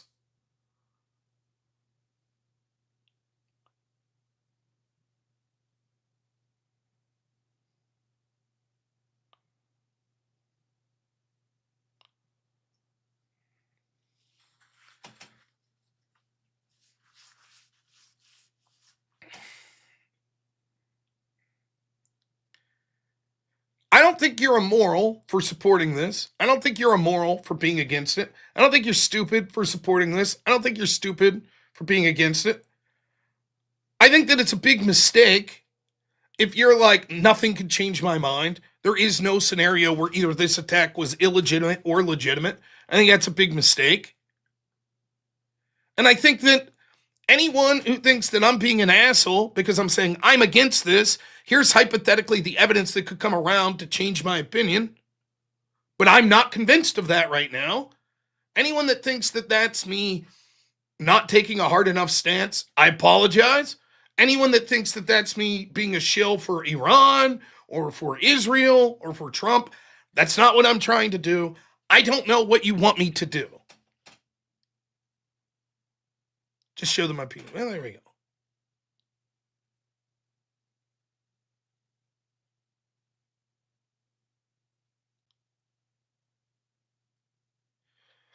I'll say this. And people are like, well, you'll say you were right no matter what. I'm clip it. If there is evidence that comes out that I think satisfies me that like, oh shit, this was worth it. For example, if this goes very smoothly, right? Boots on the ground never get there. Another 2-3 weeks of bombing. That's it. No more U.S. casualties. Evidence is shown that's like, look, they had nuclear ambitions. Look, they were involved in the assassination attempt, whatever. Whatever it would be to meet my threshold. And I say, you know what? Now I think that actually this is something I can support. I will say definitively, I was wrong. My stance is clearly, I'm against this. Not against it. This is unforgivable or anything like that, but I'm against it. If evidence comes to change my opinion, I'm not going to say, I always knew. I'm going to say, I was wrong. I don't think that that evidence will come. But that's as honest as an opinion as I could give. I'm not trying to be mealy-mouthed. I've been wrong on other shit. I said that I thought Trump only had a 5% chance of winning the 2024 election. He won. I was wrong. See? I thought the Venezuela situation would end up worse than so far it has. Now, the jury's still out. We can still see terror attacks from Venezuela sympathizers, etc. But right now, despite the fact I didn't like the rationale for going in, it is undoubtable that that mission went as well as pretty much humanly possible. I was wrong.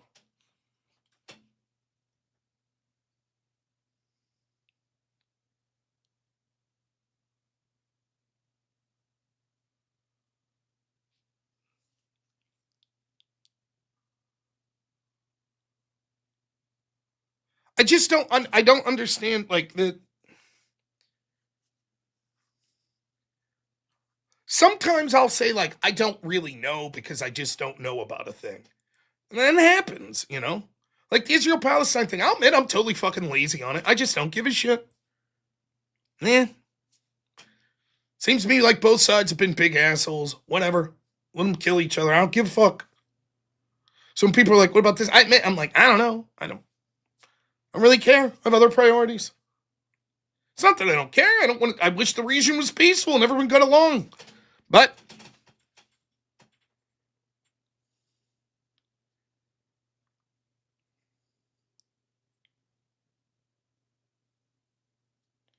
I thought the chance of Trump winning were so low because of corruption.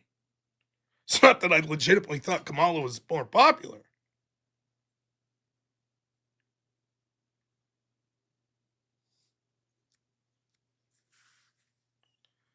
If Iran had a nuclear weapon program and there is evidence that they were building towards that nuclear weapon, I would say that there's a pretty good chance that I would say an attack like this would be justified. The Iranians being happy, it's irrelevant to my calculus, unfortunately. I care about us. There's probably a lot of countries that we could take out their leadership and it would make more than 50% of the people there happy. So I still don't want to take out their leadership. That's again why I went through. Here's what the evidence would look like that could possibly change my mind. That was not one of them, that Iranians are happy. Now, I think it's worth mentioning if they were, but that doesn't mean that I think the attack was justified. Scoreboard. Will there be boots on the ground? No, I don't think there'll be boots on the ground, with the exception of maybe some clandestine, like, special force thing that we don't hear about. Just be scuttlebutt, but I don't think you'll actually see Marines. Will we still be there by Memorial Day? What's the exact date of Memorial Day? Let's get it down.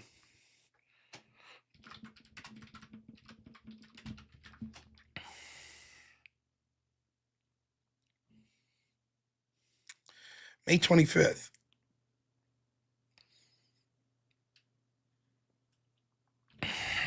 No, I don't think we'll still be bombing by Memorial Day. Will actual evidence of nuke intentions ever be revealed? Yes, but it won't be sufficient. But they'll have something, and it just won't be sufficient, in my opinion.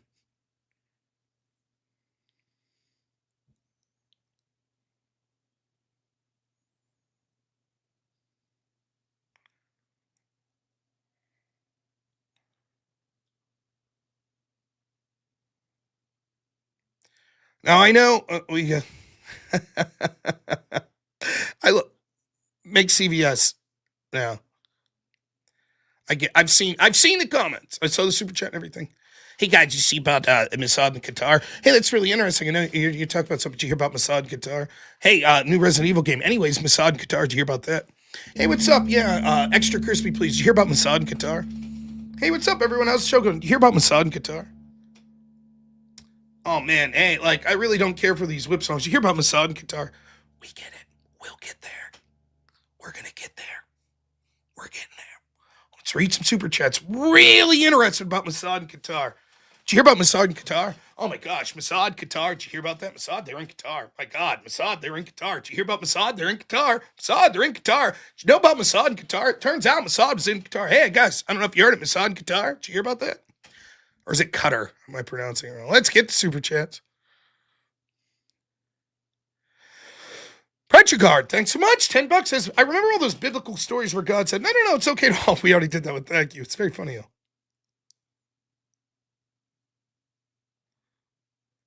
Sapalaba, $10 says, cheers, Rob. Thank you. Reverse massage, $2 says, free chair. Hashtag free chair. Leave chair out of it. Pseudo Master Chef. See, too much Halo in the brain. Went to Master Chief. Pseudo Master Chef. $5 says, maybe it's coincidence. My friends now turning on Trump over this are the same doom and gloomers that believed 3-Eye Atlas was a giant alien invasion. Make CVS now. $5 says, can you watch and discuss Tucker's new video regarding Mossad agents on a sabotage mission arrested in Qatar and Saudi Arabia? We'll see. Maybe I'll have time for that. I admit I haven't seen it yet. I know it's very important to you, so we'll try. We'll try to get to that here. Pseudo Master Chef, $2 says, we need to be psychic to know for certain. Chop, $10 says, are we not, man? Don't tease me with the lash. Nay, nay, nay. And then look at that. The Great Wade Boggs, $100. Every stream needs one. Thank you. Always appreciate it, my friend. Ken Dog, $10 says, I respect your insight, Rob. I'm radical, but here's why. Number one sponsor of terrorism, claims to arm proxies with nukes once capable, Israel is first 100%. We'll have to deal with that mess if it comes. Yeah, I mean, it's true. But still, I've given my reasons why I'm against the attack. GG, $2. Serenity now! Birdie the dog, $10 says, I like your takes. Thank you. Donald Rose, $2 says, you and Andrew Wilson helped me think. Thank you, man. Down below, $2 says, hog feed money for the rage pig. Sweet. I'll take it. At least you insulted me with $2. Petrogard, Rob, it's impressive that you have tri-citizenship with the U.S., Israel, and Iran, according to chat. Yeah, I'm trying. And I've never left the United States except for 3 days to go to Niagara Falls. Pretty impressive. All right. I had other things to cover, but apparently, I don't know if you guys heard this. Tucker says Mossad got arrested in Qatar. Let's check it out.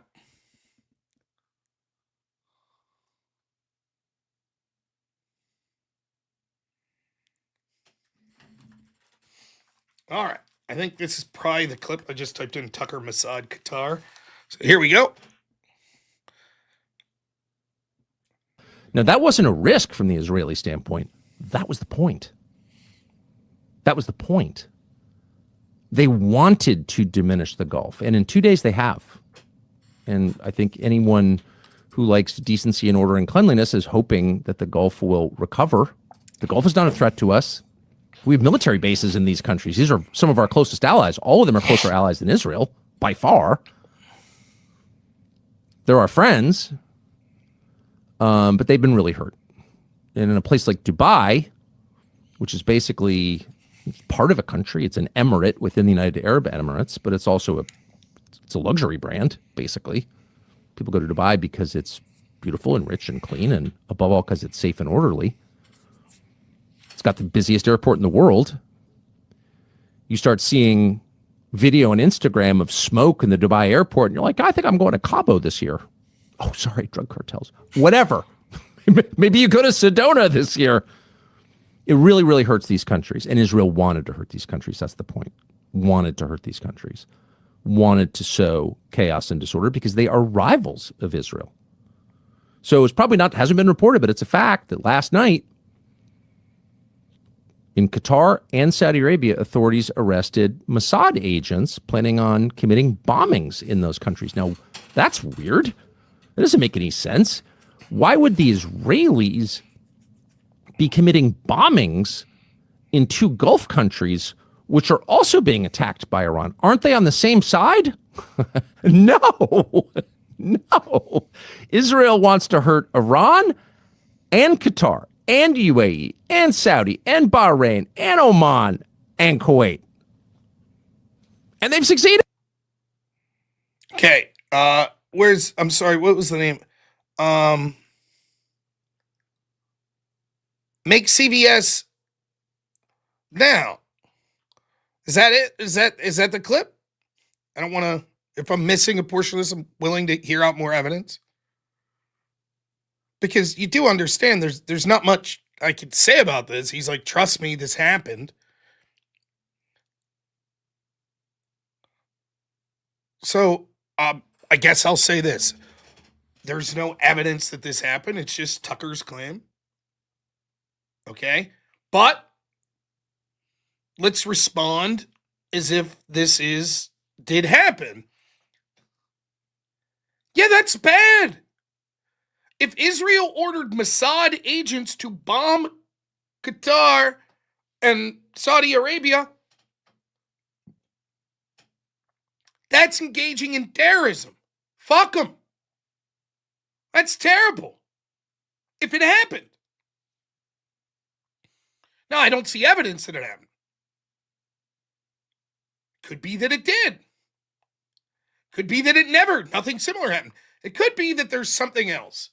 That, like, they were there and they were planning if terror cells there were gearing up to attack Israel or something, so they were infiltrating specific Muslim terror cells. That would paint a different picture, right?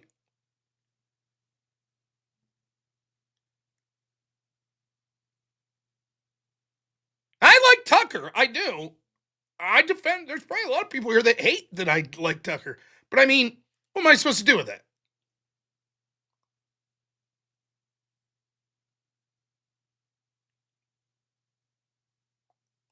You know?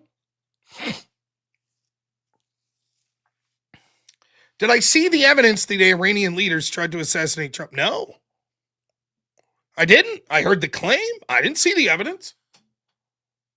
That's why I said I can't. I'm not just accepting it on evidence or on a claim.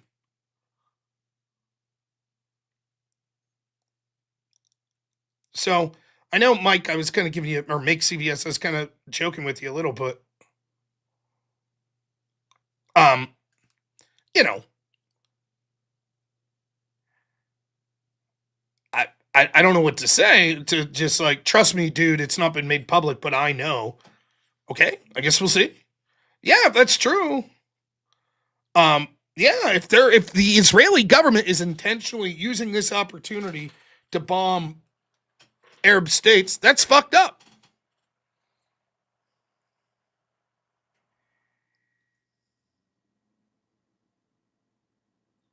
So I know I probably make CVS off by I wasn't really trying to shit on you. I was just, it's very much right. Like, I get it. There are people that from the bottom of their heart think that Israel's like the greatest Satan, that they control everything about the United States. And so that's going to be part and parcel. Like me, I find the FBI to be so corrupt and these organizations to be so corrupt. That maybe I'm annoying to people because, like, you know, people be like, hey man, what do you want? What do you want in your pizza? I'm like, I don't know. Fuck the FBI. Am I right? The FBI probably wants me to get fucking pepperoni. So fuck that. I'm going with mushrooms and onion. And people are like, oh my fucking God, what's this guy? But that's how I feel sometimes about the Israel stuff. It's like, okay. And so it's like, you know, like someone like that's like not trying to be a dick, but they're like, look, man, like fucking Israel right now is in Qatar and fucking Saudi Arabia, and they're bombing the shit out of them. What do you think of that?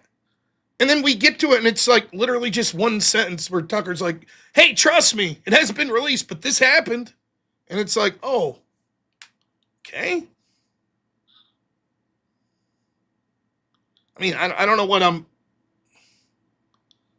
supposed to do with that. I'm just like, oh, okay. Yeah, if that happened, that's bad. I don't know. What am I supposed to do? Now, the other part that Tucker's saying here, which seems pretty shady to me, is like, he's like, all right, man, so here's the deal, right? Get this.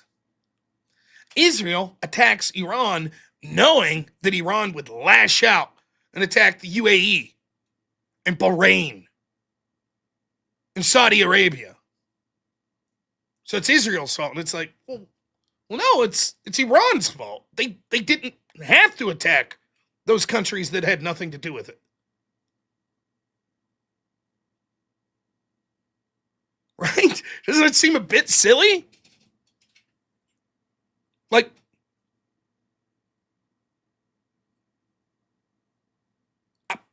that's just my viewing of it. Now, could it be that Israel's like, yeah, great, we're economic rivals or religious rivals with the Emirates, Saudi, etc., so great, we're glad they're getting some of the missiles and they're not all being directed at us. Sure, but is it, did Israel know? They had intel that was like, if we attack, then Saudi Arabia will be attacked, Qatar will be attacked, Emirates will be attacked. I mean, maybe?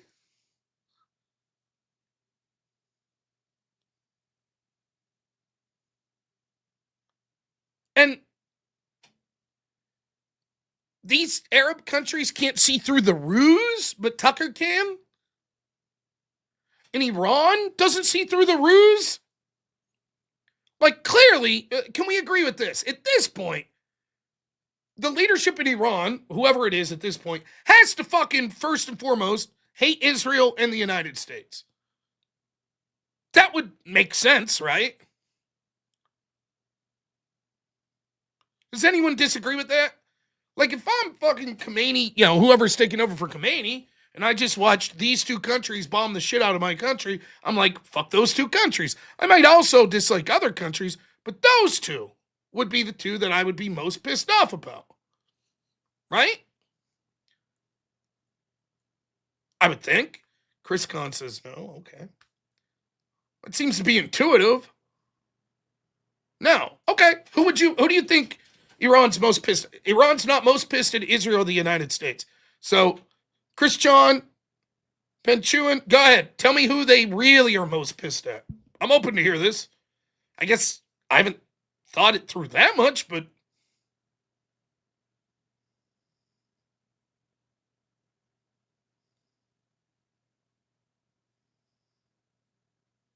so I'm interested to hear from these two or anyone else.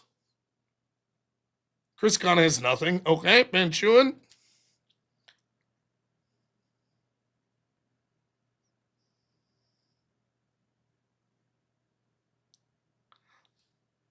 To me, it makes sense.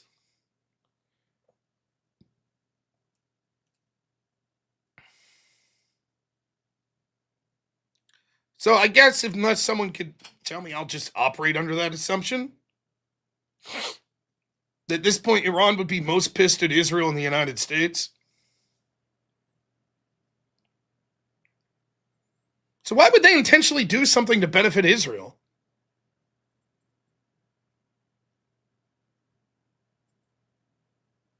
That doesn't make sense. Unless it's just Iran can't figure out what Tucker obviously sees.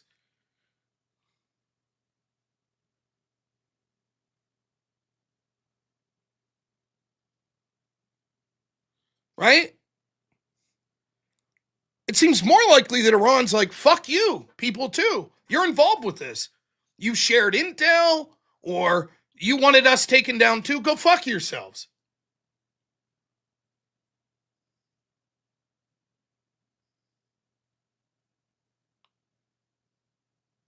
Yeah, but they're not just going for the bases. They're clearly attacking non-bases in places like Bahrain, Saudi Arabia, the Emirates. What do you mean, what the fuck am I saying?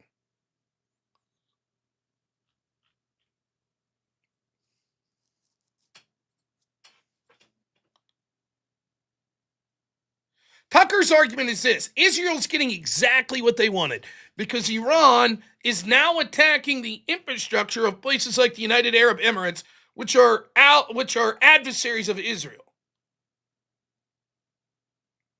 And your response is, clearly, they don't hate Israel the most. They're going after the bases in Qatar and United Arab Emirates. But Tucker's saying the attacks that Iran is currently carrying out are benefiting Israel. And I'm like, why would Iran do that? Either Iran disagrees, it's not benefiting Israel, or Iran thinks that this is somehow worth it, even if it does benefit Israel. What's the explanation? I don't know. Yeah, that would be what I would think, that they think that these countries are somehow involved.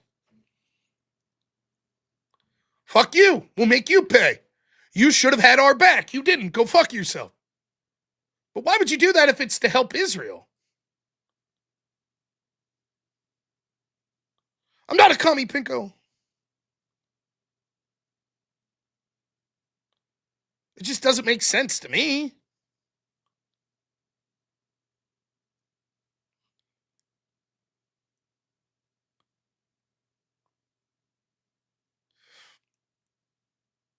So it's a bold claim there by Tucker that's like, well, the real villain here is Israel because they forced Iran's hand into attacking Qatar and the United Arab Emirates, which is terrible. Those are good places. But what about Iran that's doing the attacking? No, they had no choice because of Israel.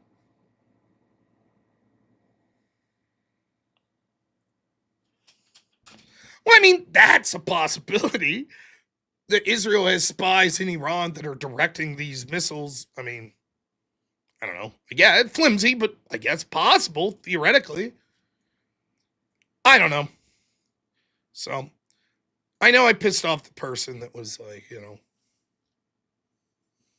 what about Mossad in those countries? But, I guess all I'll say at this point is not much there.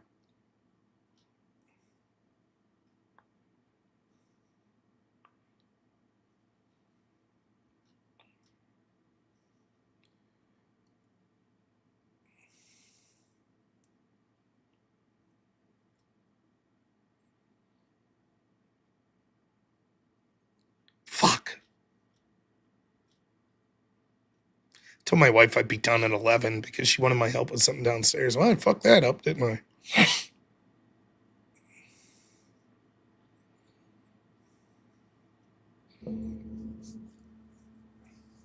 Another thing that's going on that makes this difficult.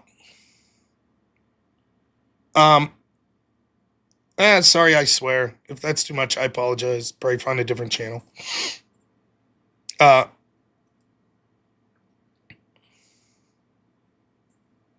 Yes, Jewish people. By the way, what's up with this? I noticed I started to be critical of the United States and Israel with this attack. And I'm only at 29% of the goal. Coincidence? Oh, man, if I was like, this was a good attack, all of a sudden, Jim Smithenstein would have been giving me money, and Sam Goldberg, someone named Hyam. I would have been getting all the donations. Now what the hell's going on?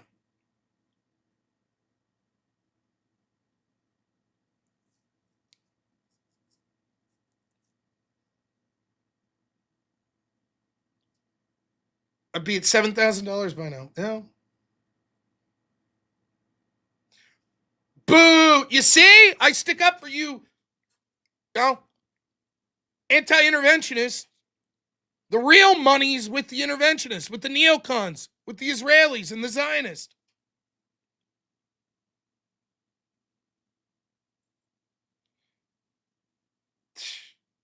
We have to rethink this. Gay Ben, I'm gay, says, maybe don't become an unhinged asshole to your chat that dares disagree. Is that what I was doing? Is that what was up?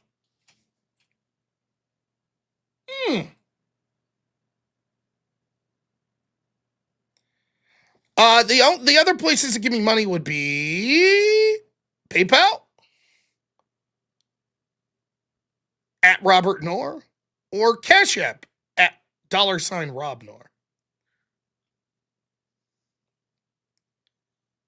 Even the gay folks are fucking yelling at me tonight.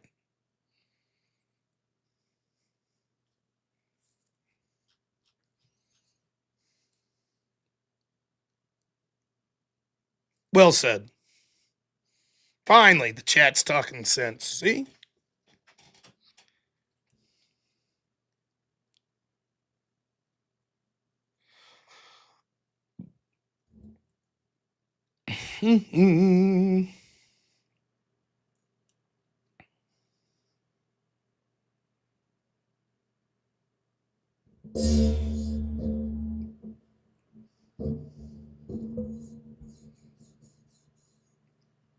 We're all Jewish. Is that?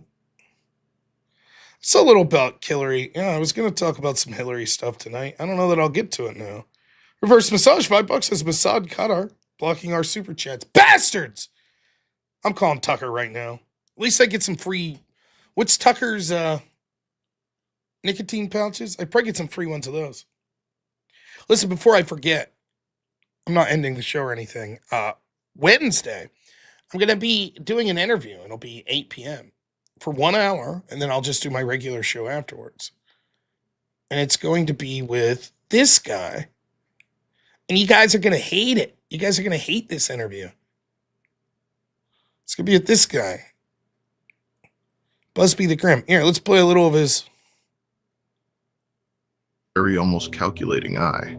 As Lokai's confidence grows, so does the tension between them. He soon announces that he's set a trap, certain that he'll finally expose the werewolf that night. So what he does is he goes through horror anthologies like Tales from the Crypt, Creep Show, stuff like that. Hey, he's going to come on and do the interview. It's not going to be political. It's just going to be an hour of us talking about horror movies and anthologies and like him streaming and stuff like that. So it won't be any politics whatsoever. I have no idea what this guy's politics are. I warned him that I'm a political streamer, but I was like, I promise you, it's not some gotcha to have you come on and be like, what do you think about it? Do you take on Iran? What do you think about Trump? Like, nothing to do with that.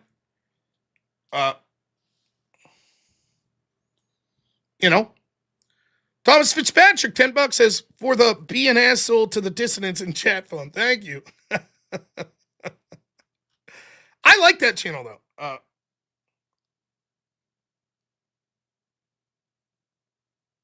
I don't think, for whatever reason, YouTube doesn't allow people to put links. You can go to my Discord and link it. Is it the clip where Fuentes is talking about vote Democrat or don't vote? I sort of already talked about that. Yeah, In the Mouth of Madness is one of my favorites, man. Absolutely.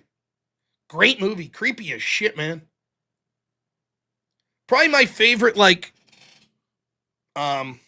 Lovecraft type movie. Great movie. Sam Neill, excellent actor.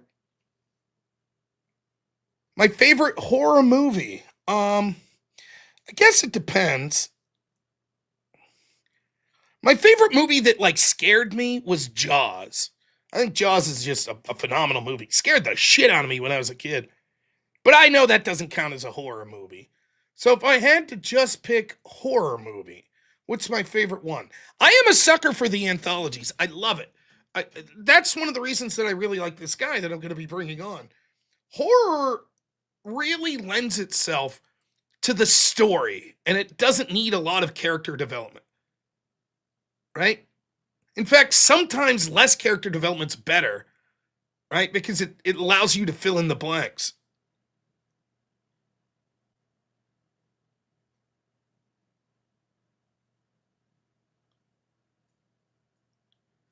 Thing's a great movie, yeah. Big Trouble Little China, I don't consider that a horror movie, but I like that even better than The Thing. But The Thing's a really good horror movie. I don't know if Alien would count or not.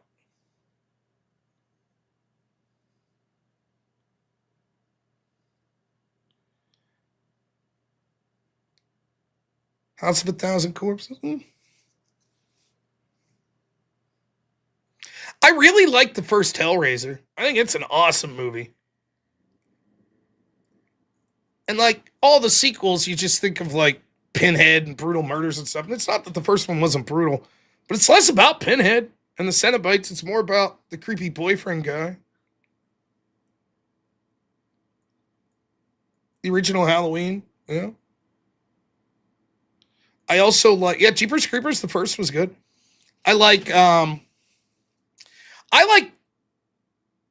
This is gonna get me shit on. I actually like the Halloween Season of the Witch movie. But I think primarily just because I like that dude's mustache. It's pretty badass. You know, the Halloween that doesn't have Michael Myers? Poltergeist was good, yeah. I never really enjoyed Paranormal Activity, if I'm honest. Event Horizon's an excellent movie.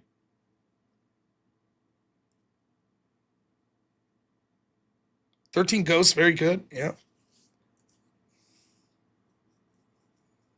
When I worked with the folks with disabilities, the guy I primarily worked with, a huge horror movie fan. Yeah, but people used to shit on Season of the Witch. And I'm not even a big Halloween Michael Myers fan. So I like it. Most of the people that like Season of the Witch are like, yes, I like it, and I also like Halloween 1 and 2. It's not that I dislike them, but I like that one better.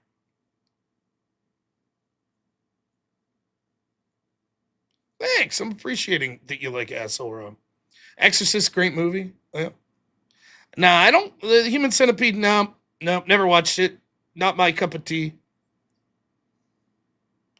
Hereditary, I've never seen it. I have seen Midsommar. I think that was the next one that.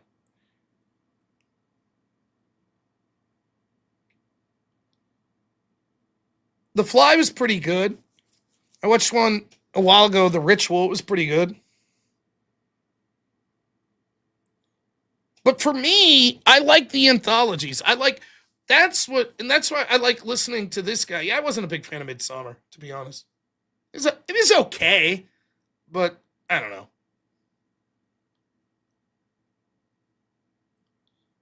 I remember the original Children of the Corn, then the remake, but I don't know that I ever watched any of the Children of the Corn after.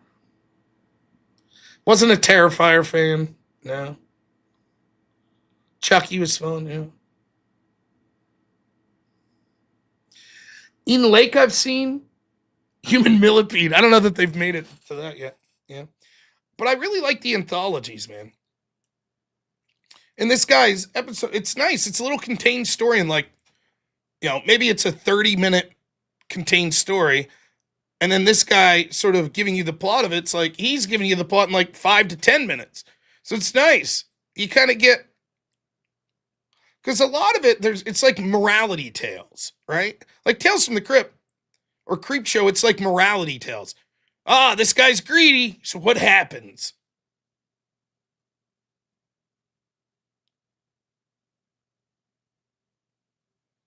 Sorry. Very right, yeah.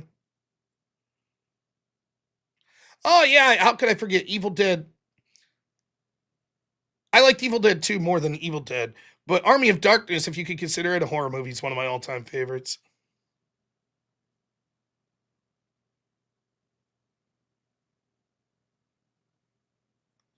I always preferred Freddy to Jason or Michael Myers. Never saw Killer Clowns.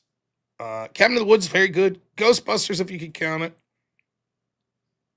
I didn't watch the... what was it? Was it Evil Dead, the series? Is that what it was called? I didn't watch any of it. Christopher Lee's one of my favorite. Peter Cushing, very good as well. But anyways, we're burying the lead. That's what we're going to talk about Wednesday at 8 p.m. Eastern. And I'm not just talking about, our favorite horror anthologies, but I'm actually interested in how he got into because I know he does a lot of video games. Like this guy that I'll be talking to, he plays a lot of like horror games. I have not seen any of the new It movies. I did see the old Tim Curry one. Speaking of, this will probably get me copyright strike. One of my all-time favorite. Let's see if I can find it. I think it was from one of the Command and Conquer games. I think Tim Curry's just an excellent, excellent actor. To me, this is one of the, quite possibly the funniest line delivery in history. Does anybody know this? Tim Curry line from Command and Conquer? I think it's Command and Conquer. Maybe it was Red Alert. I don't know. They used to do these where you'd film actors, right? In some of these games. And so I've never played this game, but I'm aware of what's going on. Tim Curry's like the bad guy. He's the villain. Has anyone seen this clip? In my opinion, it's one of the all-time funniest line deliveries. I'll just watch it. Like, I'll get in a day. Yes, there we go. We got High Plains Grifter gets it. Like, I will. I'll just be in a mood and I'll watch this like 5 or 6 times. It makes me laugh my ass off. Here we go. Quite possibly the best line delivery in the history of video games, movies. Ready? I'm escaping to the one place that hasn't been corrupted by capitalism. Space! I'm escaping to the one place that hasn't been corrupted by capitalism. Space! The fact that he's trying his fucking best. He knows it's the silliest shit ever. And he keeps it together, though. And they used that take. You could have seen them be like, all right, we don't want you live. Good on the people that did that, that left that be the take. Oh, my gosh. And Tim Curry, just an absolute pro. And just he's like, oh, shit, what a ridiculous line. Ah, shit. It cracks me up. Oh, man. My buddy sent me a text message the other day. He's like, well, I had to fucking pay for my car registration for another year. $59.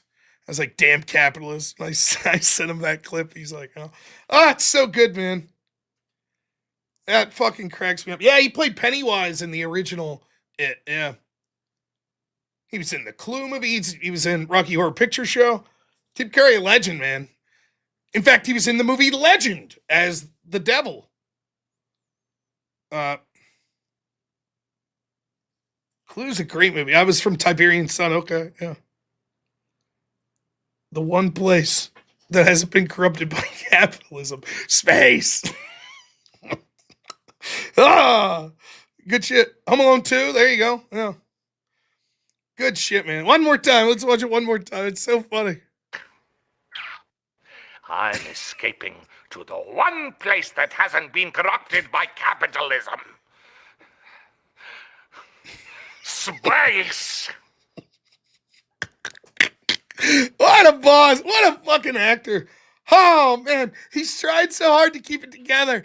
He's like, he has to pause. It takes him like 2 seconds. I'm like, okay. Oh, was it Red Alert 3? I don't know. It was a video game. One of the Red Alert games. Yeah,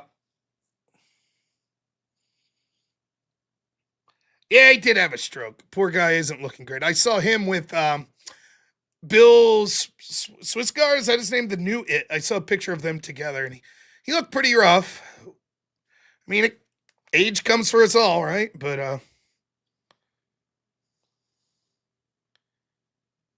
oh man, so good, so good. Yeah, we owe a whip song. We do. Skarsgård. That's it. Yeah. Michael Ironside. Yeah, there used to be a lot of those like FMV video games.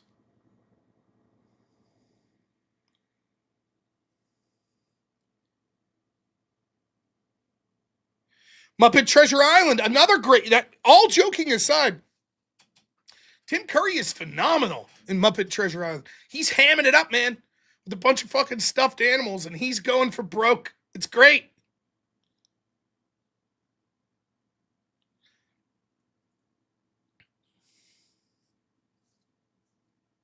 Rob, what? Oh, I've seen Nefarious. I actually interviewed on my channel 2 of the producers for the show, for the movie Nefarious. Yeah, it's a great movie.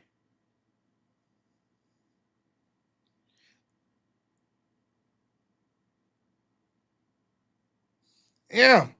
In fact, I ought to call those dudes back up. My buddy Carlos is good friends with those guys. Yeah, the Angel Studio guys. Yeah. They'd come back on the show. They're cool.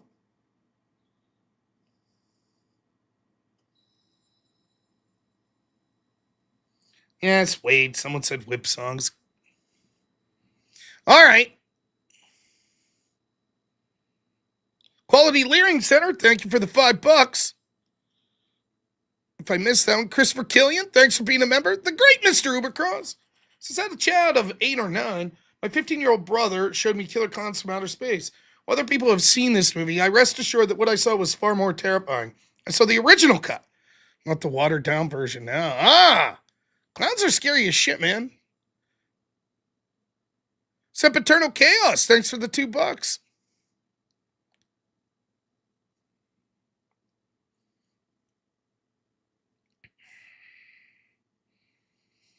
You go to the one place not corrupted by whip songs. Space. I owe 1.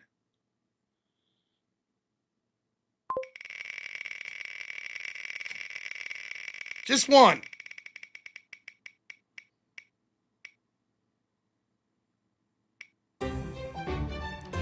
Oh, wow. It's been a while since we've heard this one.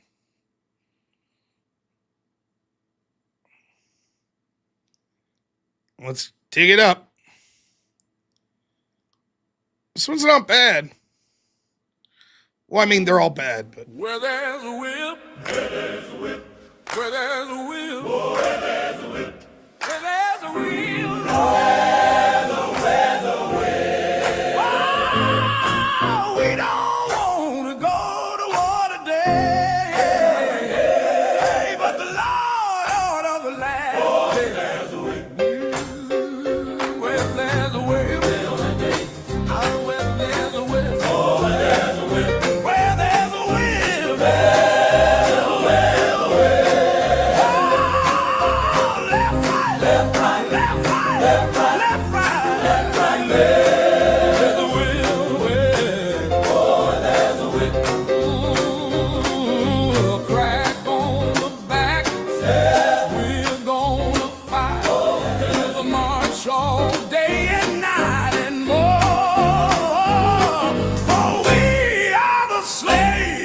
the dark Lord's war. For we are the slaves of the dark Lord's war.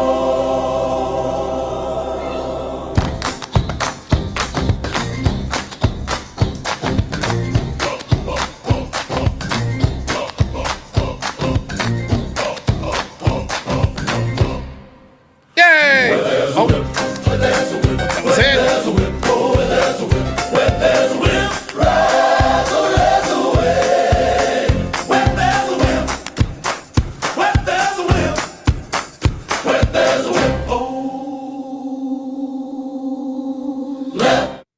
Hey, then it's kind of suddenly there. Here, now back to the Iran shit. This always happens.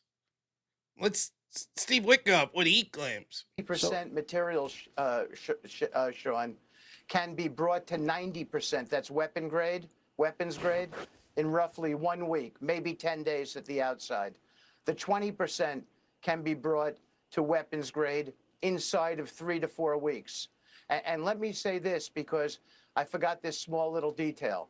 In that first meeting, both the Iranian negotiators said to us directly, with no shame, that they controlled 460 kilograms of 60%, and they're aware that that could make 11 nuclear bombs, and that was the beginning of their negotiating stance. So they were proud of it. They were proud that they had evaded all sorts of oversight protocols to get to a place where they could. All right. Now, let's say that that's theoretically true, right? Let's say that theoretically the Iranians were like, yeah, we've enriched uranium to 60%. Yes, I understand 60% is not good enough. Now, and again, I'm relying on other people. I'd be interested to hear someone push back against this. This is what I've heard about the 60% claim.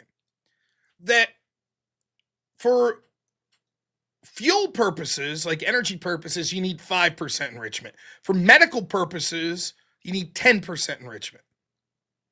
Other than that, the only reason that you enrich even further is to get to weapons grade. Of course, you heard them make the claim here. Once you're at 60%, then you're only weeks away from 90%. The work is that first initial percentages. Once you get there, it's like, okay, you're very close, hypothetically, and you have the resources. Did I say theoretically Jew? Shit! So if that's the case, if the following is true, that they sit down with the Iranians and they're like, oh, okay, what's going on? And they're like, yeah, we have 60%. And the arrangement was always, no, you can't be at 60%. So they're admitting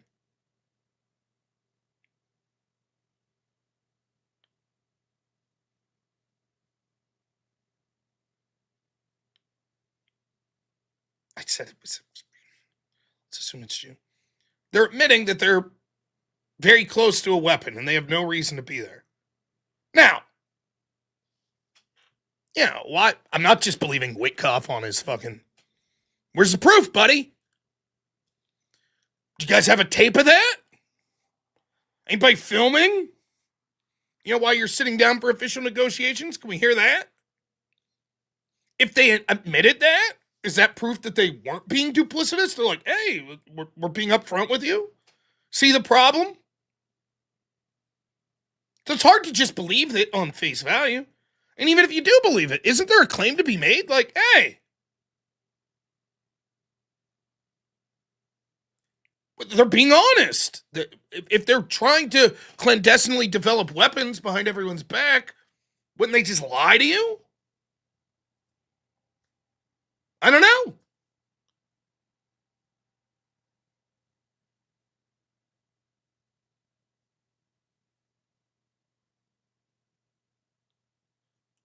So, but okay, there's a claim.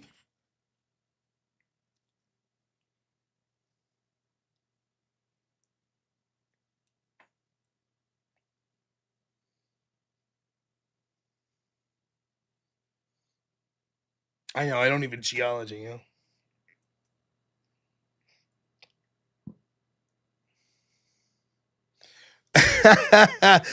Now, come on. You can't say that.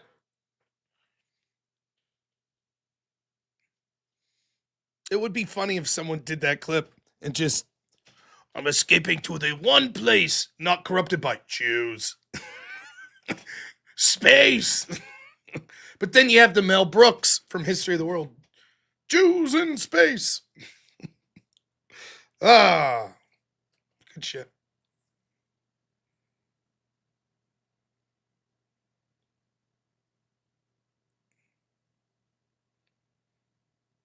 Jake, pay your Jews, Rattlesnake, and now Rob, theoretically Jew, Noerrdor. Yes. Jewish space lasers? Yes! What the hell's going on? Man.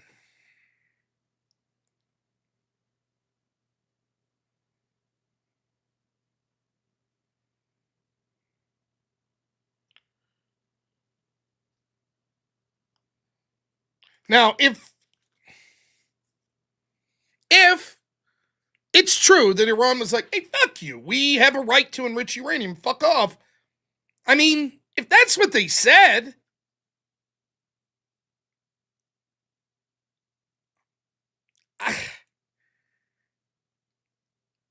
they're like, yeah, we're at 60% and we have the right to keep enriching. And they also have, been sponsoring terrorism, which I do believe they have. I mean, at some point you got to be like, okay, like, no, sorry. But again, I don't see any evidence that that's true. Let's see the evidence.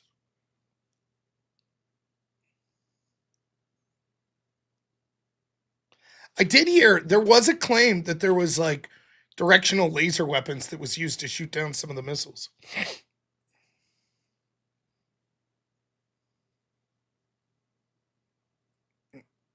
Yeah?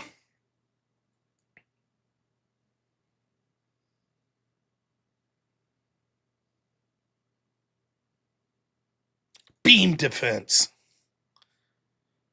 If I had some beam defense, I'd be shooting down this snow. It's ridiculous.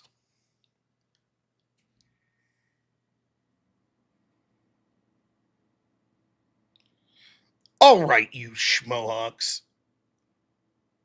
There's an episode of Curb Your Enthusiasm where Larry calls his dad, or his dad calls him a schmohawk. That's an insult me and my son use at each other all the time. Call each other schmohawks. It's sort of like a polite insult. The only person I see on is Confluence. He's doing this stupid shit. I hate this, where they stream both vertically and horizontally. So I never know which one to raid over to. So we're just going to take a chance. We're taking a chance.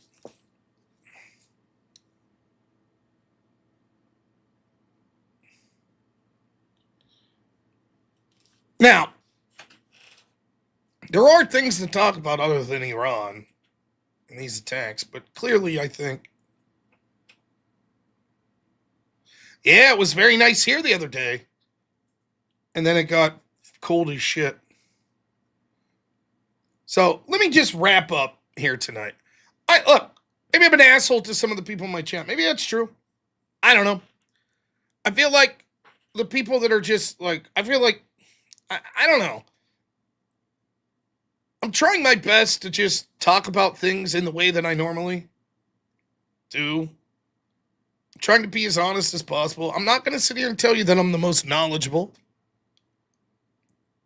One of the things I said at the outset of this is I don't even know, like, you just see this shit. The school was bombed, and everyone that's, like, anti-US is like, clearly the United States or Israel did it, and everyone that's anti-Iran's like, clearly Iran did it. I don't know the truth. I don't even know if a fucking school was bombed.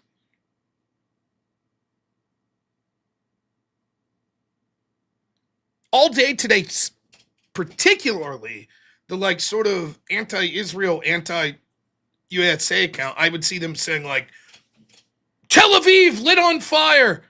And then you look and you're like, nope, this is footage from Bahrain. Or nope, this is footage from 3 years ago.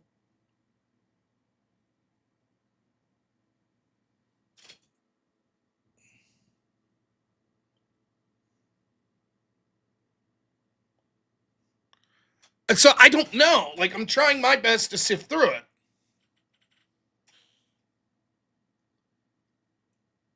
So it's like, you got to be careful. Even like, look, on the other side of it, what about the fact that Iran killed 60,000 protesters? Did they? Maybe. But am I just supposed to believe that? I mean, they very well may have. That could be true. But the anti-Iran side, I mean, don't get me wrong, I'm fucking anti-Iran, don't get me wrong. But I'm not just going to believe, wow, that's clearly true. Everybody's saying it. It's like, I don't know. I mean, it's a claim that people just seem to be accepting, but where's the proof? I'm not even saying the proof isn't there.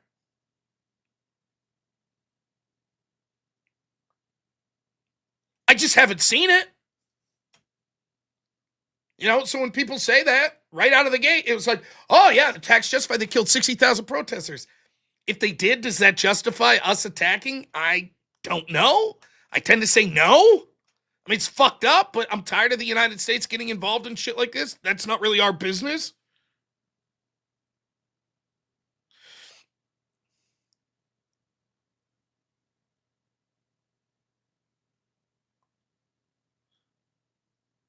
But I just don't know.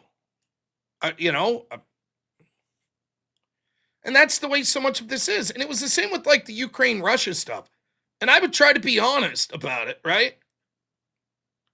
Rob, super chats. Did I miss him? Oh, I did.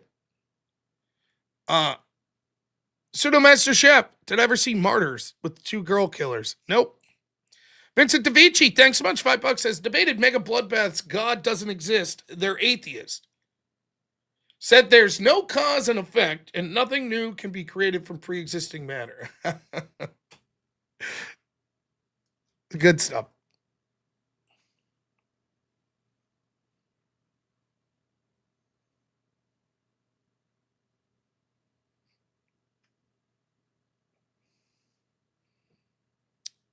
So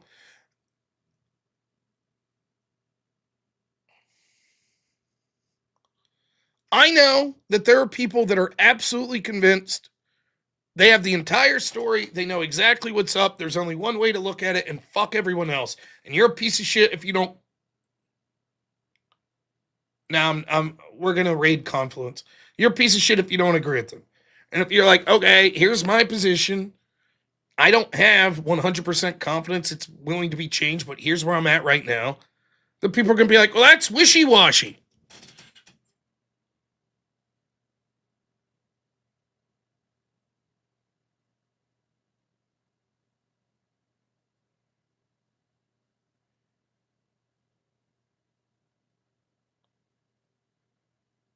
So, I don't know. But that's where I'm at. All I can do is be honest. Sometimes I yell at the chat. Maybe it's too much. Maybe it's not enough. I don't know. But it gets frustrating. And maybe that's my fault because I'm not articulating my position well enough. But once more, for the record, currently, right now, on a scale of 1 being the worst thing Trump could have done and 10 being the best thing and 5 being neutral, I'm giving this a 4. So I don't like it. There is evidence that would make me feel that this was justified, such as evidence coming out that they were pursuing a nuclear weapons program and were close and were going to use it, or use it to commit acts of terrorism and use it as a shield, or that they were attempting to assassinate Trump or had attempted to assassinate Trump. Okay? But I don't anticipate that we'll see that evidence. And if that evidence comes out, I'll be like, I was wrong.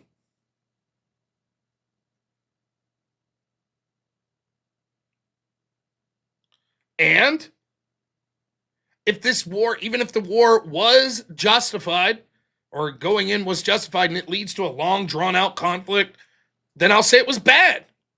Even if I said, okay, I was okay, I would say this is a failure. But even if I don't think the justification was going in was that good, if it's very fast and it achieves realistic goals in a short amount of time with very limited casualties from the U.S., I'd say, look, even if I don't like the fact they went in, it was an efficient operation. And maybe it'll lead to good things.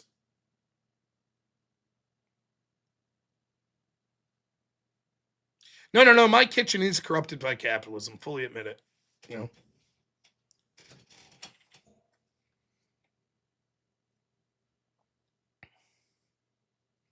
So, all right, we're gonna raid over to Confluence. I don't know what he's talking about, but thanks so much for all your support. Tomorrow I should be on just normal day, normal show, about 10 p.m. Eastern. So I should see you there. She, what the fuck?